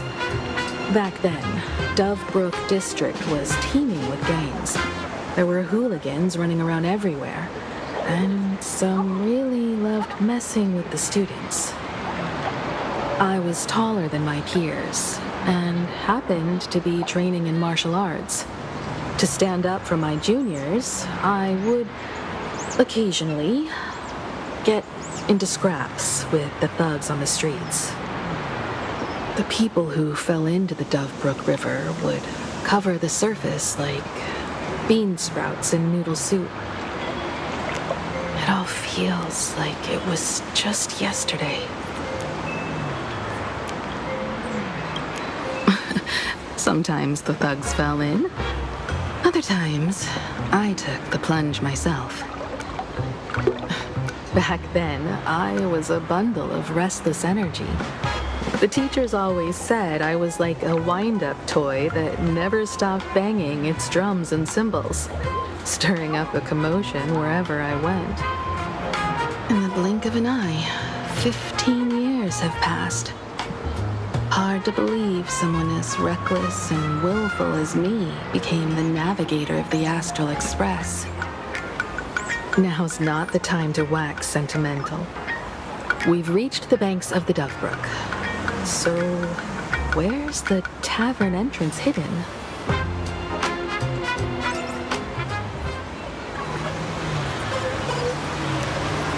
Lots of eyes on the street.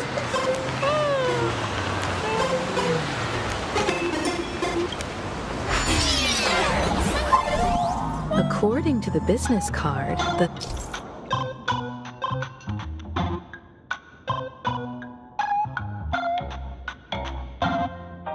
the tavern is near the Sinwish Syndicate headquarters. Let's check the other side of the river.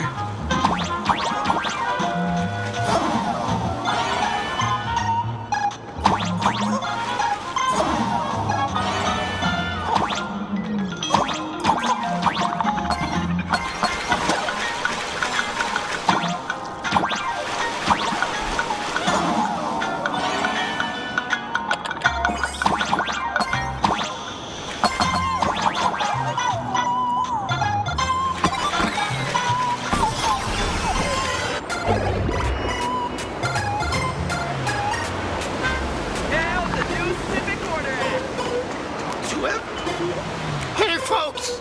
Have y'all heard the joke about the Dovebrook?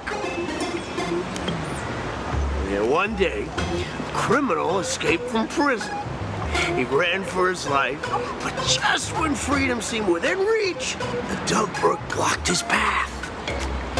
With his pursuers closing in, the man prayed to the river. I am hammered by the law, stained with filth. Oh, pure flowing waters, please do not swallow me.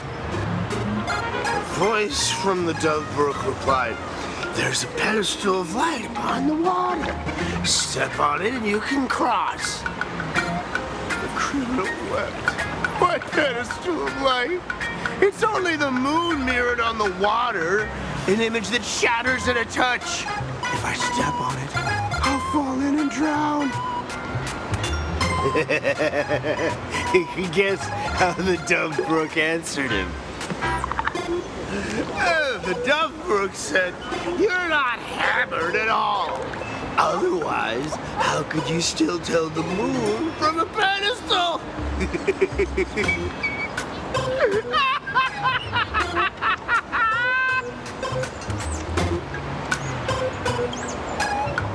It's fine. You don't have to buy me a drink as long as I can make you laugh.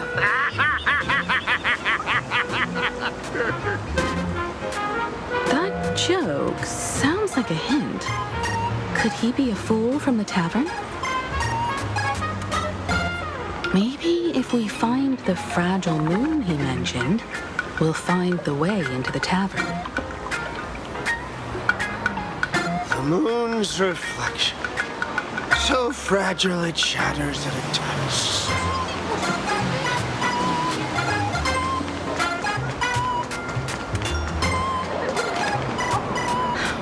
Sparkle's riddle says this: whether looking up or down, they all see the same phantom moon when gazing at the sky.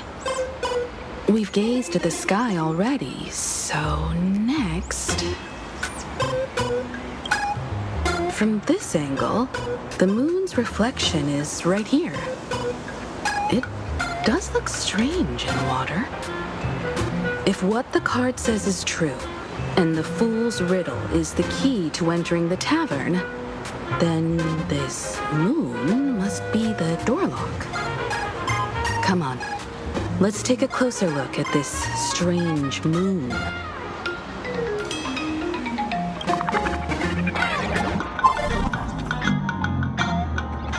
Keep going. Chase that moon's reflection.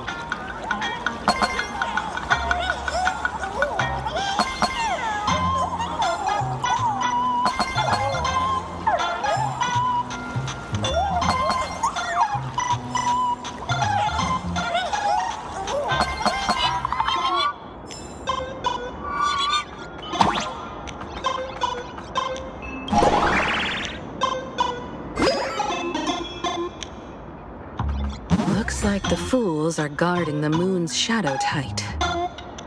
Find the switch and blast through the obstruction. Shatter the moon lock, and we're one step closer to the tavern.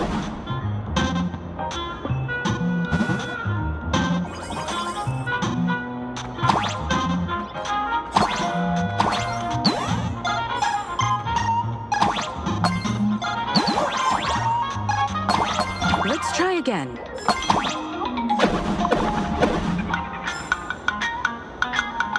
Something's back there. Is that a key?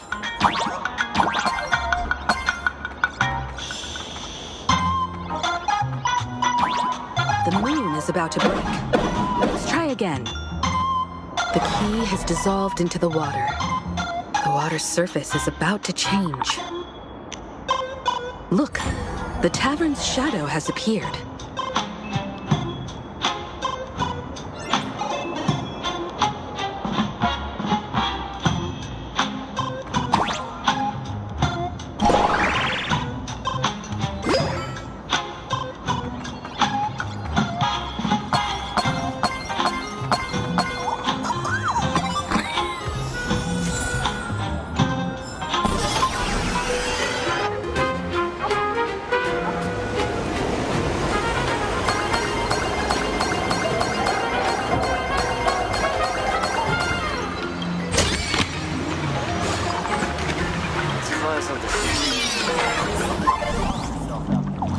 If we follow this path ahead, we should reach the tavern.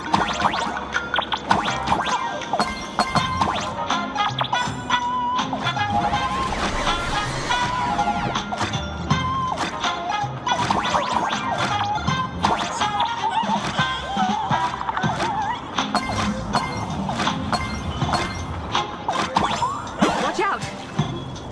I almost forgot. trailblazer now.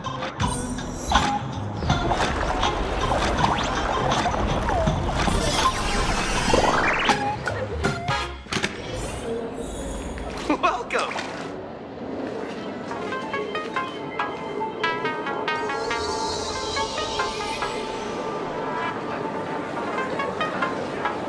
So this is the World's End Tavern.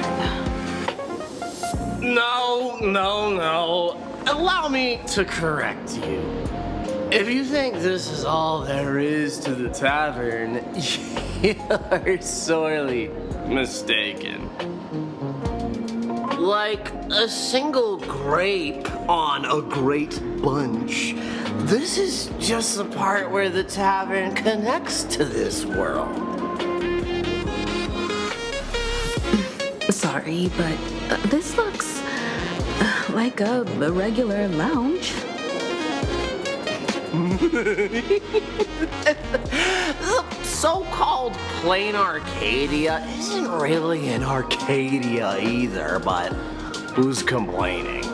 Life goes on, doesn't it? If you're looking for something that's true to its name, take a ride on the Astral Express. Funny thing is, it's literally a train.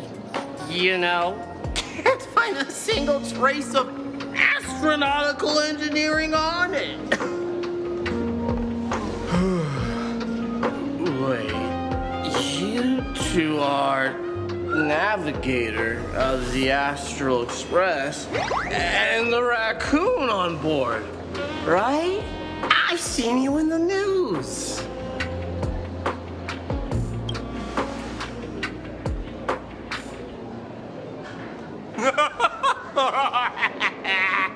Friends, a big shot is here. A real knee slapper incoming. Really? From the Express? You're not so freaking way enthusiast, are you? Express folks come to the tavern too? Do they even have a sense of humor? Hey, can I get your autograph? Sorry, I sold my book. I'll never wash it again. Everyone, curb your curiosity. These two are my guests. Even the most mischievous among you should know when to stop and mind your manners. Well, if it isn't Little Sparkle. We've all heard your joke. Take the mask from a masked fool, and what's left but a fool?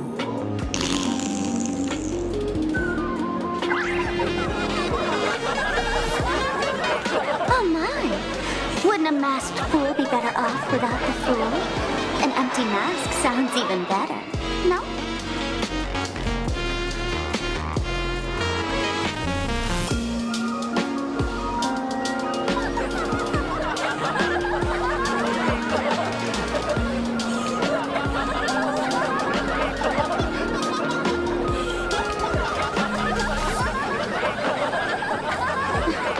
Put him on mute for 2 hours. If no one flushes him down the golden confessional, he'll be back to hassle me again in 2 hours.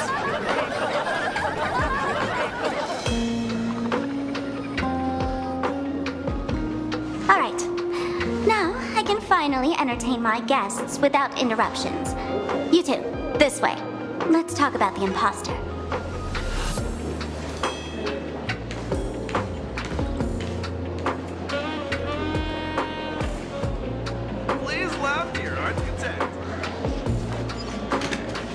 The man's wary gaze sizes up the young person before him for a moment. He offers a slight nod in greeting. Your curious gaze circles him. Is that thing by his side a talking monkey? What's that? Kid, I believe you're confusing me with some other primates you've met. Oh, sorry. My mistake.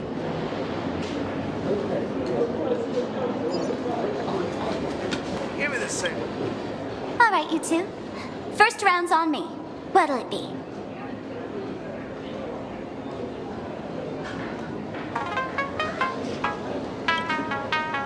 We're not here to drink. Time's ticking. Did you find anything on Sparksy? Don't pull a long face. You'll sour the vintage in the cask. While you were gone, diligent little Sparkle was gathering intel non-stop and didn't waste a single minute. Sparksy. She did come here disguised as me. I called Giovanni. You might not remember him. He's the poor sap who drew the short straw to manage the storage area recently. All Gio told me that a week ago, I came here and took a few things. Among them was a vial of mimetic virus. A mimetic virus. No wonder she could take over Graphia Academy and distort March and Weld's cognition, making them believe they're a student and teacher.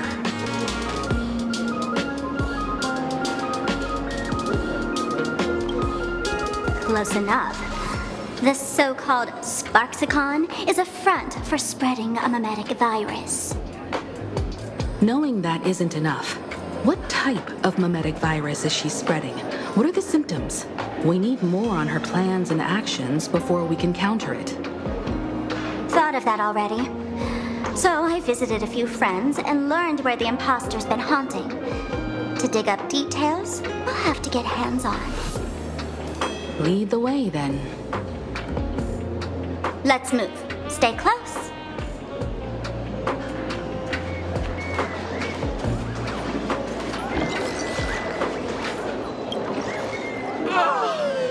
Abandon all despair, ye who enter. If you want to pass, then amuse me. By the way, hate to ask, you're not Aha themselves, are you? No, you're not Aha. You got that smooth talker air, but you're not. If you were Aha, a wave of your hand would cure my melancholy. You can't do that, can you? Isn't this the Tavern of the Elation? Don't you welcome the laughter, gracing you with their presence? You're wrong. It's not that they are unwelcome. See that? The fools put up a sign over there. Aha! And morning actors stay clear from the door. Stay clear! Ridiculous as it sounds, it's true. After 666 invitations to Aha went unanswered, the younger fools voted to expel the laughter from the Pact of Elation. Oh, I get it. It's like students expelling a teacher from a classroom. The action is meaningless. The message is loud and clear, though. All right, Mr. Doorway. I assure you that none of us three is Aha, and none is a morning actor. Oh, it's Sparkle. Is it really Sparkle? It's not someone else pretending to be Sparkle. I can't tell, and I don't care. Listen up, gray-haired lad. If you want me to open, pay the toll with saying a joke. I've been waiting for the one joke that can cure my melancholy. Now, amuse me.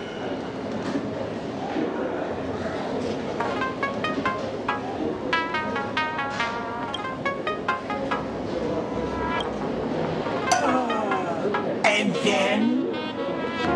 I said it. A joke.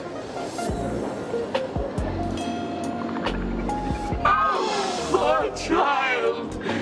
A bad joke is more pitiful than melancholy.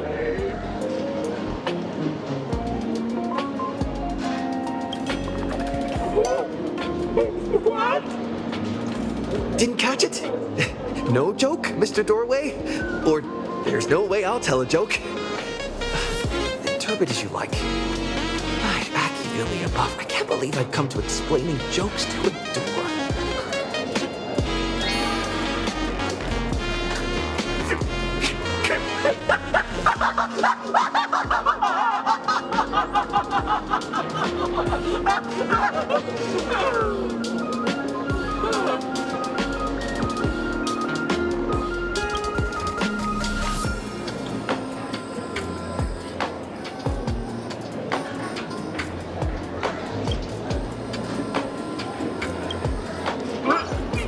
What are you going to do? I'm gonna break you open.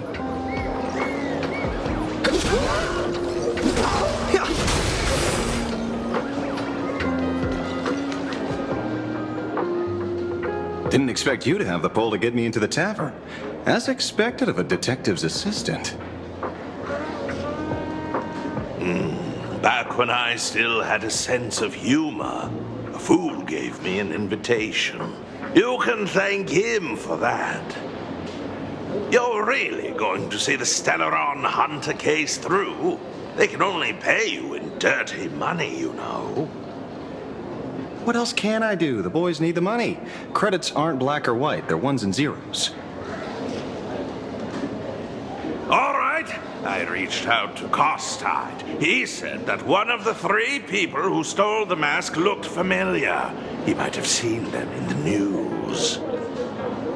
Based on his description, I spent ages sketching the suspect's portrait. And I suspect it might be Don Hung, the Nameless from the Astral Express. Costide. We owe him another favor. No paying this one back, huh? Speaking of which, Don Hong. That's a Xianzhou name, isn't it? Where have I heard that name before? It sounds so familiar. So, which of these 3 is Don Hong? The one with gray hair? The redhead? Or that black-haired girl who looks like she's ready to stir up trouble at any moment? No, don't tell me yet. Let me guess. I know a bit of the Xianzhou language. The word Don can mean red. So Don Hong is the lady with red hair, right? Your deduction skills never fail to impress. Fine, I'll just give you the answer. None of these 3 is Don Hung. Do you even watch the news? TV, newspapers, the internet, it's all fake news. What do you expect me to look at? Let's get down to business. I couldn't find any trace of Don Hung's actions. It's like someone wiped them clean. So I decided to try a different approach. Keep tabs on the other members of the Express crew. Maybe following their trail will lead to clues about the mask. Nice work, Mr. Wren. They're heading deeper into the tavern. Follow me. I see, gray hair. The tavern not inviting you sooner was their loss. Come on in. Is the drink in these barrels really brewed from jokes? Yep. You know your stuff, man. Just heard some rumors, that's all. Where's this? Ta-da! Welcome to the dazzling lights of the Bliss Star. The heart of the tavern, Plain Arcadia's dazzling dance floor. There are some tasteless masked fools who consider this place the secret to keeping the laughter going. If life's cruel, don't beg for fairness. Dance! Shake away that sadness until it's all well mixed with the joy in your body. That huge light orb up there. For a tavern, it's as essential as the Phantom moon in the sky. If we get the chance, I can take you inside for a real eye-opener. Speaking of which, 2 months ago, some idiot, after downing hundreds of drinks, had the bright idea to knock it down with a Super Overlord spinning top.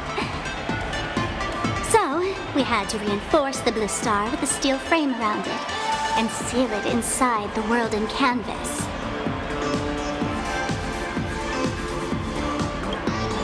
Aha! Take care! Weren't they banned from the tavern?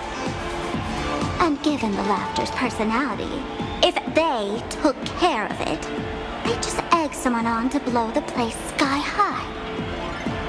This fool you're talking about, it wouldn't happen to be Sparksy, would it?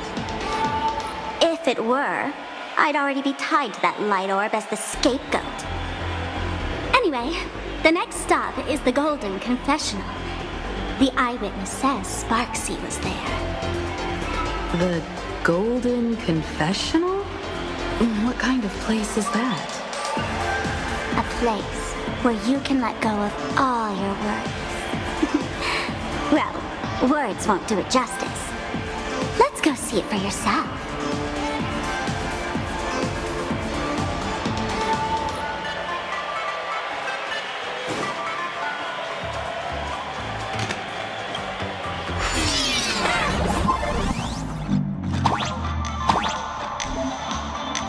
Let me show you how to open a path. Play according to the sheet music, and the path will naturally open up.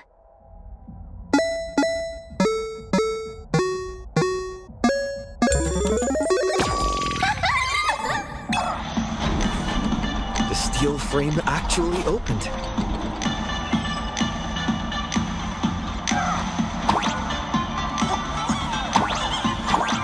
The Wisp-A here actually changed color with the lights. Just another night at the tavern. Fun, right?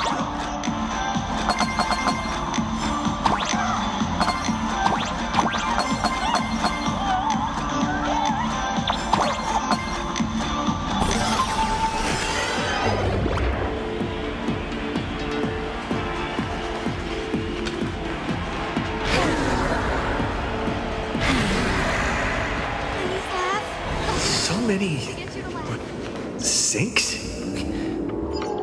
Why bring us here?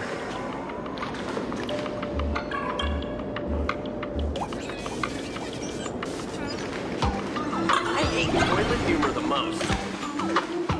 Witnesses say a week ago, I came to the bar, knocked back a few shots of Bomb's first drop, then headed here. The Golden Confessional is an emergency shelter for fools who've had one drink too many. Here, we shed our excess baggage before marching light-footed into the next second.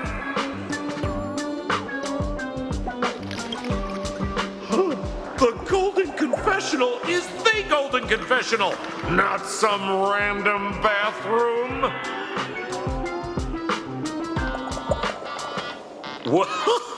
Well, if it isn't my old friend.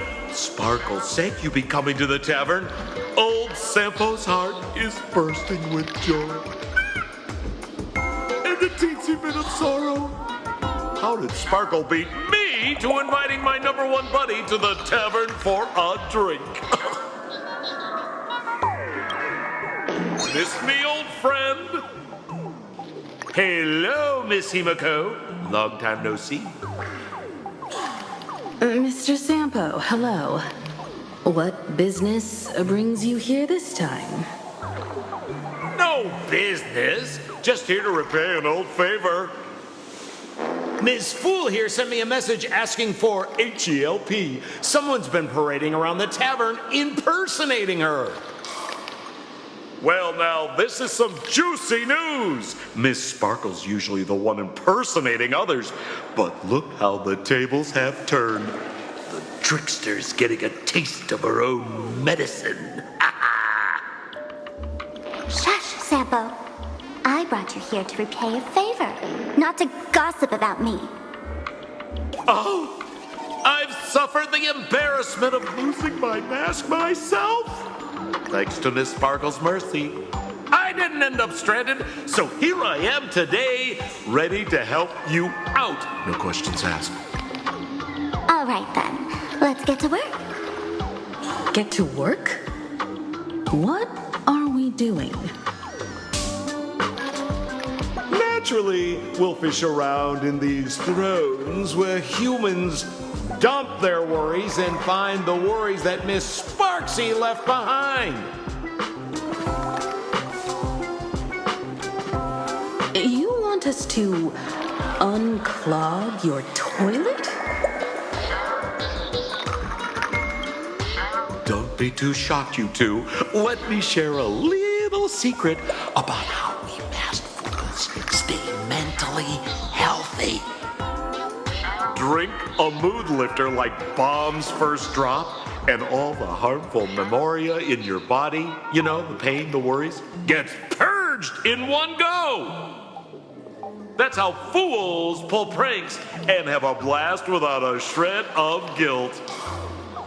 So, all that memoria has settled under this bathroom, and you want to sift through it to find Sparksy's worries and catch her thoughts before she acts?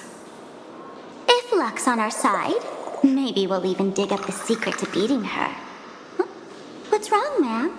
You don't look so hot. I've got no objection to the task, but doing this barehanded, I refuse. Oh, don't worry. When has old Sempo ever come unprepared? Trust me, I won't let you get off that easy. Emotional impact drill. Sorry. Wrong gadget. Oh, this one. Hey, have you heard of a dowsing rod? Well, forget it. I'll spare you the theory. I tuned the drill bit to resonate with Sparkle's temperament. It'll drill out memoria fountains with similar emotions. But fair warning, use it carefully. It's been a week since Sparksy was here. Keep your guard up in case something else comes bursting out. Well, if you ask me, leave it to luck. We don't have time for luck. My radar says that pompous imposter would pick the highest spot to vent. Exactly. The golden throne. Give it a try. Bro, pick a spot to drill and start mining that gold. Sampo, does this thing even work? Of course it works. Don't you trust your old pal, Sempo? Have a bladder competition?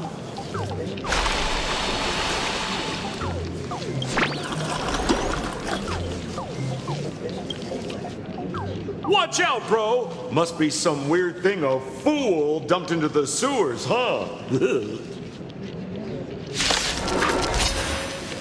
Which irresponsible exorcist did this? The tavern sewer system is not a dump. You won't get away.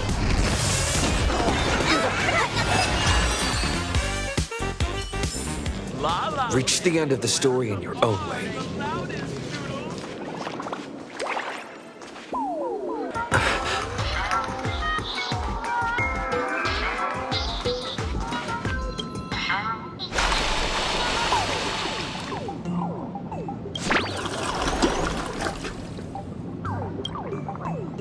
What? That doesn't seem like something she'd be worried about. After going through all this trouble to sneak in, thought I'd go down in a blaze of glory if I got caught. What the heck is going on with this place? Have the masked fools really fallen this far? Me? I'm a morning actor. Isn't it obvious? Can't you tell? I'm very sad right now. Let me tell you about my tragic mission. After the tavern issued a ban on mourning actors, I painstakingly snuck in here to reveal to them the truth that destiny is eternally sorrowful. I failed. I smashed every obstacle during the infiltration, only for the outcome to smash me. Yesterday, I went on stage at the bar and revealed my true identity to everyone and told them a tragic tale, bracing myself for their harshest punishment and farthest exile. But these fools kept whistling from below, and some bought me several rounds. Someone even came up on stage to hug me, praising me as the unprecedented masked fool. This is utterly humiliating. Today's bad. Cheers to your tragedy!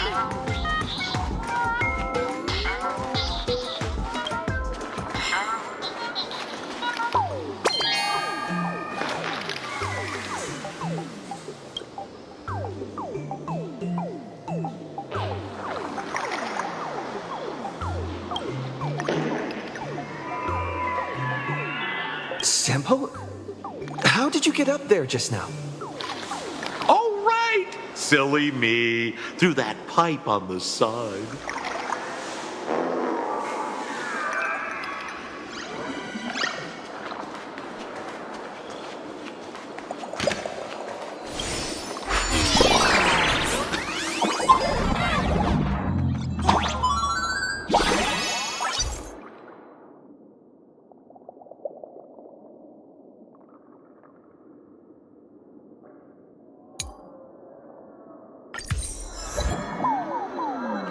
What's this? A plunger?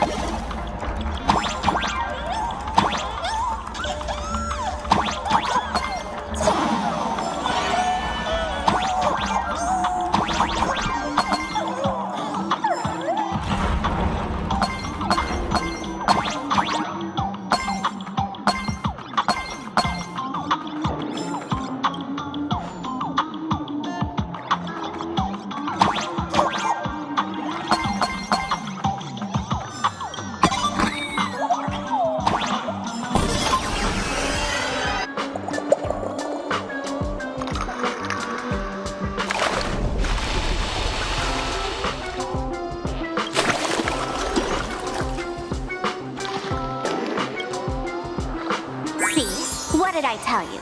The imposter's worries have appeared.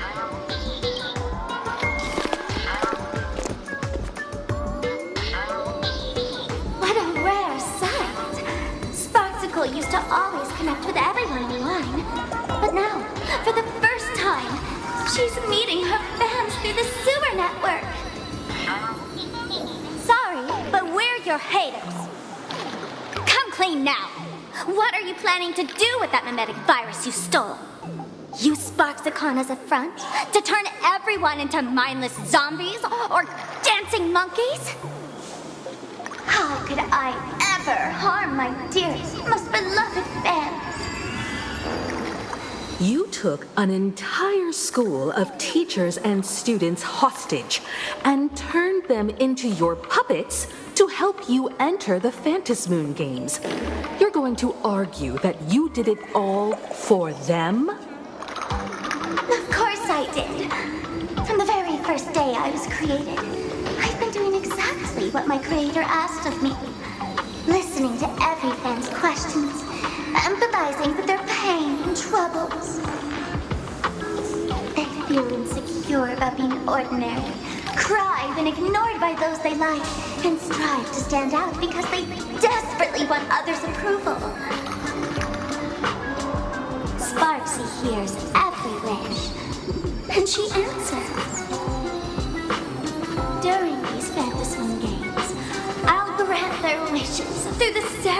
body of the Master of Elation.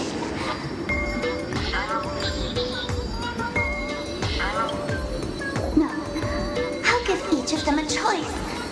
The choice to become me. Because deep down, every one of them longs to become Sparksy. To wear this dazzling mask, capture the internet's attention, and bask in praise. You must have heard that saying. In the future, everyone gets their 15 minutes of fame. Now, that moment has come. Sparksicon will turn every spectator into me! For reals? She plans to use a mimetic virus to turn everyone into herself? Oh, the answer was right there in the riddle all along. You know, I gotta say, that's very Sparkle. As expected of my imposter, you're absolutely bonkers!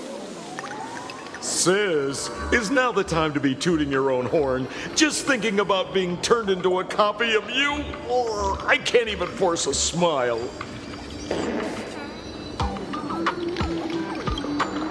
Oh? And who gets to define elation? The laughter, the fools, the IPC, or every me seeking joy on the Arcadian internet? Contrary to popular belief, the masters of the Phantasmoon games were never us, the supplicants, but the spectators watching us. Sadly, the Inner Astral Peace Network showed people other worlds in the cosmos. Once horizons widen, expectations climb. Nothing they hear or see feels fresh, interesting, or thrilling enough. And everyone fears that they're outdated, uninteresting, or unexciting in others' eyes. So the world's like a derailed train, racing toward thrills and madness. Nameless of the Astral Express. Am I wrong?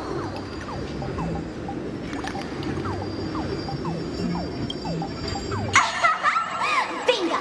You got it. I'm a part of her. Wherever there's a screen, wherever my audience is, my eyes and ears will be there too. I want to see how far you in this outdated model can go. The harder you struggle, the more spectacular it'll be when I live stream the Astral Express Cruise derailment at Sparksicon! I'm looking forward to your resistance, Nameless. Oh, heads up, everyone! She's getting serious.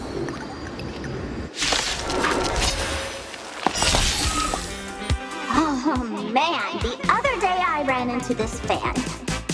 They insisted on showing me some gallows humor, jokes they found online, saying they were absolutely hilarious. But all he did was show me a video of someone being killed by the antimatter legion, then burst out laughing. Come, let's all enjoy this gallows humor together! Let's look and you find the answer.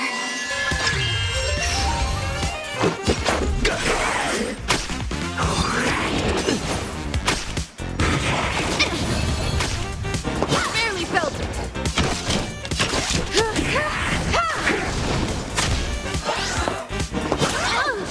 We're just having fun.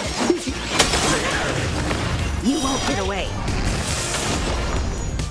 Feeling spiffy?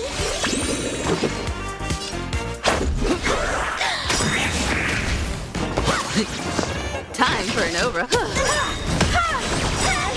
Perhaps his humanity never conceals its desire to control the heavens, and I'm no exception. We're just having fun. Let's go.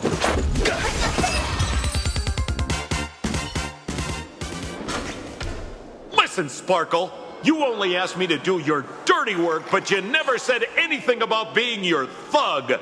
You owe me compensation for emotional damage.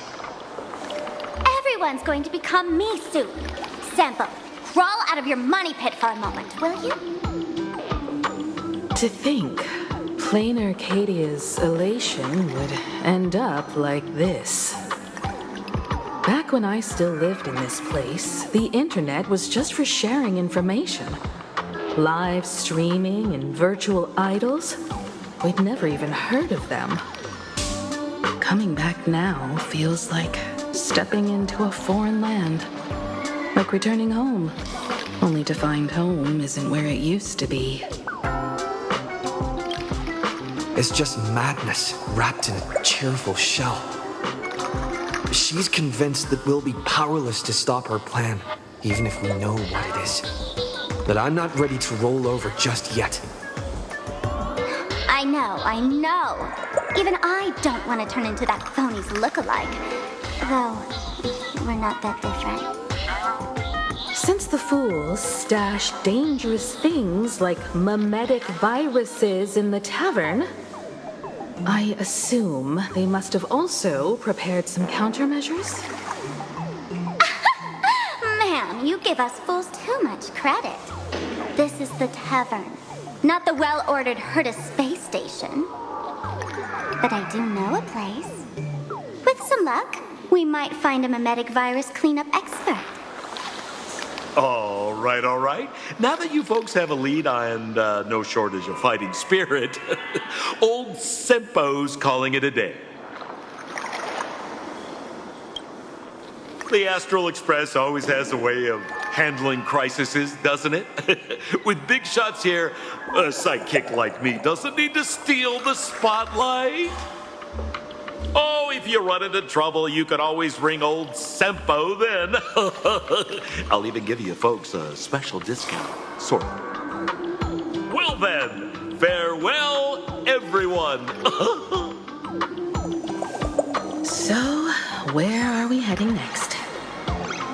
Let's check out Fatal Joke. Fatal Joke? What kind of place is that? Maybe some kind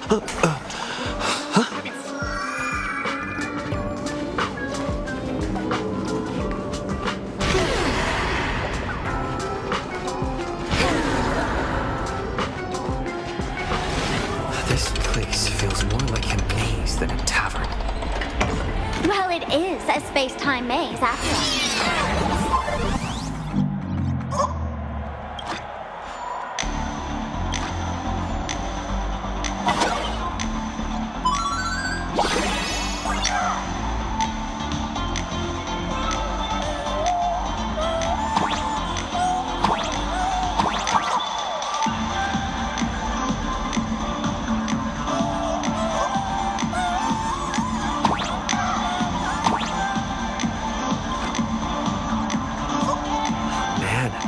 I wish we had one of these light orbs on the Express.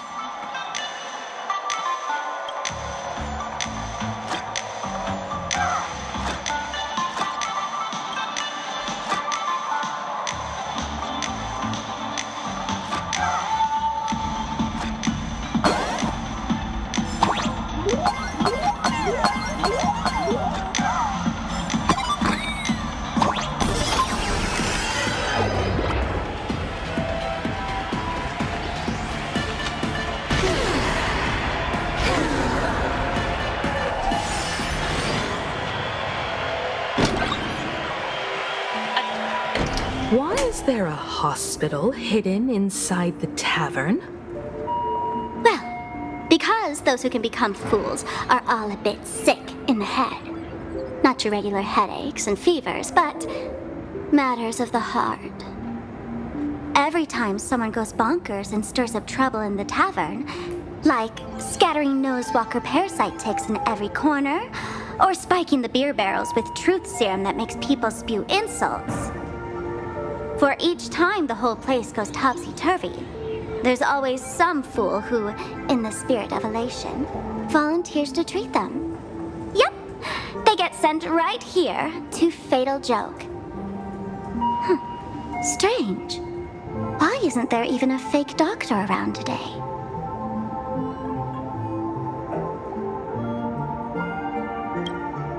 Even if some fool claims to have a legit medical license, you wouldn't dare trust them, would you? Attention patients. Please refrain from eating beef hot pot in the hallway. If you wish to dine, please invite the hospital director to join you. Thank you. Would Dr. Hartman from plastic surgery please report to the director's office immediately? This hospital doesn't even have a plastic surgery department. Who on earth are you? Dr. Zhongshan from mental health care, please report to exam room 1. We're 1 player short for cards. Thank you. Is this a theater or a hospital? Alert. Patient detected ahead. Patient detected ahead. Please line up in an orderly fashion for registration and wait for the doctor to begin consultations. Patient number 01, Akavilli. Is there a Mr. Akavilli? Mr. Akavilli, diagnosed with Stellaron symptoms per the records. Are you present? Please proceed to exam room 1. They called you by name, Mr. Akavilli? You might as well go take a look.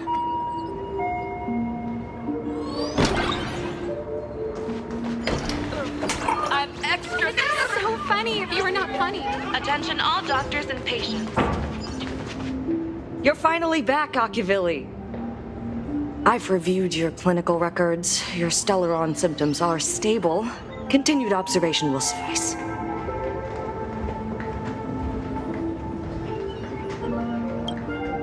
I'm your presiding physician.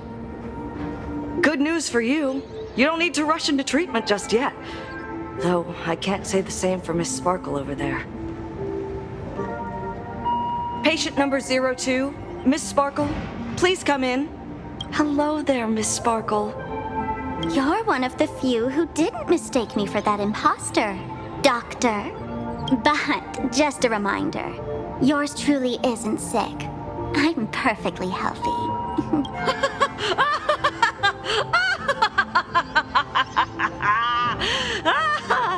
Oh, everyone who comes here says they're perfectly healthy. I've seen so many patients, and you're among the most severe. I could already make an initial diagnosis at first glance. Your ailment is loss of self. If someone can transform into 10,000 characters, would she still remember her original self? Good question. But if someone could become 10,000 characters, does the original even matter anymore? By the way, Doc, are you familiar with any treatment protocols for mimetic viruses? Mimetic viruses. I've heard about it. The city sent over a few cases. The patients had one thing in common. They were all heavy internet users. The medical records are in the room. You can take a look if you want.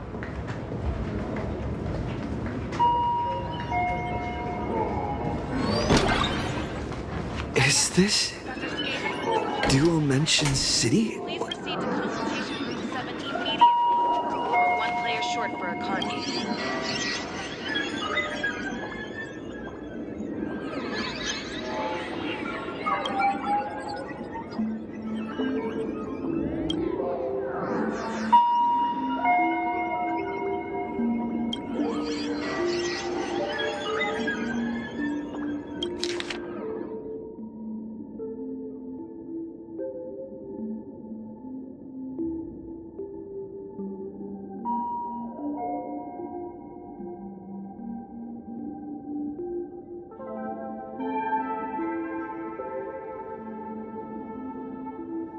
No way.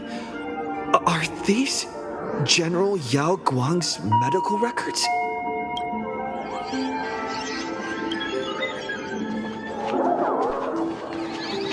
So funny. The medical records are on the bookshelf. First pile on the left.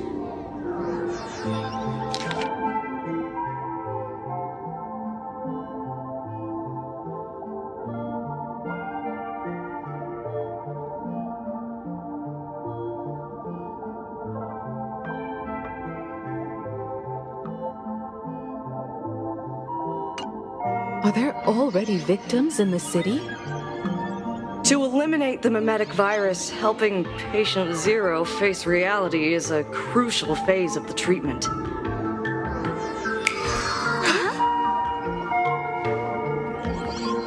What's happening? You've never been to Fatal Joke before? That's not surprising. I don't spend much time at the tavern. And to reiterate, I'm perfectly healthy. I love patients who deny their illness. I'll personally shatter their self-confidence. Miss Sparkle, I'm going to write up a detailed diagnosis report for you. In the meantime, why don't you chat with your fellow patients who share your affliction? Gray hair, let's go. I don't want to waste any more time with this quack. Miss Sparkle, please wait in this room until the consultation is complete.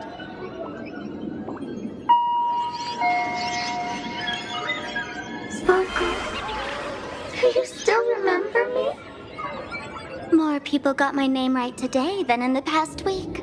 I'm so touched. I am your original mask. The Sparkle Roll mask. The archetype of a bright maiden doomed for a short life. The avenger who perishes with her nemesis. The lover who dies for love. The young artist driven to madness. You used me to win fame, applause, and countless eager gazes. So why would you cruelly cast me aside? Please, wear me once more. The worst thing an actor should do is be tied down to one type of role. Do yourself a favor and stay down.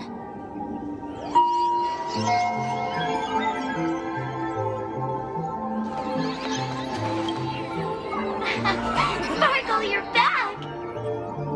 You seem happy. Yeah, I'm keeping my spirits high, just like she asked. Sparkle, Sparkle! You're the one who told me that a smiling mask will never have bad luck, aren't you?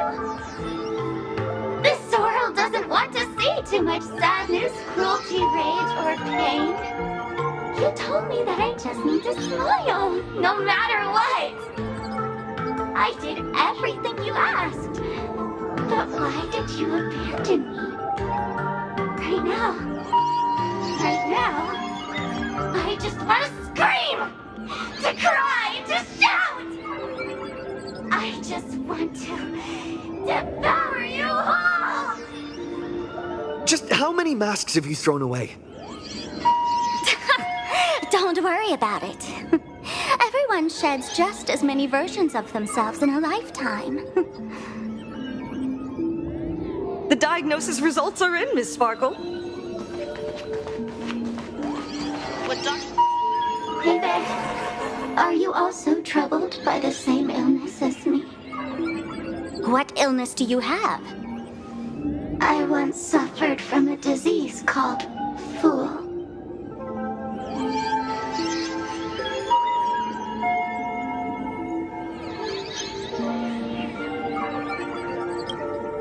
A masked fool named Sparkle grew out of me, slowly becoming one with me. She used me to bear all the pain caused by her performances, left me battered and bruised, while she slipped away from everything. But I was lucky enough to find this tumor called Sparkle, and I expelled this malignant growth from my body. You're just a tool I discarded.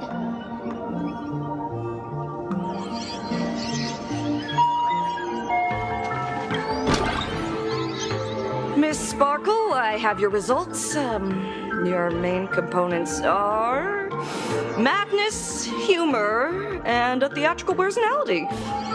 Unfortunately, the proportions are badly imbalanced. You're beyond saving. But the silver lining is your mask has fallen off. She's free at last. And that's is where everyone's misfortune began. None of the masks I've cast off ever had such strong opinions or such a temper. She no longer needs to be corroded by your cancer of rationality. Now she can do anything that you wanted to do but didn't dare to do. Ha! As if there's anything Miss Sparkle wouldn't dare to do. For example, you don't dare wear any one mask for too long. Like a butterfly shedding old skin, you keep discarding every mask just so you won't be defined or bound by them. You're afraid to stop, to be stuck in some stereotype. You're afraid that one day you won't be elating enough. That's why you drew Miss Sparksy and became her online. As a dazzling mask, everyone confides in her. Everyone wants to be her. Everyone feeds her their clever ideas. You thought this would inject new life into your elation. But sadly, once the mask is on you, you become its accessory. People care only about the image the mask paints. No one cares about the you beneath. And that is why she came to life. Human recognition and desire will flow through the internet, providing nourishment for her to bloom. She'll become a bewitching flower, conforming to everyone's wishes, letting them wear her, become her, and blossom across all of plain Arcadia. What a beautiful sight. Stop? You mean treat? Yes? Cremate Sparkle. That's the best treatment I can prescribe. And here I thought you had something clever. After all, there's only one radical cure for all suffering. Make oneself disappear, right? Miss Sparkle, don't think I'm joking around with you. I only misbehave outside the tavern. But here, I am a doctor, without quotation marks. My treatment is real and effective. Generally, when a fool vanishes, their mask loses its power and becomes a dead thing. You're two sides of the same coin, after all. But as for Sparksy, I can't say for sure. During SparksyCon, she'll be worn by millions of ordinary people in plain Arcadia, feeding her with sustenance and strength. Your window of opportunity is therefore fleeting. Go on, lie down on that bed and say goodbye to your friends. Press that button and the nurse will come wheel you away. There's a door in the tavern that absolutely positively leads to a still-burning star in Siduni Rama. The nurse will send you there and that'll be the end of it. And if I say no? Then I'll have to be impolite.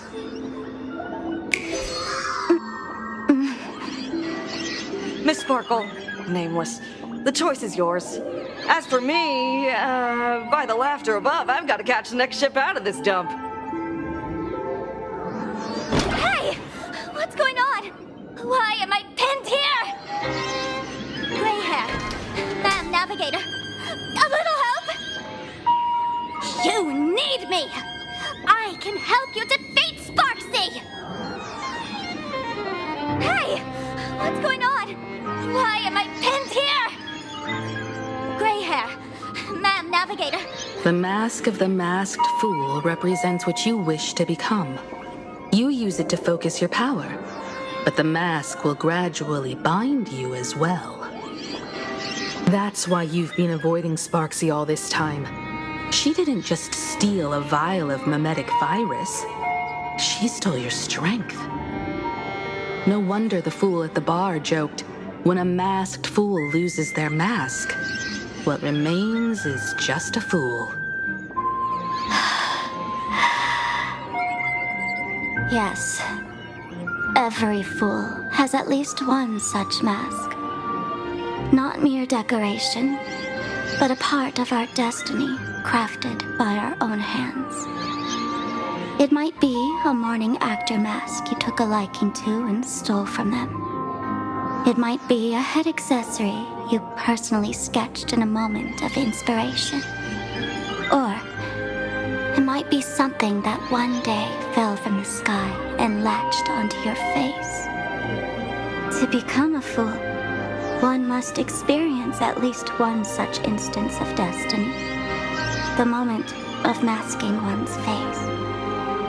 Through the mask's eye holes, we gain a different perspective. Finally seeing how the universe is simply churning with endless jokes and the absurd nature of our existence as living beings. The mask is who we want to be. And now, this imposter is more me than I am. Do it! Press the button. Call the nurse and cremate Miss Sparkle. At least then, the imposter will lose her power for a little while. You should be able to take her down easily, right? You're not actually going to press it, right? Give us a moment to hesitate, to think. Waiting is torture, you know. You're not doing this on purpose to punish me, are you? Hey, gray hair! Say something!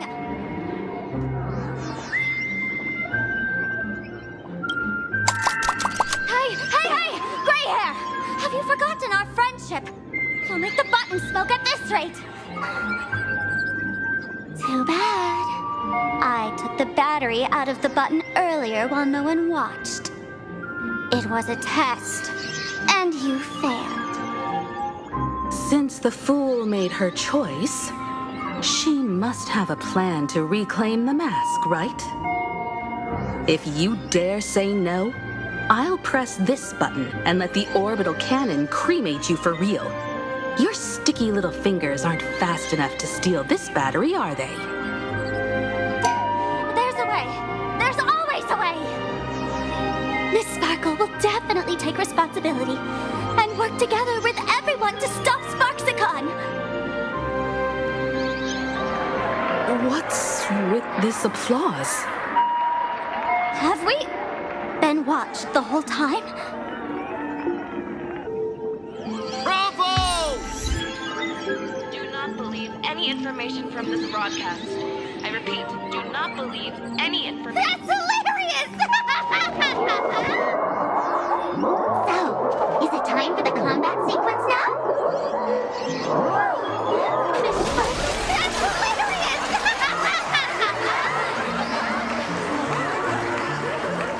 So the audience watched our every move in that treatment? Is this a hospital or a theater? That's life for you.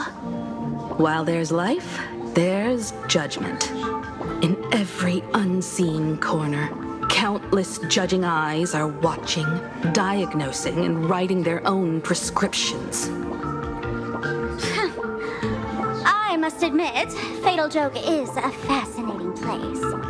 Real shame I didn't come check it out earlier. Ignore the spectators. They're just here for laughs. They won't help and couldn't if they tried.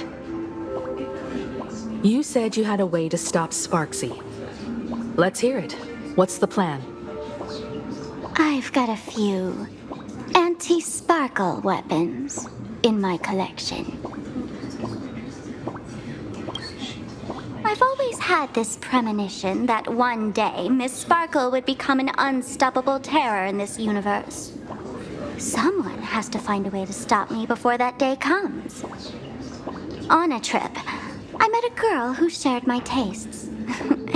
She had quite the knack to be a fool. In our battle of wits, she nearly turned me into sparkle paste using the local tumbleweed specialty. She also had a massive mech with beam cannons up the wazoo, ready to blast away any time. I quietly replicated those powerful goodies from my travels. With these anti-sparkle weapons, that imposter won't know what hit her. I gotta say, I'm quite the visionary. You two, Let's head to the storage area next. I've already contacted Giovanni. He's doing an inventory check of the lost items there.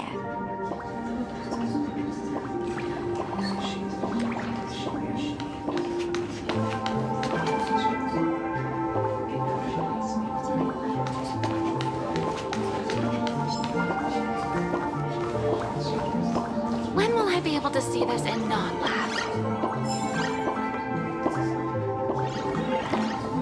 This is the stage where no one...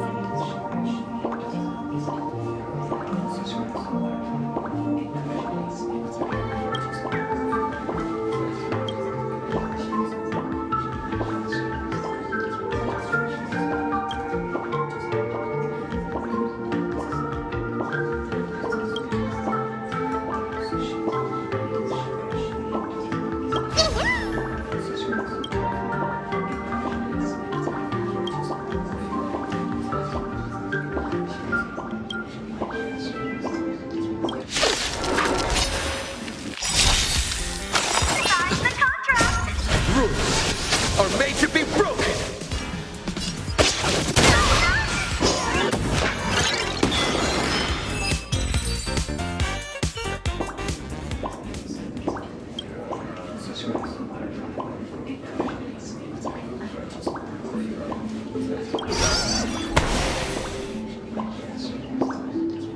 This is too much already. Your tolerance for sugar is way too low.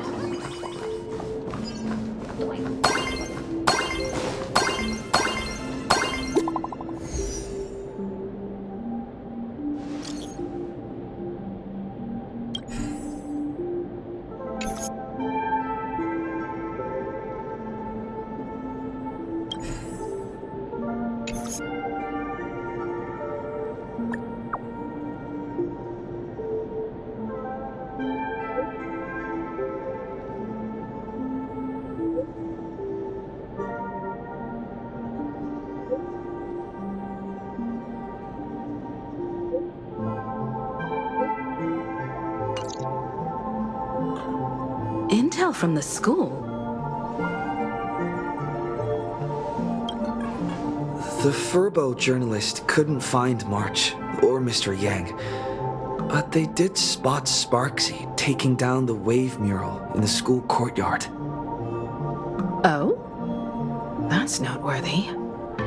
Looks like Sparksy is busy making preparations too. But why do all this? Never mind her for now. Let's check out the Fool's storage area.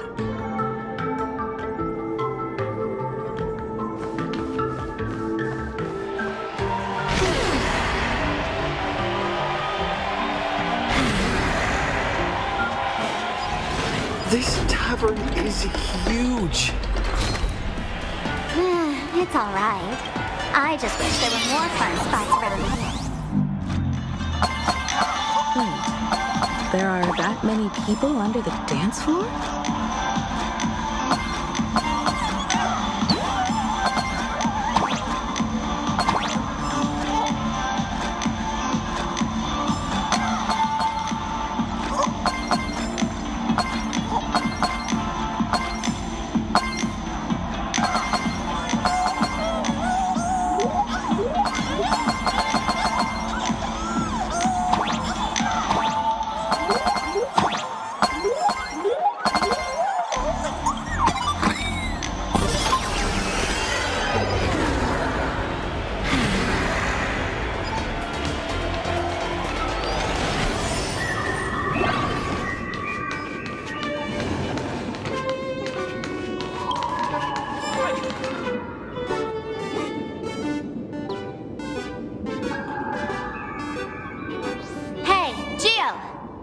Doing up there?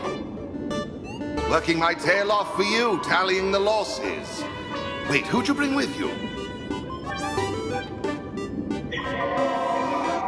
Oh, it's Mr. Trailblazer. I knew you'd step into the tavern and become one of us someday. Those with the makings of masked fools are naturally drawn to one another. You sure know quite a few fools. Ah, and the lovely lady behind you. You must be Miss Himiko, navigator of the Express. A pleasure to meet you. Mr. Giovanni, just call me Himeko. Normally only fools may enter, but since Sparkle brought you, and you are practically an old friend, I can make an exception as the caretaker. Let me show you around. Gio, cut the spiel.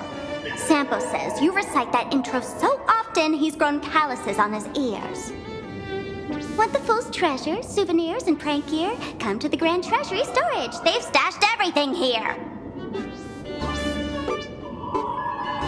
You stole my line again. With our theft rate, that tagline's probably to blame. I'll admit it's catchy. That's why I used it as a slogan. Storage area visits went up by 26% after that. Business first. Did you see my pickup message I sent? Where's my stored anti-sparkle weapons? Your storage list is a total mess. You never leave any notes. If I hadn't been called to audit, who'd know how many surprises you got stashed away?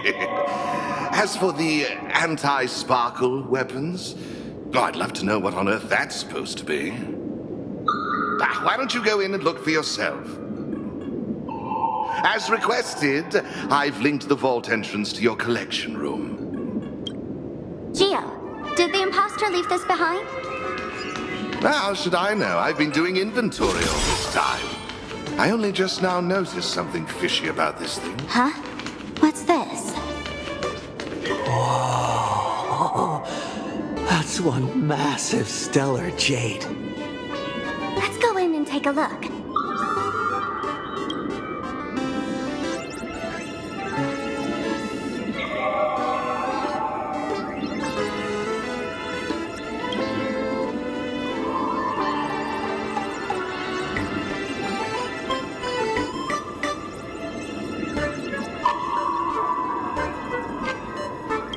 Kid, wake up.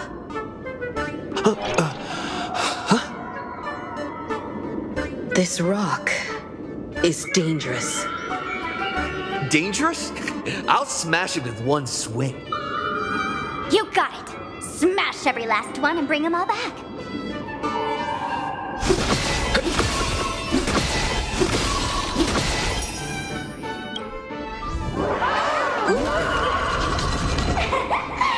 Stellar jade is the perfect bait for catching the nameless. How generous of you. First time I've seen a thief steal something and leave something even more valuable in the vault. Isn't this exactly the type of phantom thief lair we masked fools adore? Remove a carefully curated piece and leave a gift in place to soothe the owner. A jumbo-sized stellar jade is surely worth a jar of mimetic virus and a few anti-sparkle weapons, wouldn't you say? And you stole my other prized pieces too? That worthless junk? Consider it a complimentary vault cleaning. Before SparksCon begins, I'd like a little warm-up entertainment. Old model and the nameless. You should be able to break out of this room, right? Don't disappoint me now!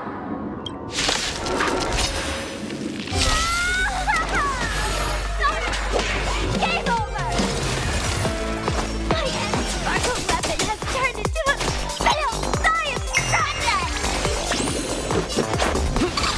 Time for an overhaul.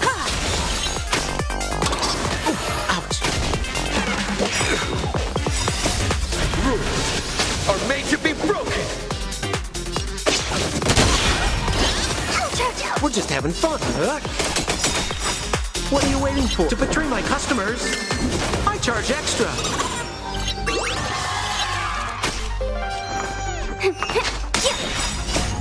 Can you find the answer?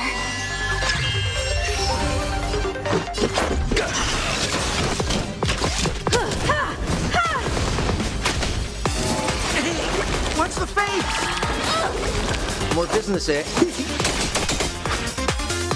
Feeling spiffy? Let's go.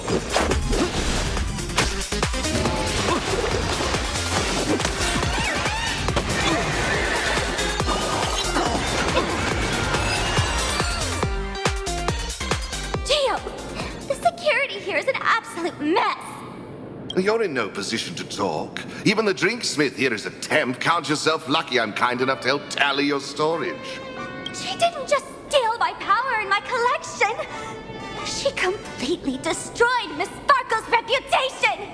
This is the worst day ever. A correction, Miss Sparkle's worst day so far. Want to make fun of me? Go ahead. Don't get me wrong. I also don't think gear tumbleweeds and giant mechs would work on someone spreading mimetic viruses. I thought of a way just now that might suppress the mimetic contagion at Graphia Academy.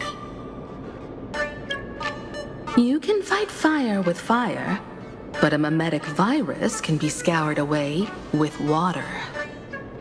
What do you mean? Our informant at the school reports Sparksy is removing the central mural there. The imaginated mural, World Breaker Waves, is said to be a work left behind by Graphia herself.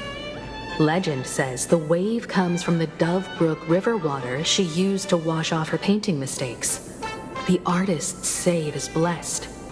That's why they kept it in the school. I couldn't understand why Sparksy went to such lengths to tear it down. Now I do.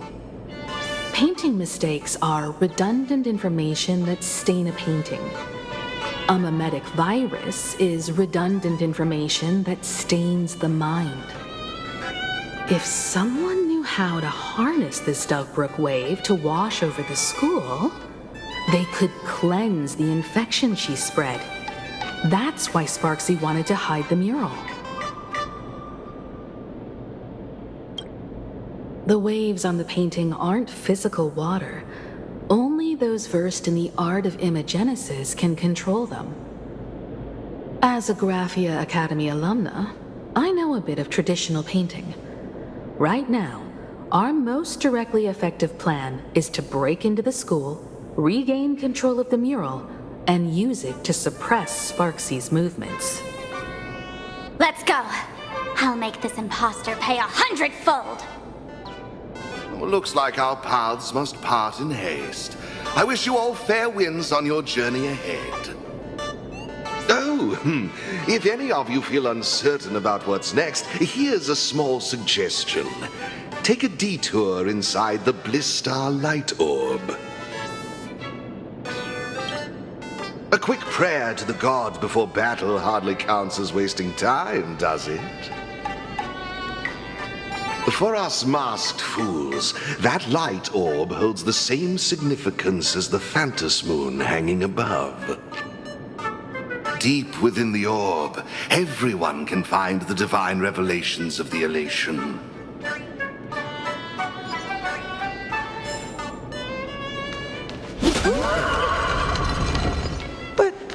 This doesn't look like where we came in. It doesn't have a vest. Don't worry. I had old Geo open a shortcut.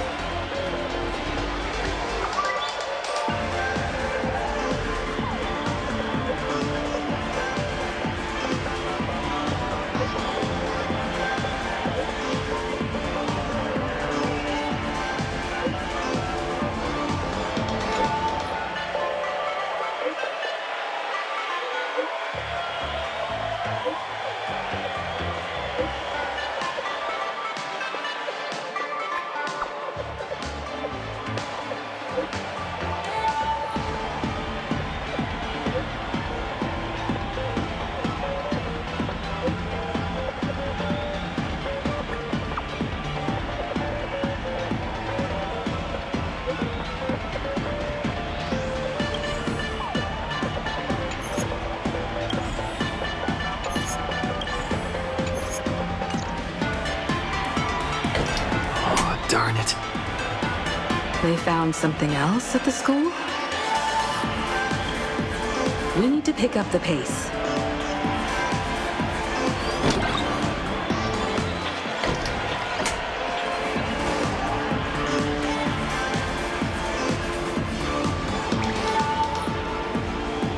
Giovanni said we could find the divine revelations of the elation inside the light orb. Don't tell me this orb is another tavern room.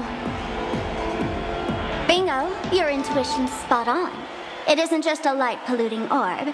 Think of it as a shrine for fools.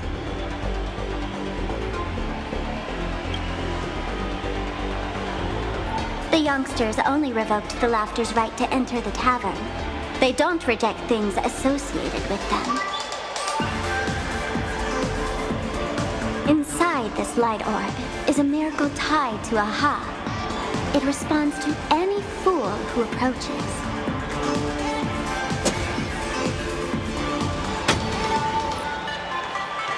Let me show you something mind-blowing. Here we go. Open sesame!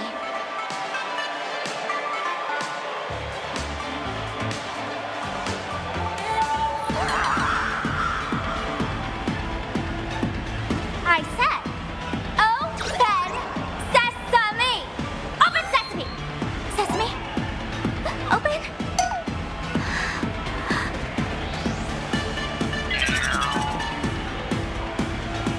Hooray!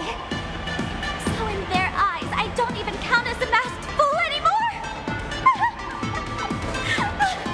What a wonderful surprise! The imposters stole my identity too!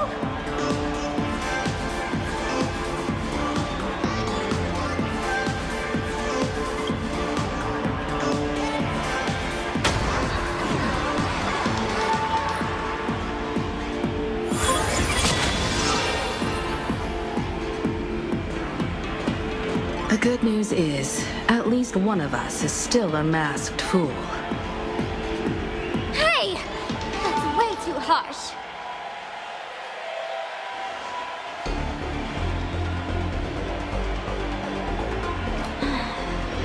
I hate to admit it, but gray hair, it's opened for you. The light orb has acknowledged you.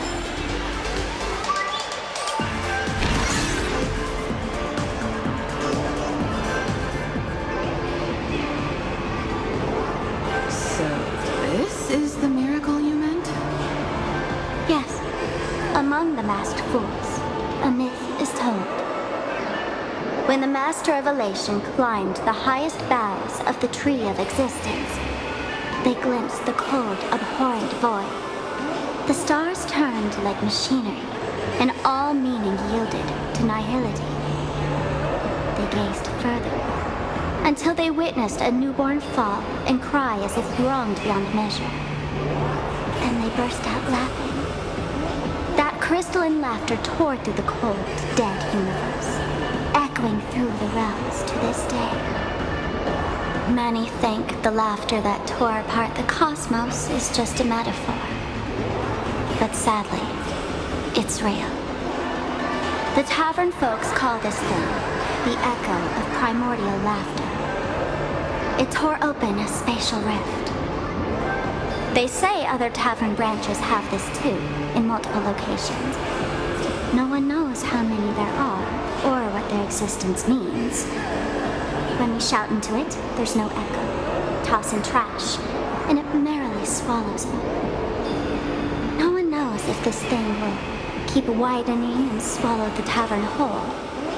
Either way, it just sits there, right over there, motionless, grinning at us forever.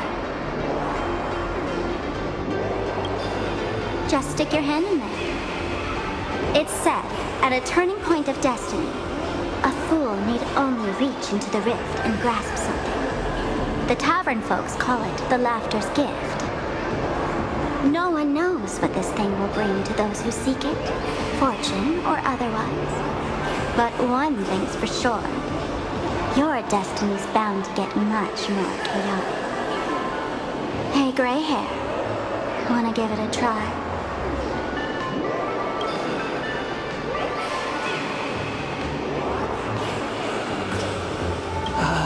Akivili, have mercy. And Akivili's name? Please don't hurt me. My hand doesn't taste good.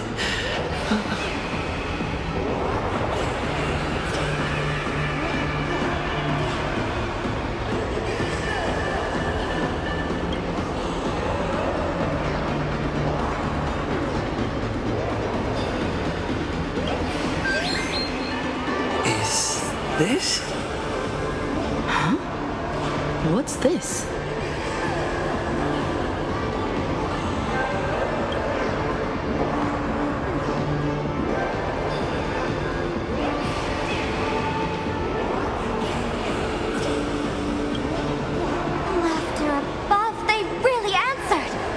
But what's their deal giving you another mimetic virus?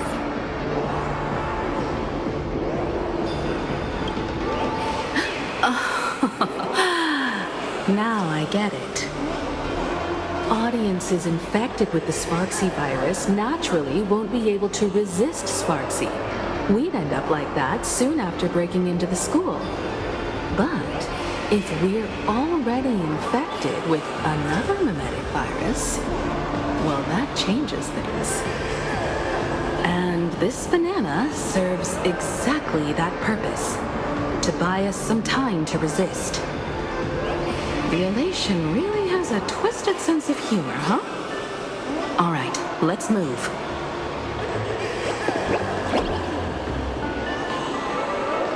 Who are you two? Haven't you heard the rule? Only one fool's allowed in here at a time. Who am I? Well, just a passing detective and his assistant. Have I been asleep too long? Or has humanity sunk so low they don't even care if they turn into monkeys? Meanwhile, the ignorant criminals believed they had discovered a treasure that could change their destiny, completely unaware that what they held in their hands could shatter the sanity of the entire world! Hey, Mr. N, cut the narration when it's time to fight. Well, I gotta do something, right? Like this? Whatever floats your boat. Now, listen up, you three. Put that banana down and walk away, and I'll let bygones be bygones. But if you try anything funny... If you want to get to them, you'll have to get through these little toys first.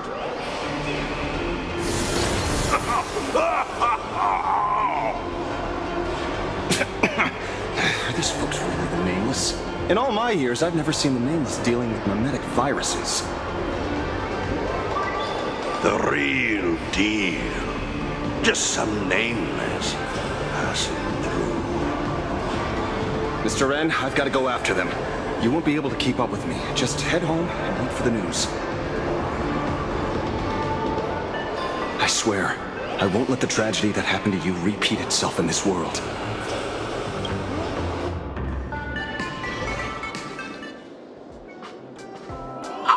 Over here!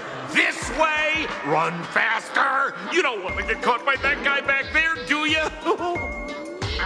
Yo, bro! Just how many troublemakers did you people manage to tick off when you landed?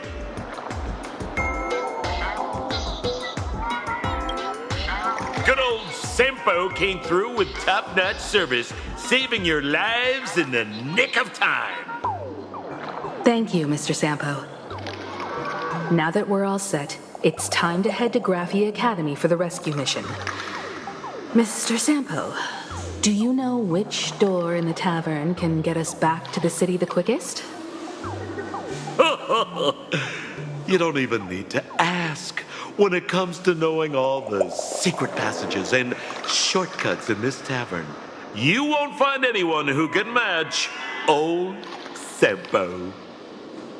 Then lead the way.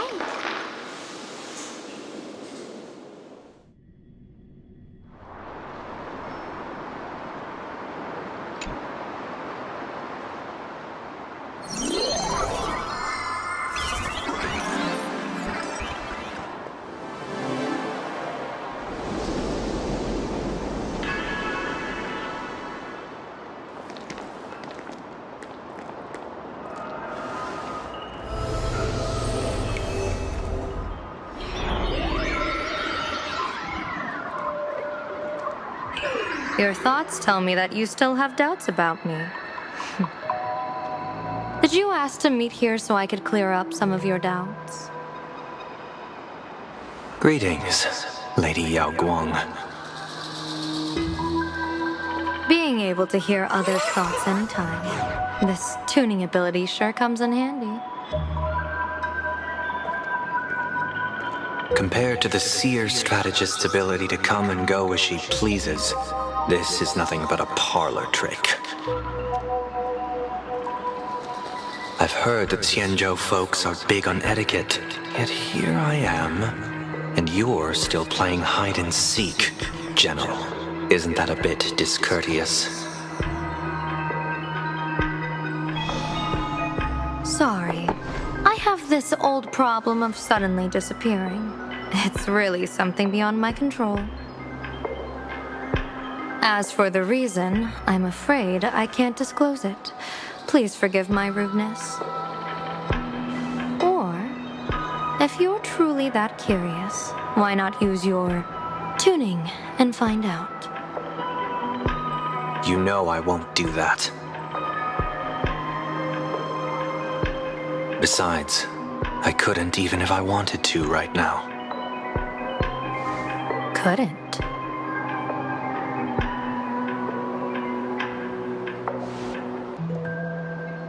At this moment, the crowd's thoughts are crashing over me like a tidal wave. I can't block out all this mental noise. Just keeping my own thoughts from getting tangled up in everyone else's is hard enough.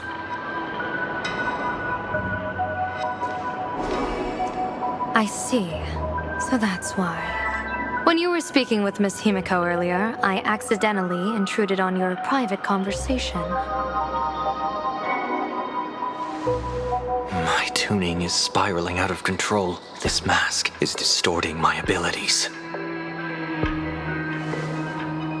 I see it differently. The loss of control is temporary. That mask is amplifying your power. How is this possible? This tuning power is bestowed by the Harmony. How could the Elation meddle with their authority? Perhaps the Elation simply poured more fuel into this divine authority? In my humble opinion, this mask binds the supplicant to all beings of plain Arcadia, drawing strength from those who share the same path here for your use. That's why you're hearing others' thoughts surge toward you like a tide. Your tuning is steadily expanding, and you've become the center of this melody.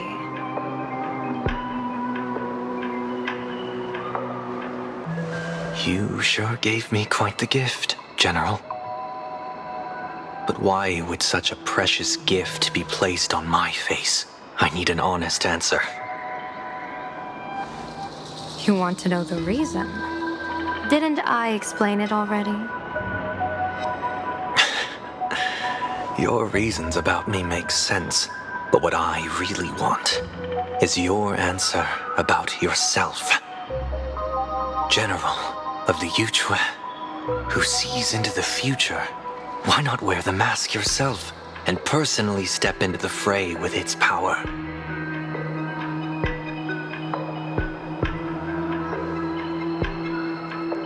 Words can deceive, but only tuning lays the truth bare. Mr. Sunday, why not use your enhanced tuning to feel the weight of that answer for yourself? Well then, pardon my intrusion, Lady Yao Guang.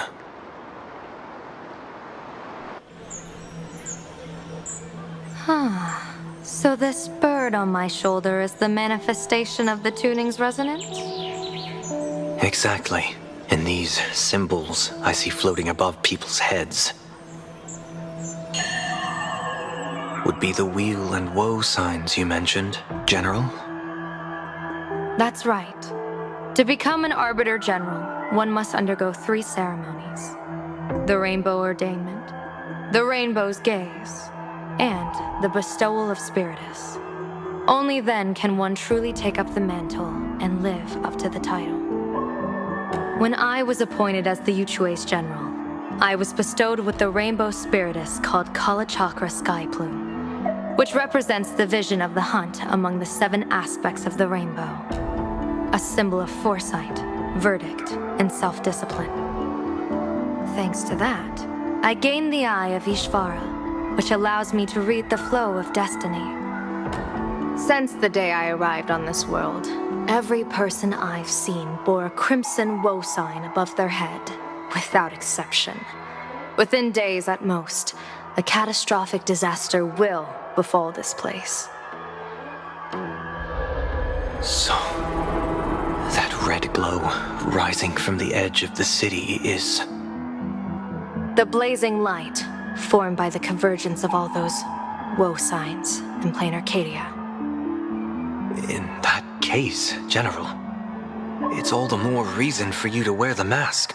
Once your sight into the future is strengthened, you won't need to fear the deathly omen in your readings. Mr. Sunday, have you heard the diviner's iron law? Never divine the same matter twice. In Penacony, diviners also warn clients beforehand. You can't ask for another spread just because you dislike the result. There's a reason for that, isn't there? Divining the future is, in essence, a form of observation and calculation. It's an interference with the future. Each reading drives the murky future towards a definite outcome, a collapsed quantum state, even if that outcome isn't to one's liking. To be honest, when I set out for plain Arcadia, I had fully intended to personally participate in the Phantom Moon Games. But the moment I laid hands on the mask, I understood the consequences of wearing it. Once this miraculous item is donned, the Eye of Ishvara would transcend mere sight and permeate throughout this realm. The Kalachakra sky plume would predict the future of all beings at tens of billions of instances per second. You're saying that simply by your observation, our future would become fixed. Indeed, just like how the Wisdom Walker expounded the way of destiny, anchoring the fated moments. If I wore the mask, I would become the noose of plain Arcadia, and I would personally anchor a destiny that drives us all into a bottomless darkness.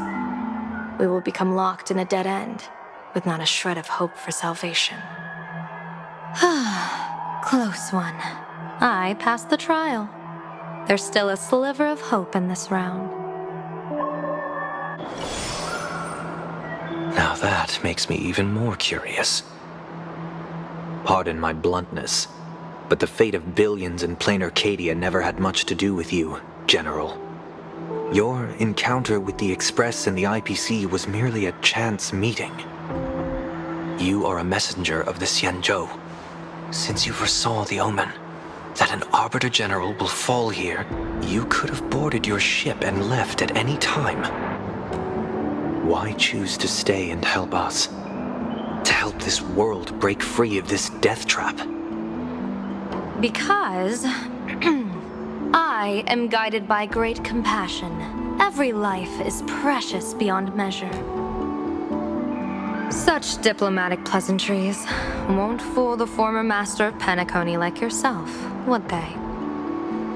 Then, how about this reason? The Astral Express has distinguished itself time and again against the destruction, and bears an irreplaceable duty for the future. I can't just sit idly and watch you face annihilation. Give me a break. I really am terrible at all this diplomatic talk. Mr. Sunday, what makes you think that everything I've done is just to save plain Arcadia? What? Weal is where woe lurks. Woe is where weal leads. The good fortune of some often births the ill fate of others, and a dead end for someone may hide an opportunity for another. This treacherous land where life and death turn again and again, where fortune flips to misfortune, is, in my eyes, the perfect board for a game of wits. A game with whom?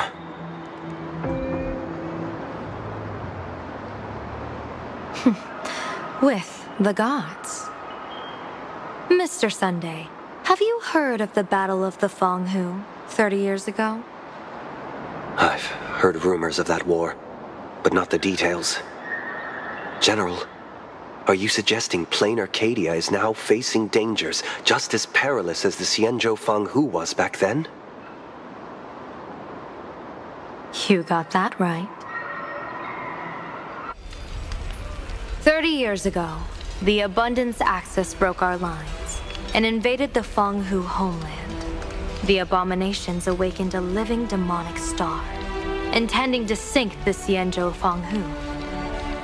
With no other options, the Alliance staked everything on my Junior Soar's plan to operate the astronomical observation device, the Cloud Pier Telescope, to signal the Rainbow for aid, using their Lux Arrow to strike down the Demon Star. Whoever operated the Cloud Pier Telescope would not return. It was to be a one-way trip.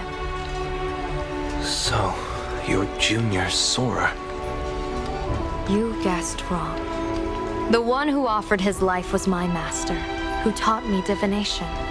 It was Master Jingtian, then the Yuchui's Master Diviner, and the only high official authorized to operate that device. He accepted his fate and ventured to the Feng Hu, going with him into certain death were Yueyu, the previous Yaoqing general who guarded the Cloud Pier Telescope, and the Verdant Knights under her command. I was responsible for assessing the entire plan's feasibility and mending its gaps. I activated the Decalite reflection barrier, calculating and casting lots again and again. I watched as the starlight, representing countless possibilities, flickered within the reflections, faint, wavering, until the vast shadow of a pondering god swallowed them whole. And they vanished into the abyssal dark at the edges of the universe. And in that moment, I understood that I had cemented my master and countless soldiers into an inescapable doom. When the Lux Arrow fell, they would perish along with the enemy and that demonic star, all reduced to ashes. You sacrificed so many comrades just to ensure the enemy's fall? To Penaconians, that must seem incredibly cruel, right? As someone born in an era of peace, I have no right to judge. Perhaps the founders of Penacony could understand the necessity. Cruel or not, it was my duty. And so I had to witness and remember their sacrifice. When I saw the Lux Arrow descend, I realized the Xianzhou Alliance had actually directed an Eon's actions. This realization illuminated the mission of my remaining years. In this cold, merciless cosmos, when you're trapped in despair, an Eon's intervention is often the only hope.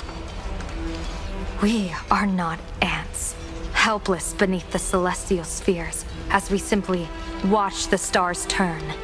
Instead, their trails were forged by us, who offered up a portion of our insignificant destiny.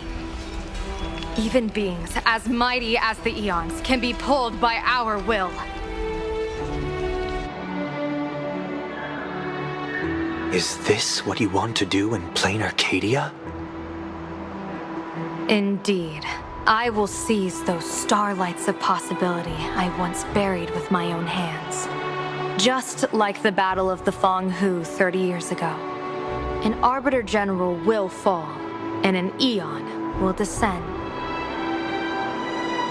I will forge the destined death into wagers and game pieces, and invite the god who delights in meddling with destiny to sit at my table.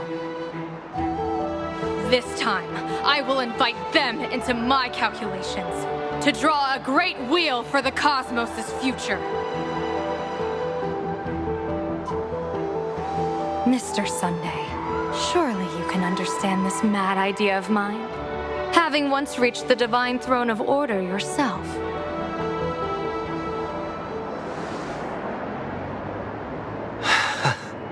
Our common ground goes far beyond mad ideas. But I was reviving a god who already lay dead and buried in the infinite dark. General, How can you be sure that the most capricious Eon would be led by your fancy?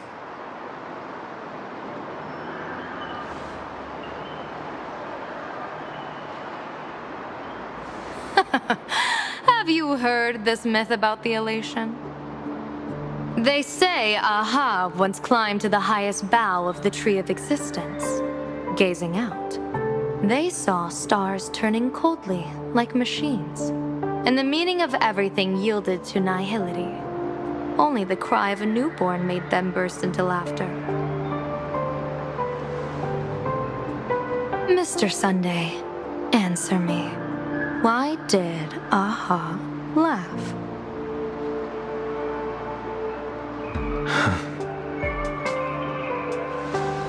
I think it's because they finally saw an audience arrive at this long, empty stage we call the universe. Oh, well said. You're way funnier than you look. As divination teaches, heaven creates 49 paths. Humans find the one unseen. We are the greatest variable this blind, mindless universe can produce. The universe and the gods set riddles for us, and we shall give them a surprise, an answer beyond the finality. Ah, looks like it's about time. Don't tell me you're disappearing without a goodbye again, General. No. This time, we will set our eyes on the same place and carve a sliver of possibility out of destiny with our own sight. Could you be talking about the school where Himiko and the others went? Yes. The crimson light there pierces the sky today, marking it as a locus of woe. The Arcadia's first calamity will erupt there. I should have asked you to give them a few secret strategies before they left. Forget it. The stuff in those pouches is all harmless banter anyway. We should let them off the hook.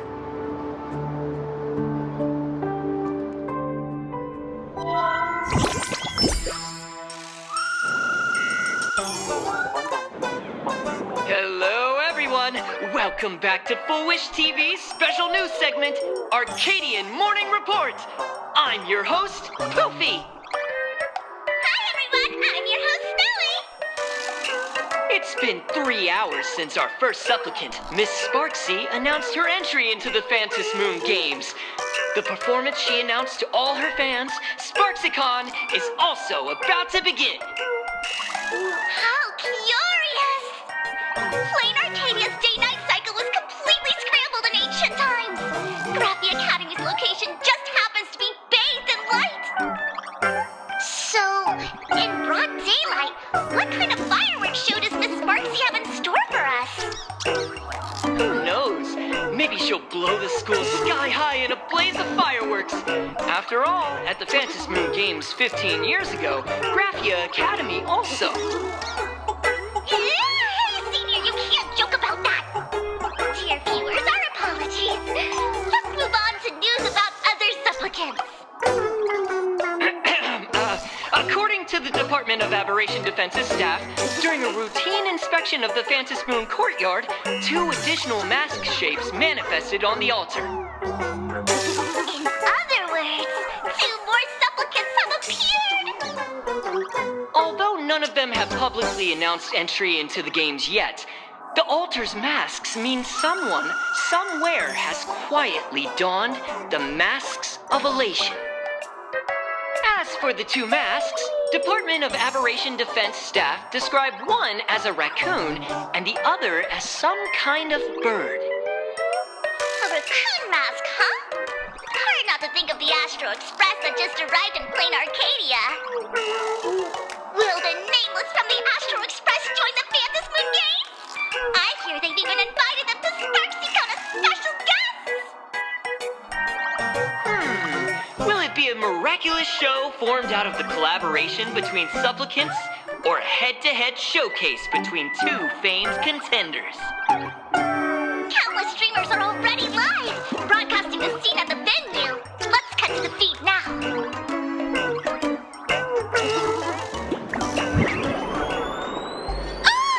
Look, it's the Nameless from the Astral Express!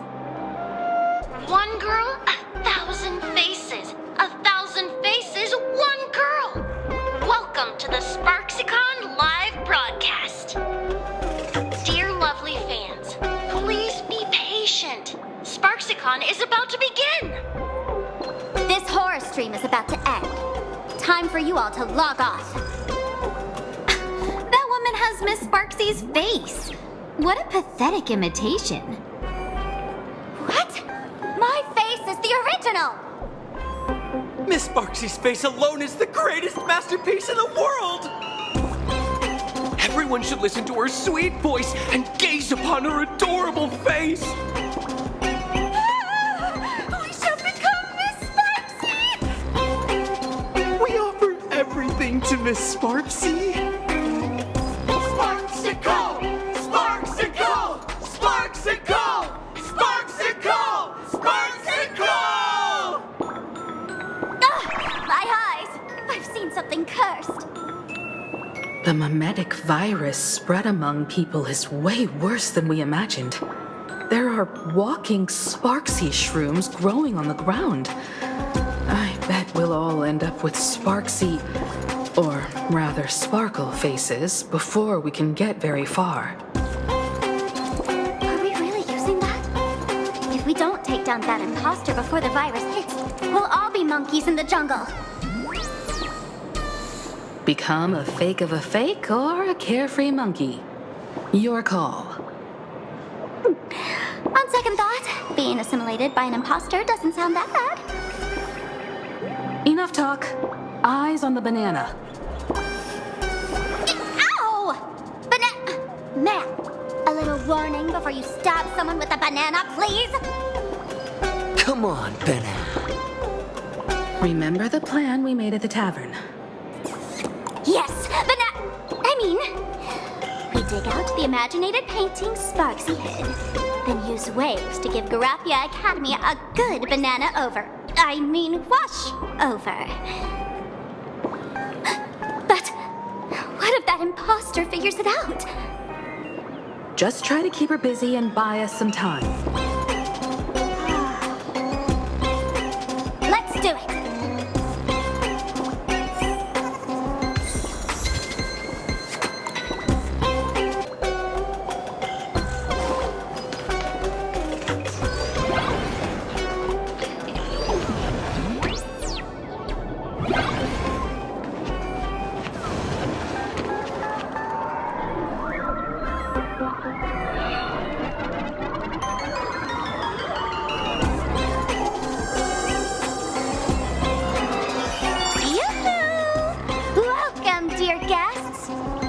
Waiting so long, my phone's about to die.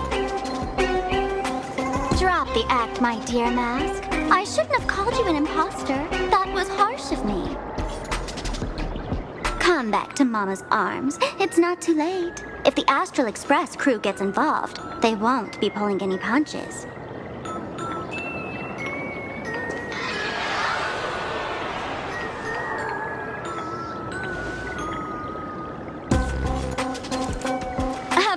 I get it. Surrendering now would ruin the stage you so carefully set.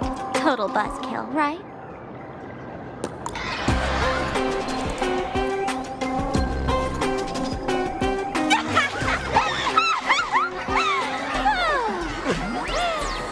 So you still don't get it? The worst thing an actor should do is be tied down to one type of role. Standing before you, who's been by your side all along. The masked fool who never played any tricks. She is actually the old mask I have shed.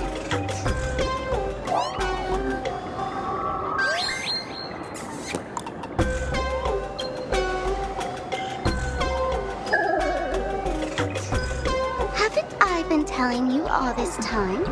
She's just an old model. No wonder the light orb in the tavern didn't react to Sparkle.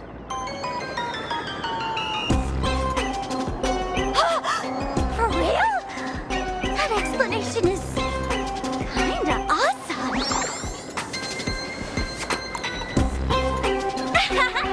Look at those expressions on your faces. This is the best opening act for Sparksicon ever! I shed that old mask, and with it, the weak, timid, all too human me. This new me will break free from all shackles, gather my fans' wish power, and stride onto the stage of the Fantasmoon Games!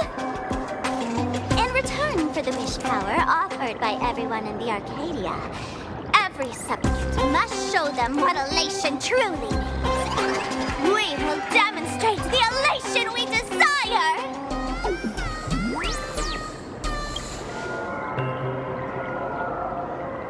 There's no coercion involved anywhere in this. It's a simple yes or no, like scrolling to the bottom of the terms of service. Want attention, talent, quick cash, universal praise? Download the Sparksy virus. Ta-da! Click confirm, and you're set. Isn't that exactly what they crave? Elation in 3 minutes flat? Nameless, you're doomed to lose. You can't stop what people desire. We can't stop their desire. But in this stream, we'll show this Arcadia world another possibility. What did you just say? We'll show everyone watching the live stream the elation of the Astral Express.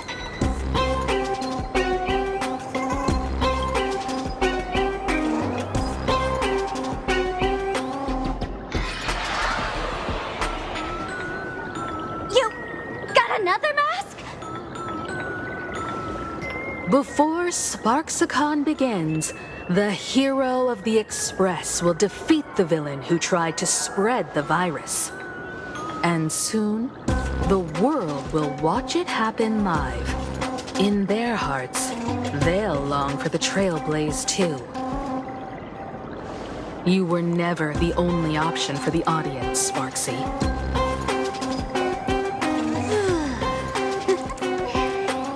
You know why I can't stand heroic stories?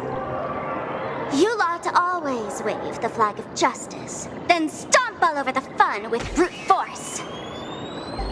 The elation has nothing to do with justice, and you haven't won yet. Ma'am, gray hair, don't tell me you forgot the plan. I'll stall her.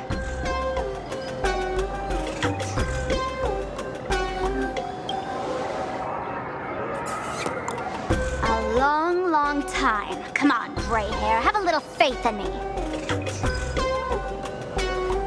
There's one thing I've always wondered. Who's the real Sparkle, and who's just a mask? Shouldn't the last one standing decide that? Then let's settle it, right now! I'll make you the opening firework of Sparksicon!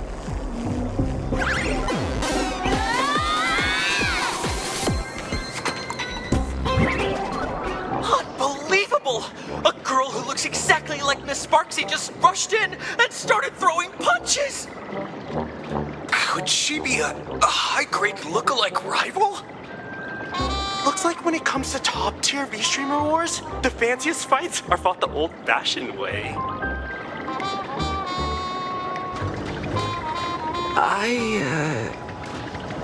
Hey, friends! Over here! Look this way! Is that March's voice? Over here! Mr. Yang and I are in the art classroom!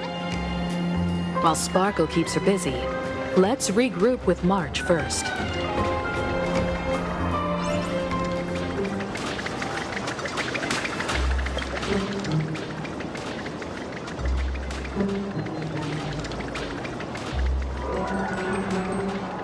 A mere mask dares to threaten its master!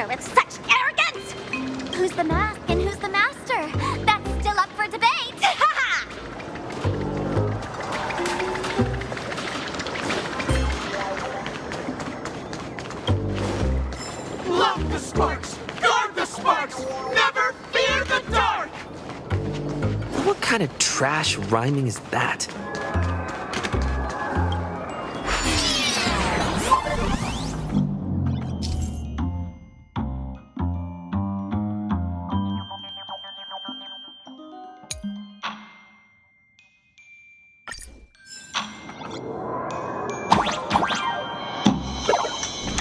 Move this platform, and you should be able to get up there.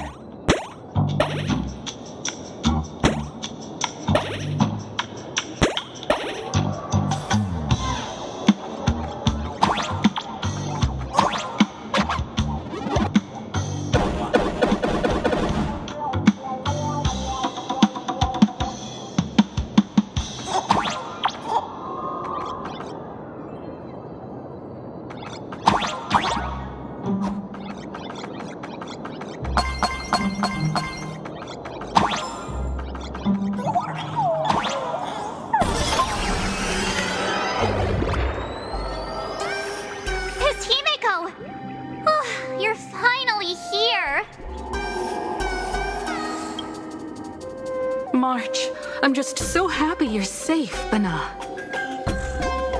After he escaped the school, I figured he'd bring you back. So, while Sparksy was away, I found a classroom to hide in. The students around here have been acting weirder and weirder. Good thing my heart is pure and untouched, so her tricks don't work on me. Hold up. Were you two just talking with some weird verbal tick? What? You actually used that Penaconian mimetic virus to counter Sparksy's influence?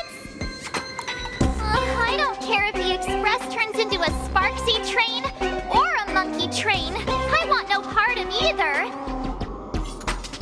What about Welt? Is he all right? Mr. Yang, it's our friends. Come on out.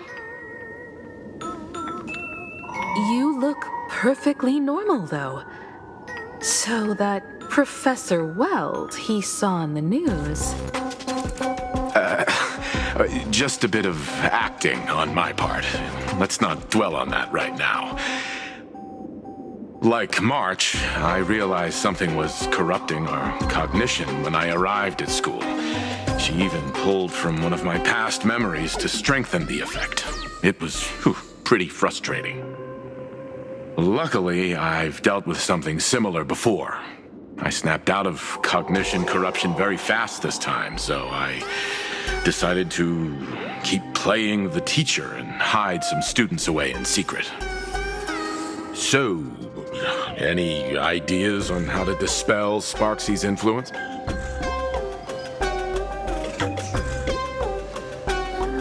No wonder these students took down the seascape painting from the central courtyard. Sparksy had them break it into 3 parts: the waves, the wooden boat, and the moon.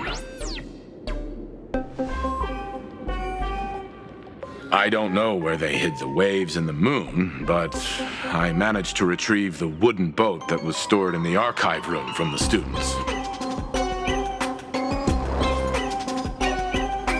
As expected from Teacher Yang. We might have a lead on the other 2 painting pieces. Have you seen... Furbo, Nana? You mean... a Furbo? We sent a local reporter into the school, but his luck turned sour, Nana. Sparksy caught him red-handed. Before he was taken away, he managed to take a photo of the library. I want to check it out with him. What about me and Mr. Yang? Now that we have a lead, no way we'll just sit here doing nothing. March and I will go track down that Furbo reporter. We might even find out where the last piece of the painting was hidden. That's the plan. Let us know right away if you find any leads.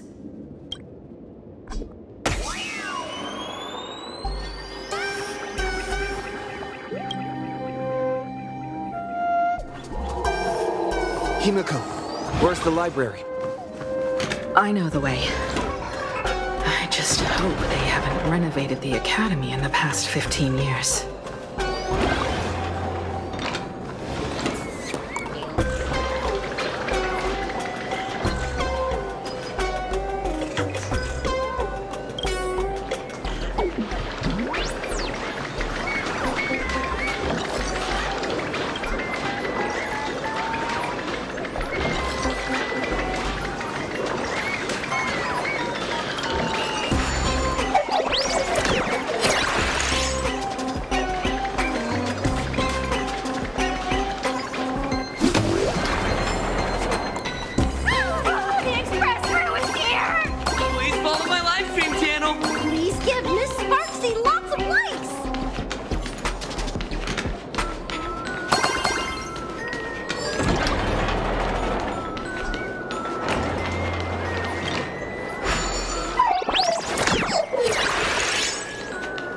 The library's just up ahead. Finally, I can get away from all these live stream obsessed students. We're here, Bana. But I don't see any waves or moon. Where could it be? Like I'd ever tell you. Miss Sparksy herself ordered us to guard this place with our lives. Hey, get that stream running. Ugh, kids these days. They ignore their studies just to focus on the internet. As an alum of Graphia Academy, it's my duty, as tradition dictates, to give you all a proper extracurricular lesson. Hey, juniors, ready to roll?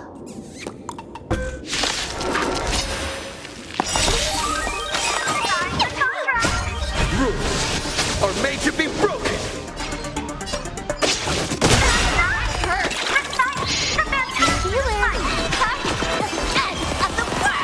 You won't get away.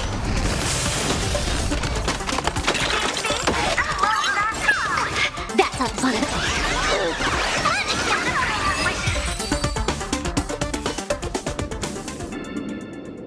Where could they be hiding the landscape painting?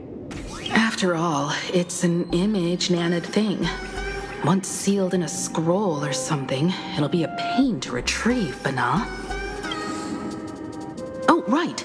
Let's check out that photo Nana the reporter left us. Maybe we can find some clues.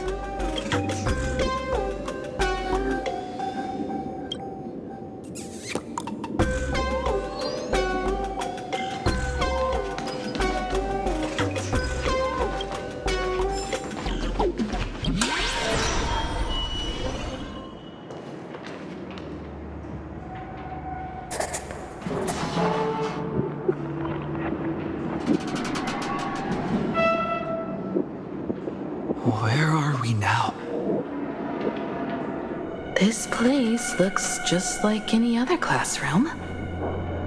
But something's off.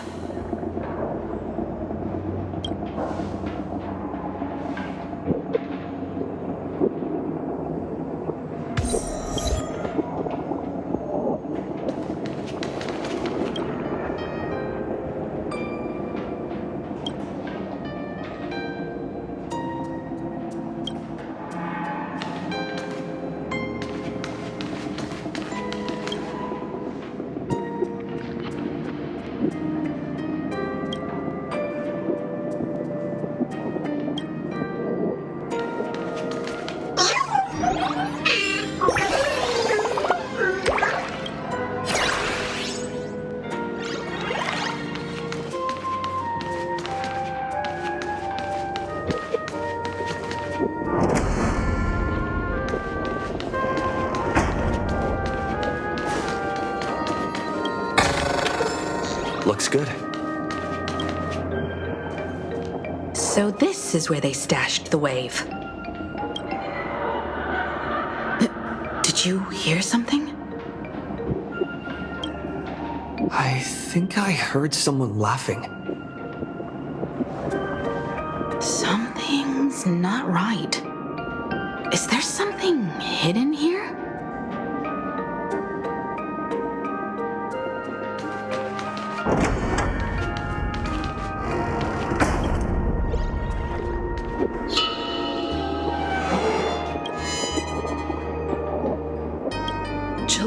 22nd, 1984? Belle? Could this classroom be... Senior? You're back!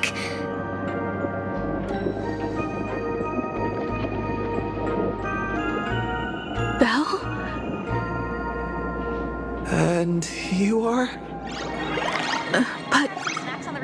how is this possible? You're back? It really is you, Senior! You look so different. We almost didn't recognize you. Still, that dashing aura of yours simply can't be obscured. I, and so many of us, we've been here, waiting all this time. I'm so sorry. I was gone too long. It's unforgivable that I never came back to visit you all.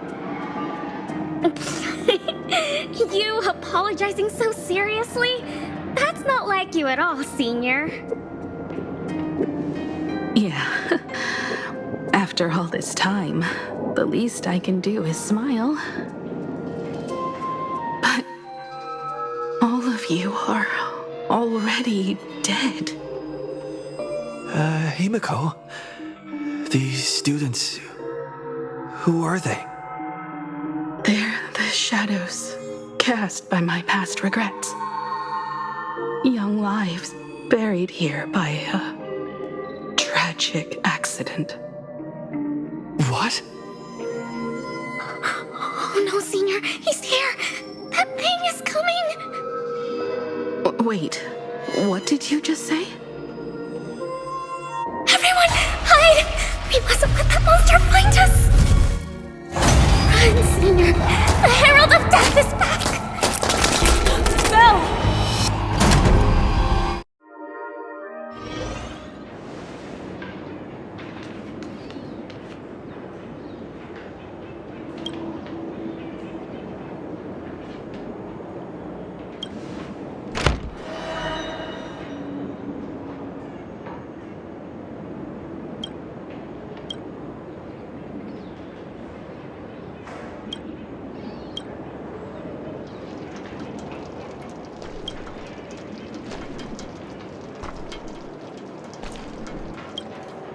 We've got the wave now. Time to regroup with Welt and the others. You can't save them. They're already ghosts. It wasn't Sparksy who attacked them, but something far more cruel. And they didn't die in the present, but during a certain twilight 15 years ago. We can't change their fates. However, this definitely isn't some kind of time travel to the past. Someone created this space for unknown reasons, only to reenact before an eyewitness the bloodbath at Graphia Academy from the Phantasmoon games 15 years ago. That's right. But that has nothing to do with the enemy we're facing right now. I know you have a lot of questions now, but we'll have time to talk about all this in detail after we deal with Sparksy. Come on. It's time for us to meet up with Welt. He just messaged and said he and March found the missing Furbonana reporter, Bana, and the final landscape painting piece.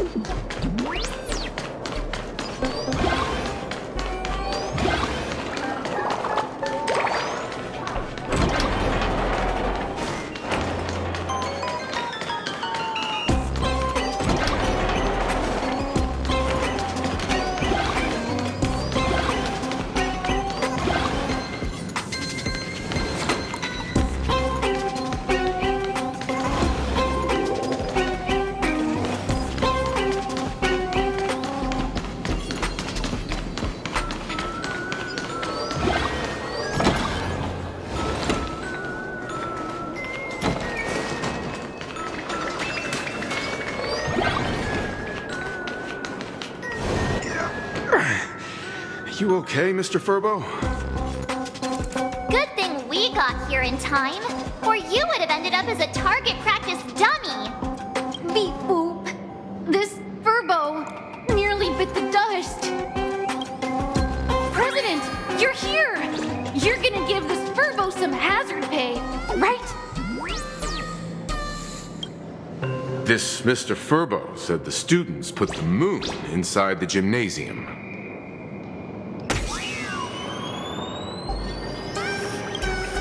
Wispe called emotes. Sparksy must have given the moon to one of the emotes to look after. She really went all out, didn't she? The whole gym's full of moons. Now what?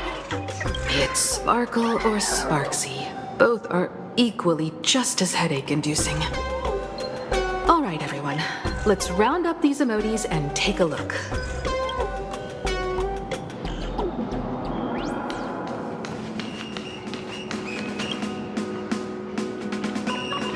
You, Bessa! Did you stash the moon somewhere? I pried open its mouth to take a look. Seems this little guy didn't swallow the moon.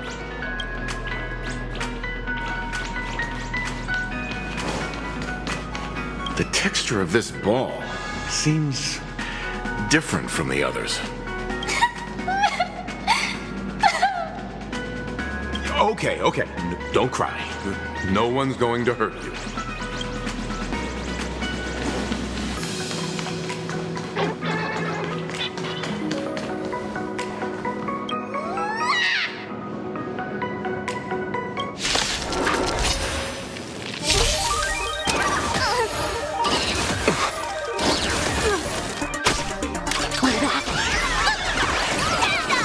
Let's play. Can you find the answer?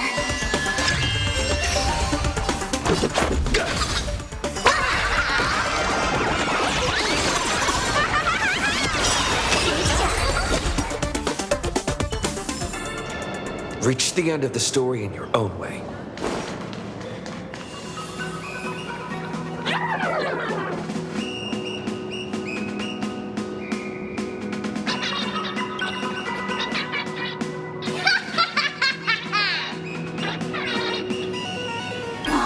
Sneaky laugh. It probably does know where the moon is hiding.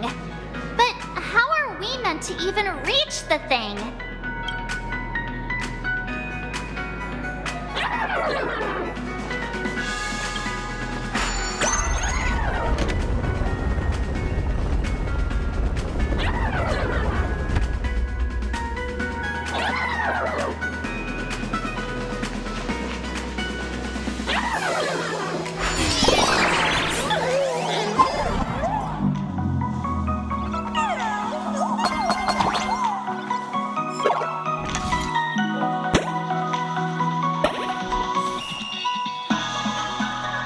The gym. I've missed this. There was a time when I really envied those classmates who could sprint across the field, giving it their all.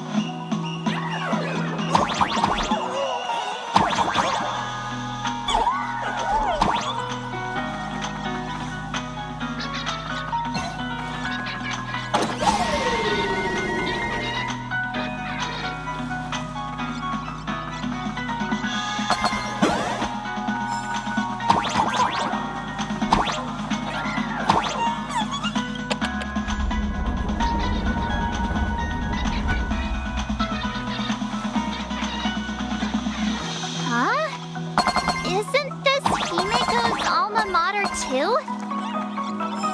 Don't tell me Himeko was the quiet type who stayed far away from the gym back in school. Not quite. I'd already graduated by the time I started feeling this way. Due to some circumstances, I went back to my father's school to work.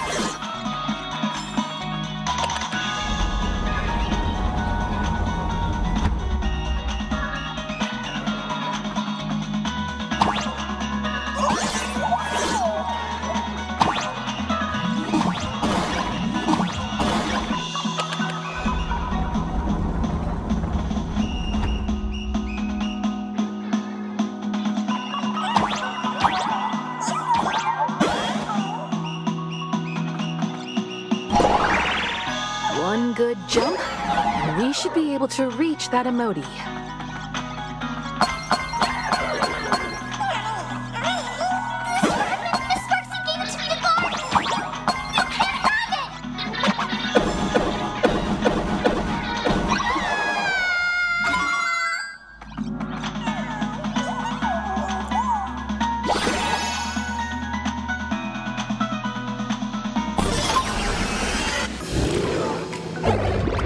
And with that, we've got our hands on the third part of the scenery, the moon.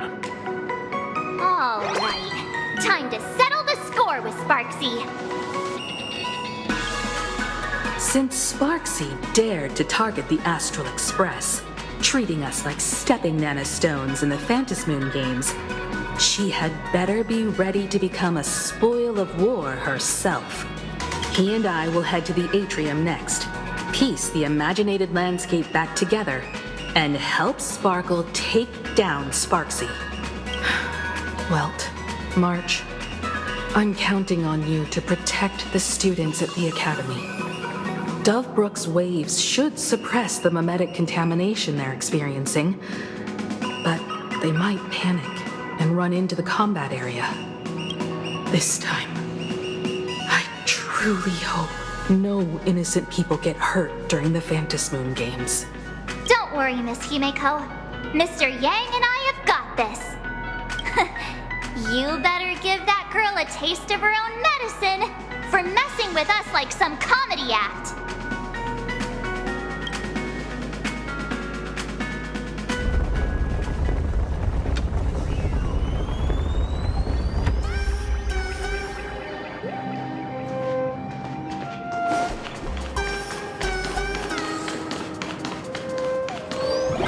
What does everyone think?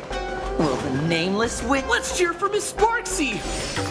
Who will emerge victorious? Miss Sparksy or the Astral Express? Stay tuned to find out! Sparkle and Sparksy are gone. And the students too? If you think you've got this in the bag, you're in for a rude awakening. Sparksicon hasn't even started! Da-da-da-da! Time for your SparksyCon Grand Finale!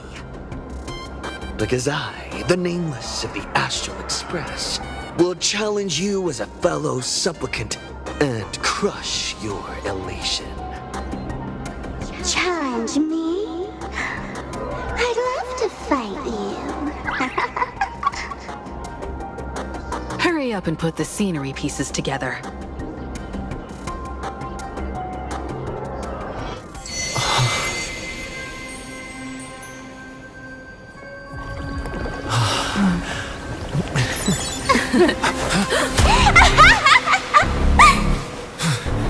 That annoying old model has already fallen asleep.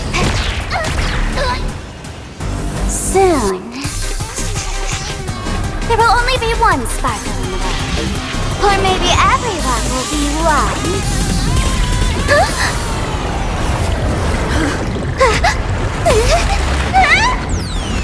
Don't attack during my transformation!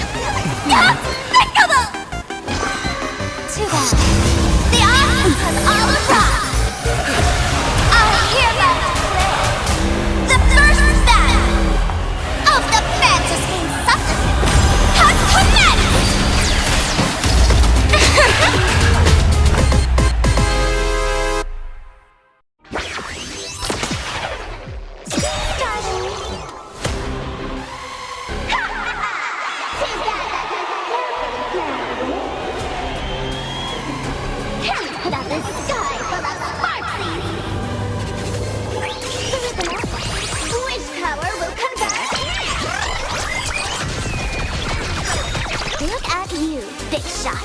Dear viewers, I've kept calm and quiet with Sparky till the end of the world!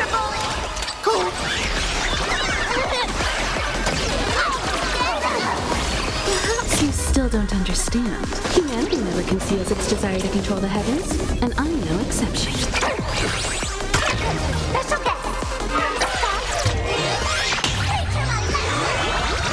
Where the heck did she drag me to? That's so ew! Let's play for feeling spiffy? Cyberbully! Rules are made to be broken.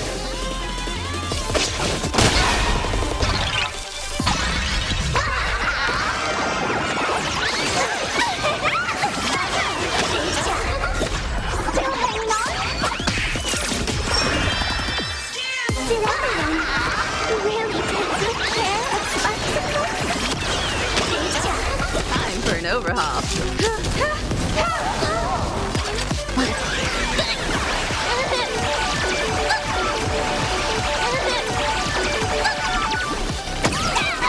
I'll go easy, viewers.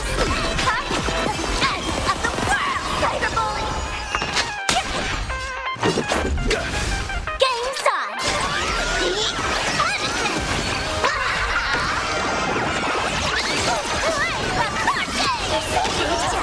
I have something for you. Let's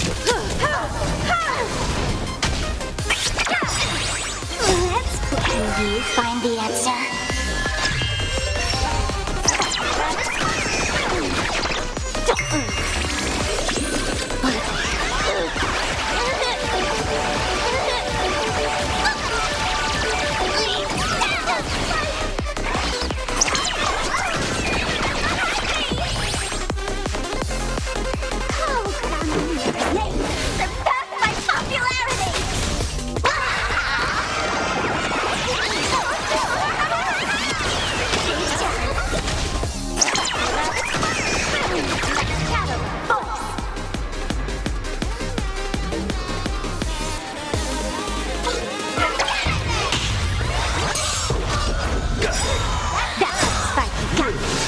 Are made to be broken. We won't get away. Perhaps humanity never conceals its desire to control the heavens, and I'm no exception. Dear viewers, end of the world! Let's play for feeling spiffy? Can you find the answer? Game's on!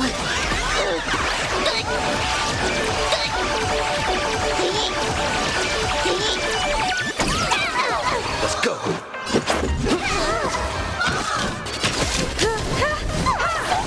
I'll go easy.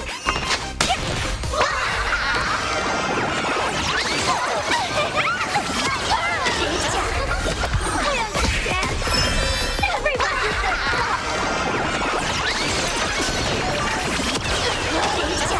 Not everyone wants to be you. I'll show them my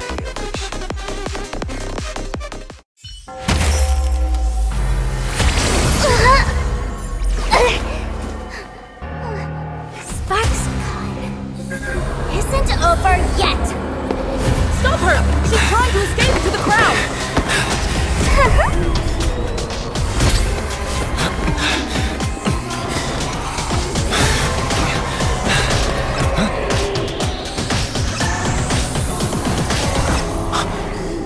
No need to panic, you two.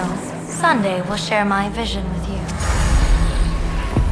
Let my eye of Ishvara see through it all.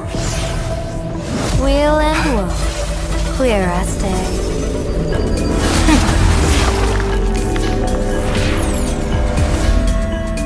I see where the culprit is. Not you.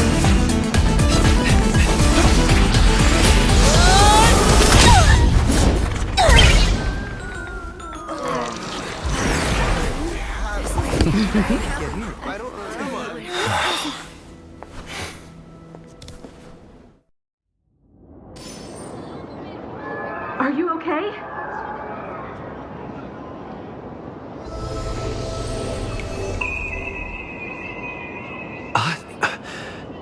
Where did everyone go? Look over here. General Yao Guang? Am I seeing things? We're just attuned to each other, that's all. Feeling dizzy? Don't worry, it's just a minor side effect. When I first opened my eyes, I couldn't even conduct basic self-care for nearly a month. Don't worry though. With my reinforcement, you'll be back to normal in a moment. Thank you, General. By the way, above your head,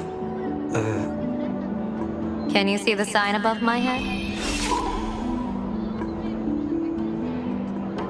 So, whether it brings weal or woe, whether it changes or not, please keep this secret safe from me.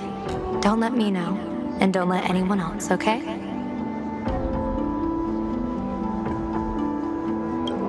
Hey, I went out of my way to help you here. Can't you give me a discount? Consider it good karma. I'm afraid not. As an observer, your gaze reaches far deeper than his. In that fleeting moment, your eyes gained insight into my destiny. For those who wish to defy their own destiny, the best approach is to avoid gazing too long into fate, especially not letting powerful observers do so. Now that you know the reason, surely you'll do me this small favor and keep this secret? Thanks. And of course, be careful not to let it slip. Or else. I'll tell everyone all about your true identity. You're a former Stellaron hunter, aren't you? Oh, just imagine the chain reaction that would cause. I don't even want to think about it. Doesn't this feel like the opening scene of a comedy? Two people who barely know each other, yet they're keeping each other's destiny a secret. I guess you could say we're now partners in fate. No surprise there. After all, both comedy and fortune-telling thrive on unexpected twists and turns of fate, don't they? All right, looks like the side effects have worn off. Time for us to say goodbye. And you? Are you okay?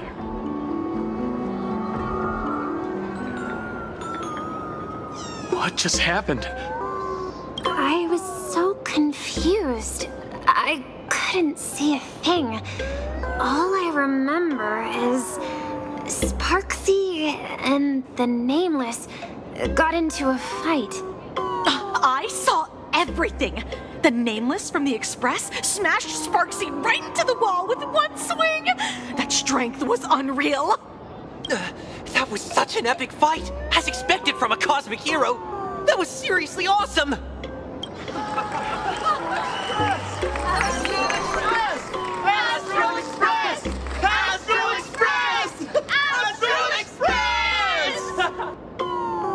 Looks like the students have all recovered from the contamination. Did they recover?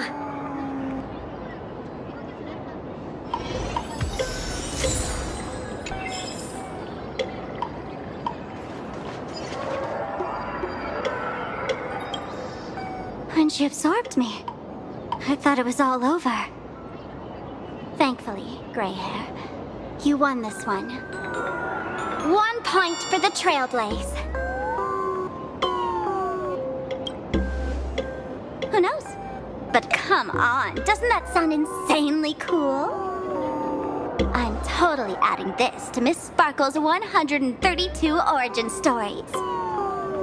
Maybe we're all just masks that someone else has shed. The tavern? They might kick up a fuss about Sparksy's defeat for a few days. Maybe some foolish hotheads might even come knocking to fight you. But trust me. Give it a couple days, and the tavern will act like none of it ever happened.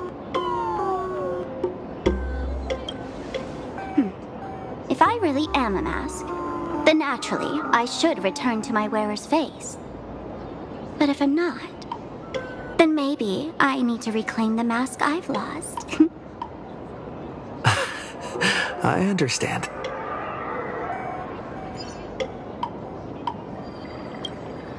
Sparksy probably didn't expect that the first miracle of the Phantasmoon games wouldn't be everyone becomes her, but the Express hero defeats the villain spreading the virus. Compared to a streamer reflecting people's desires, the fearless trailblazer of the Astral Express is more of an attention grabber. That's right. Sometimes the supplicants work together, sometimes they clash. It's like a coin toss. No telling which side will land until the moment it hits the ground. At least this time, I hope it doesn't end in bloodshed. You're one step closer to an audience with AHA. Right now, all of Plain Arcadia is watching you, and all of their attention's flooding over you, and the mask you wear. Make the most of that attention. From now on, you'll represent the Trailblaze to show this world of elation what elation is. Show mercy. Or don't. No, I'm just kidding. Lower your bat. The audience in this Arcadia doesn't go easy on losers at the games. She'll lose her wish power soon enough, and the Sparksy virus will fizzle out. You can hand her over to the Department of Aberration Defense for imprisonment, or set her free. As a supplicant who's become the focus of all, I'm sure you've already made your decision, right?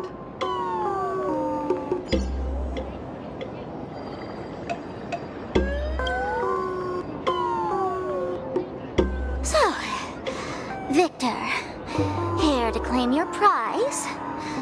Very well. Sparksicle has no objections to that. So what'll it be? Gonna hand me off to the Department of Aberration Defense? Lock me up as a hardened criminal? But knowing you, you're not that heartless, are you? Or maybe you want to take away my streaming account as punishment. I'll livestream 24/7 and sing praises of your valor. All right. Let what belongs to the Graphia family return to the Graphia family. But don't let this little win get to your head. You've still got a long, long way to go before you meet the laughter. We can keep working together. Better to have a friend at the Phantasmoon Games than another enemy, right? What? No parting words?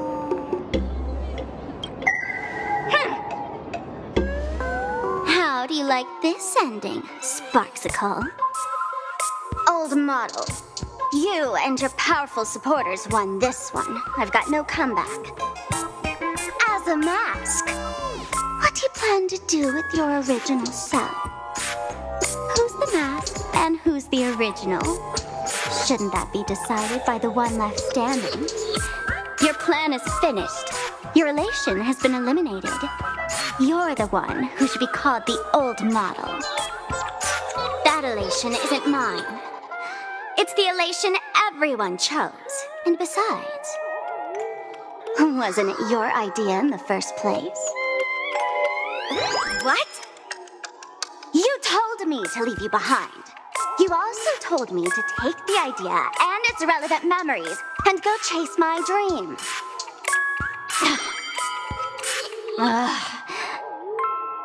That's totally something Miss Sparkle would do. How do you like this ending, Sparkle? How does that joke go again? Take the mask from a masked fool, and what's left but a fool? But take the fool out of a masked fool, and all that's left is the mask. Come on, Sparkle. Time to end this little charade.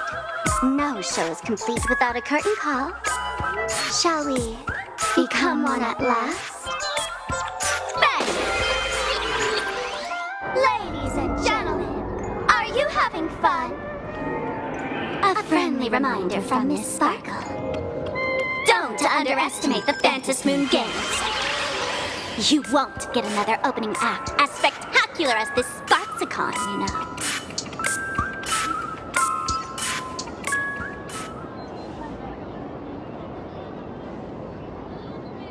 Sparksy. No. Sparkle? Which one is which? Perhaps it was just a masked fool playing a harmless trick under the watchful eyes of the gods. Or maybe she just wanted to remind us that the elation in plain Arcadia has become something even the gods no longer recognize. In any case, everything here has come to an end. We should move on and unravel the next plot.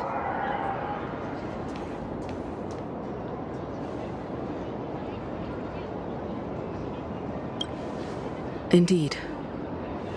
I want to investigate and find out who exactly created that place and why. Let me know when you're ready to head out.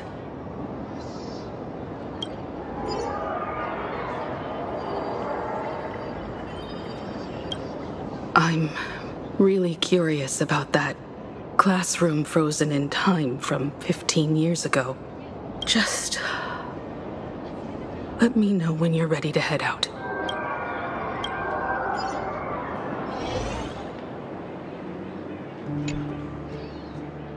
This place. It's like nothing ever happened. The ghosts are gone.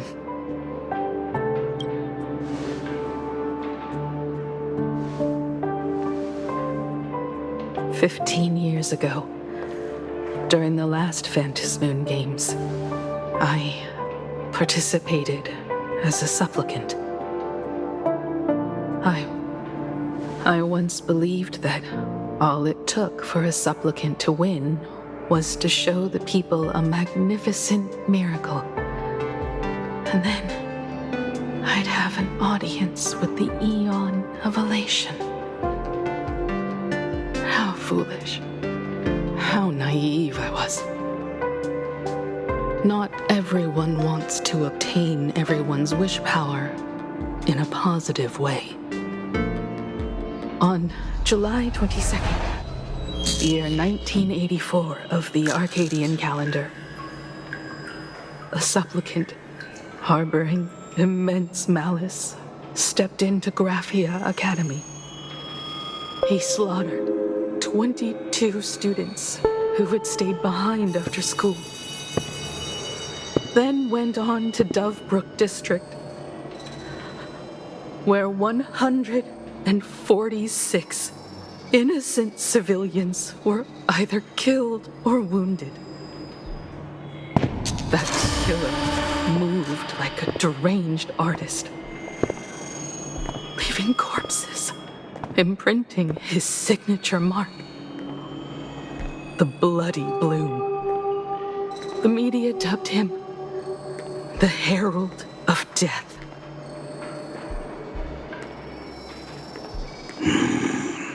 It was a tragedy the world could not forget.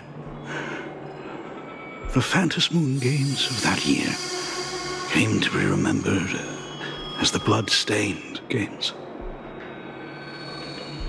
So many parents lost their children. So many people lost those dearest to them. One of the victims was my very own daughter. Upon my return, I stood before the grave where she was laid to rest. Her name was Himeko.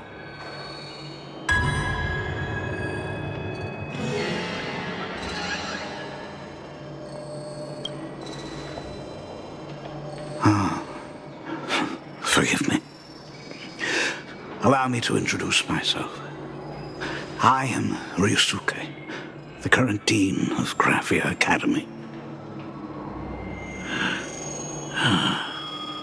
So, this lady who bears her name, who exactly are you?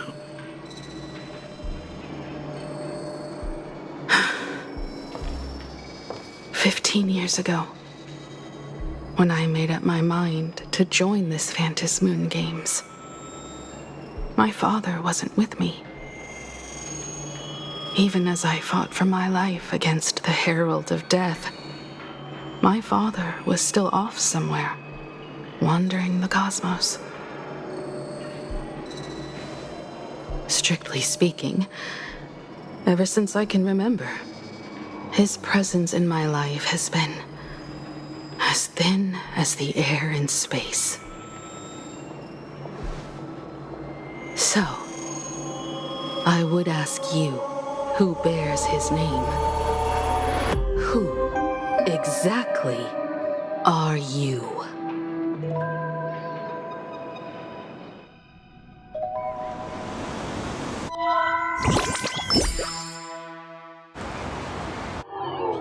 Welcome back to the Arcadian Morning Report Special Edition. We continue to bring you updates on the Phantom Moon Games. The SparksyCon hosted by Supplicant Sparksy came to an abrupt end less than an hour after it began. Under the watchful eyes of the entire network, the Nameless from the Astral Express went head-to-head with streamer Sparksy in a spectacular showdown. Unbelievable! I used to think all of the Trailblazers' fight scenes in director Rekka's latest film, Holy Grail Stay Night, were just special effects. Turns out he's got real moves. We'll continue following the Astro Express's activities and bring you... Breaking news!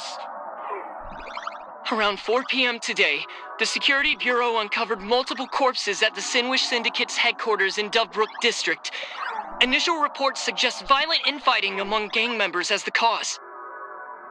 Even more shocking, an IPC employee was found dead at the scene. According to the investigation, the victim was identified as Lyndon Scott. Lyndon Scott, age 34.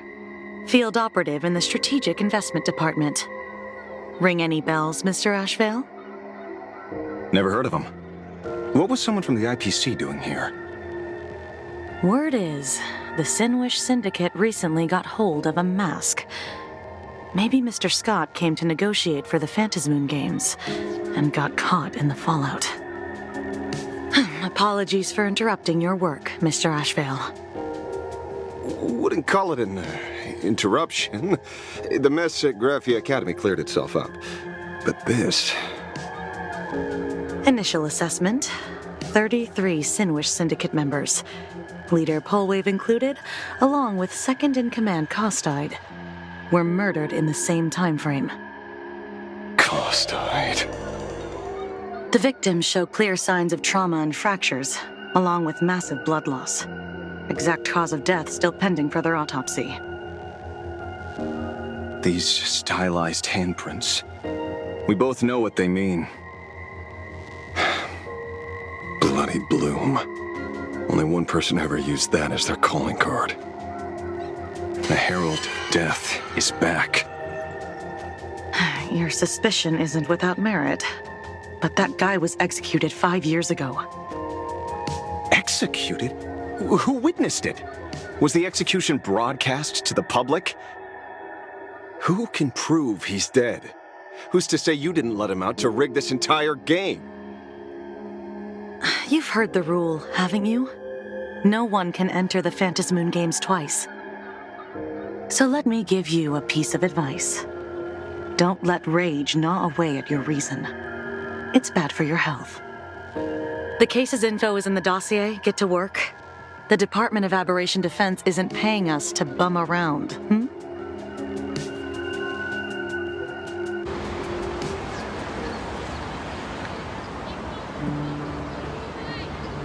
Rage sparked quietly in the detective's chest, and not even the wind from Dove Brook could dispel the metallic tang of blood clinging to his nose. When he first heard the Sinwish Syndicate had obtained the mask, a grim premonition stirred within him, but he never expected it to be the omen of a friend's death. Mr. N, he's no longer with us. Now he's just a body, another nameless casualty buried beneath a headline. People only care about the stars twinkling above, about the epic tales of the eternal conflicts among the cosmos's great figures. Compared to all that, who would mourn a small-time thug from a petty gang? What should we do next? I've been slacking off for far too long. It's time to make a choice. Mr. Ashvale, if you're calling now, may I assume you've accepted my offer? You are right, Miss Pearl. I'll join the games. Assuming you still need me, of course. My offer still stands. Just like 15 years ago, the same omen returns. There are signs the Phantasmoon games are spiraling out of control again. Mr. Ashvale, I ask for your strength to steer these Ionic games back on course. All I have to offer is a heart set on revenge. Today, 33 citizens of Plain Arcadia and one IPC colleague perished under mysterious circumstances. Someone is imitating the Herald of Death's methods, attempting to interfere with the games. Only victory can bring solace to the fallen.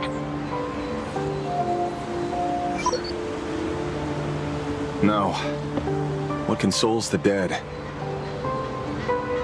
is only justice.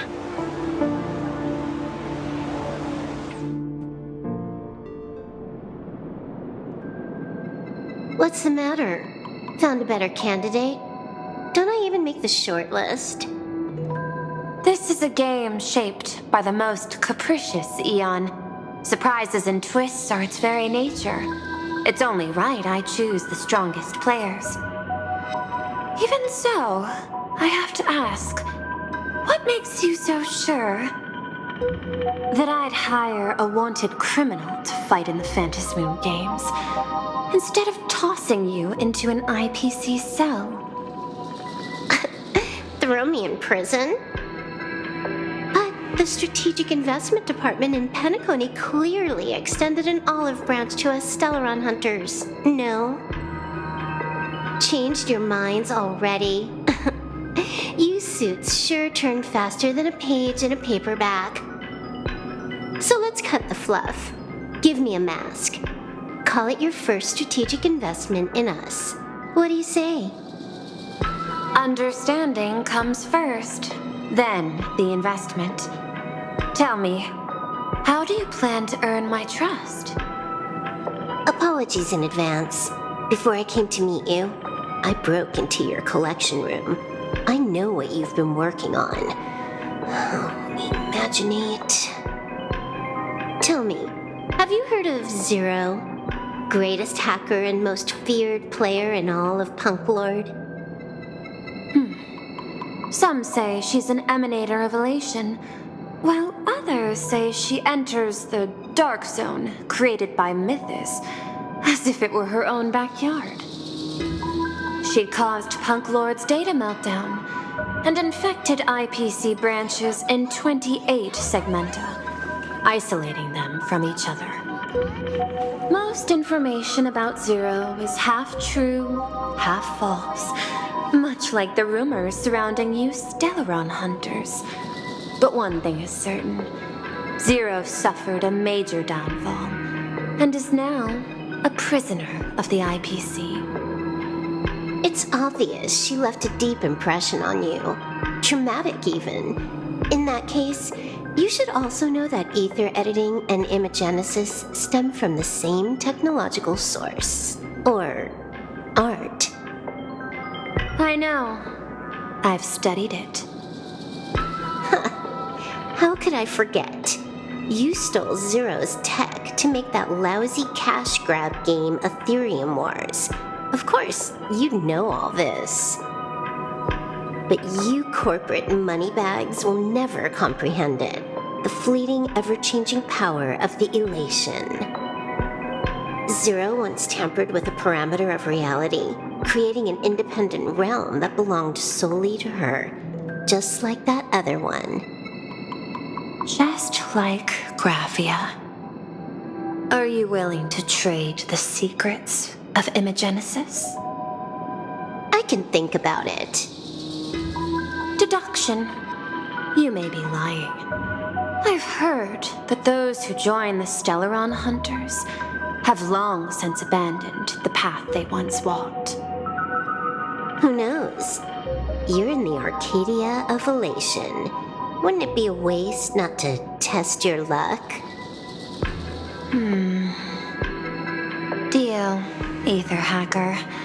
And to seal it with confidence, let me show you a little trick of the trade. A hacking trick?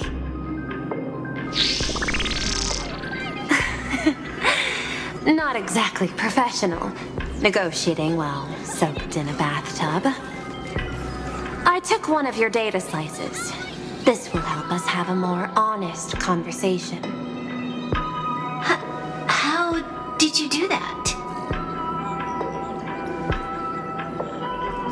Because I've studied you, including that cyber battle between you and that genius Schoolum. I even logged into all 76 of those banned accounts. I scattered just enough data breadcrumbs online for you to sniff out, leading you to the Ashen Detective. I even let you stroll through my collection room to explore as you pleased. Miss Silverwolf, a word of advice. Don't treat that mask like some 10 Stonehearts investment in a Stellaron hunter. Just think of this deal as something private between you and me.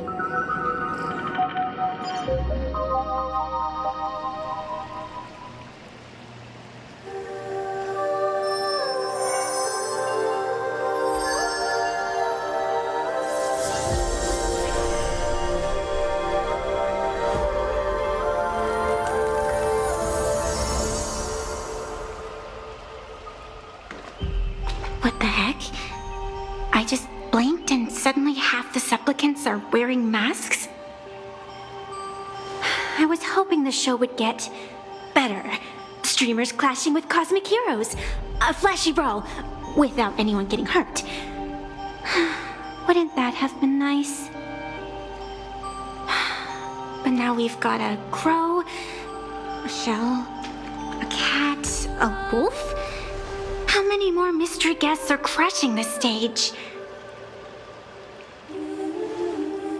And this thing?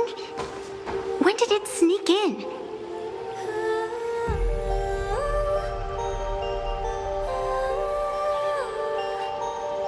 In the end, everything always spirals into the abyss. But you're the rare exception. Your first battle wasn't bad for a greenhorn protagonist.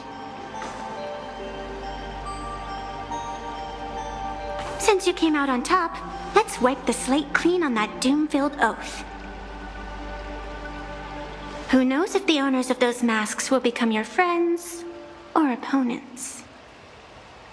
Or maybe one of them will bring about that terrifying future I saw in my dreams.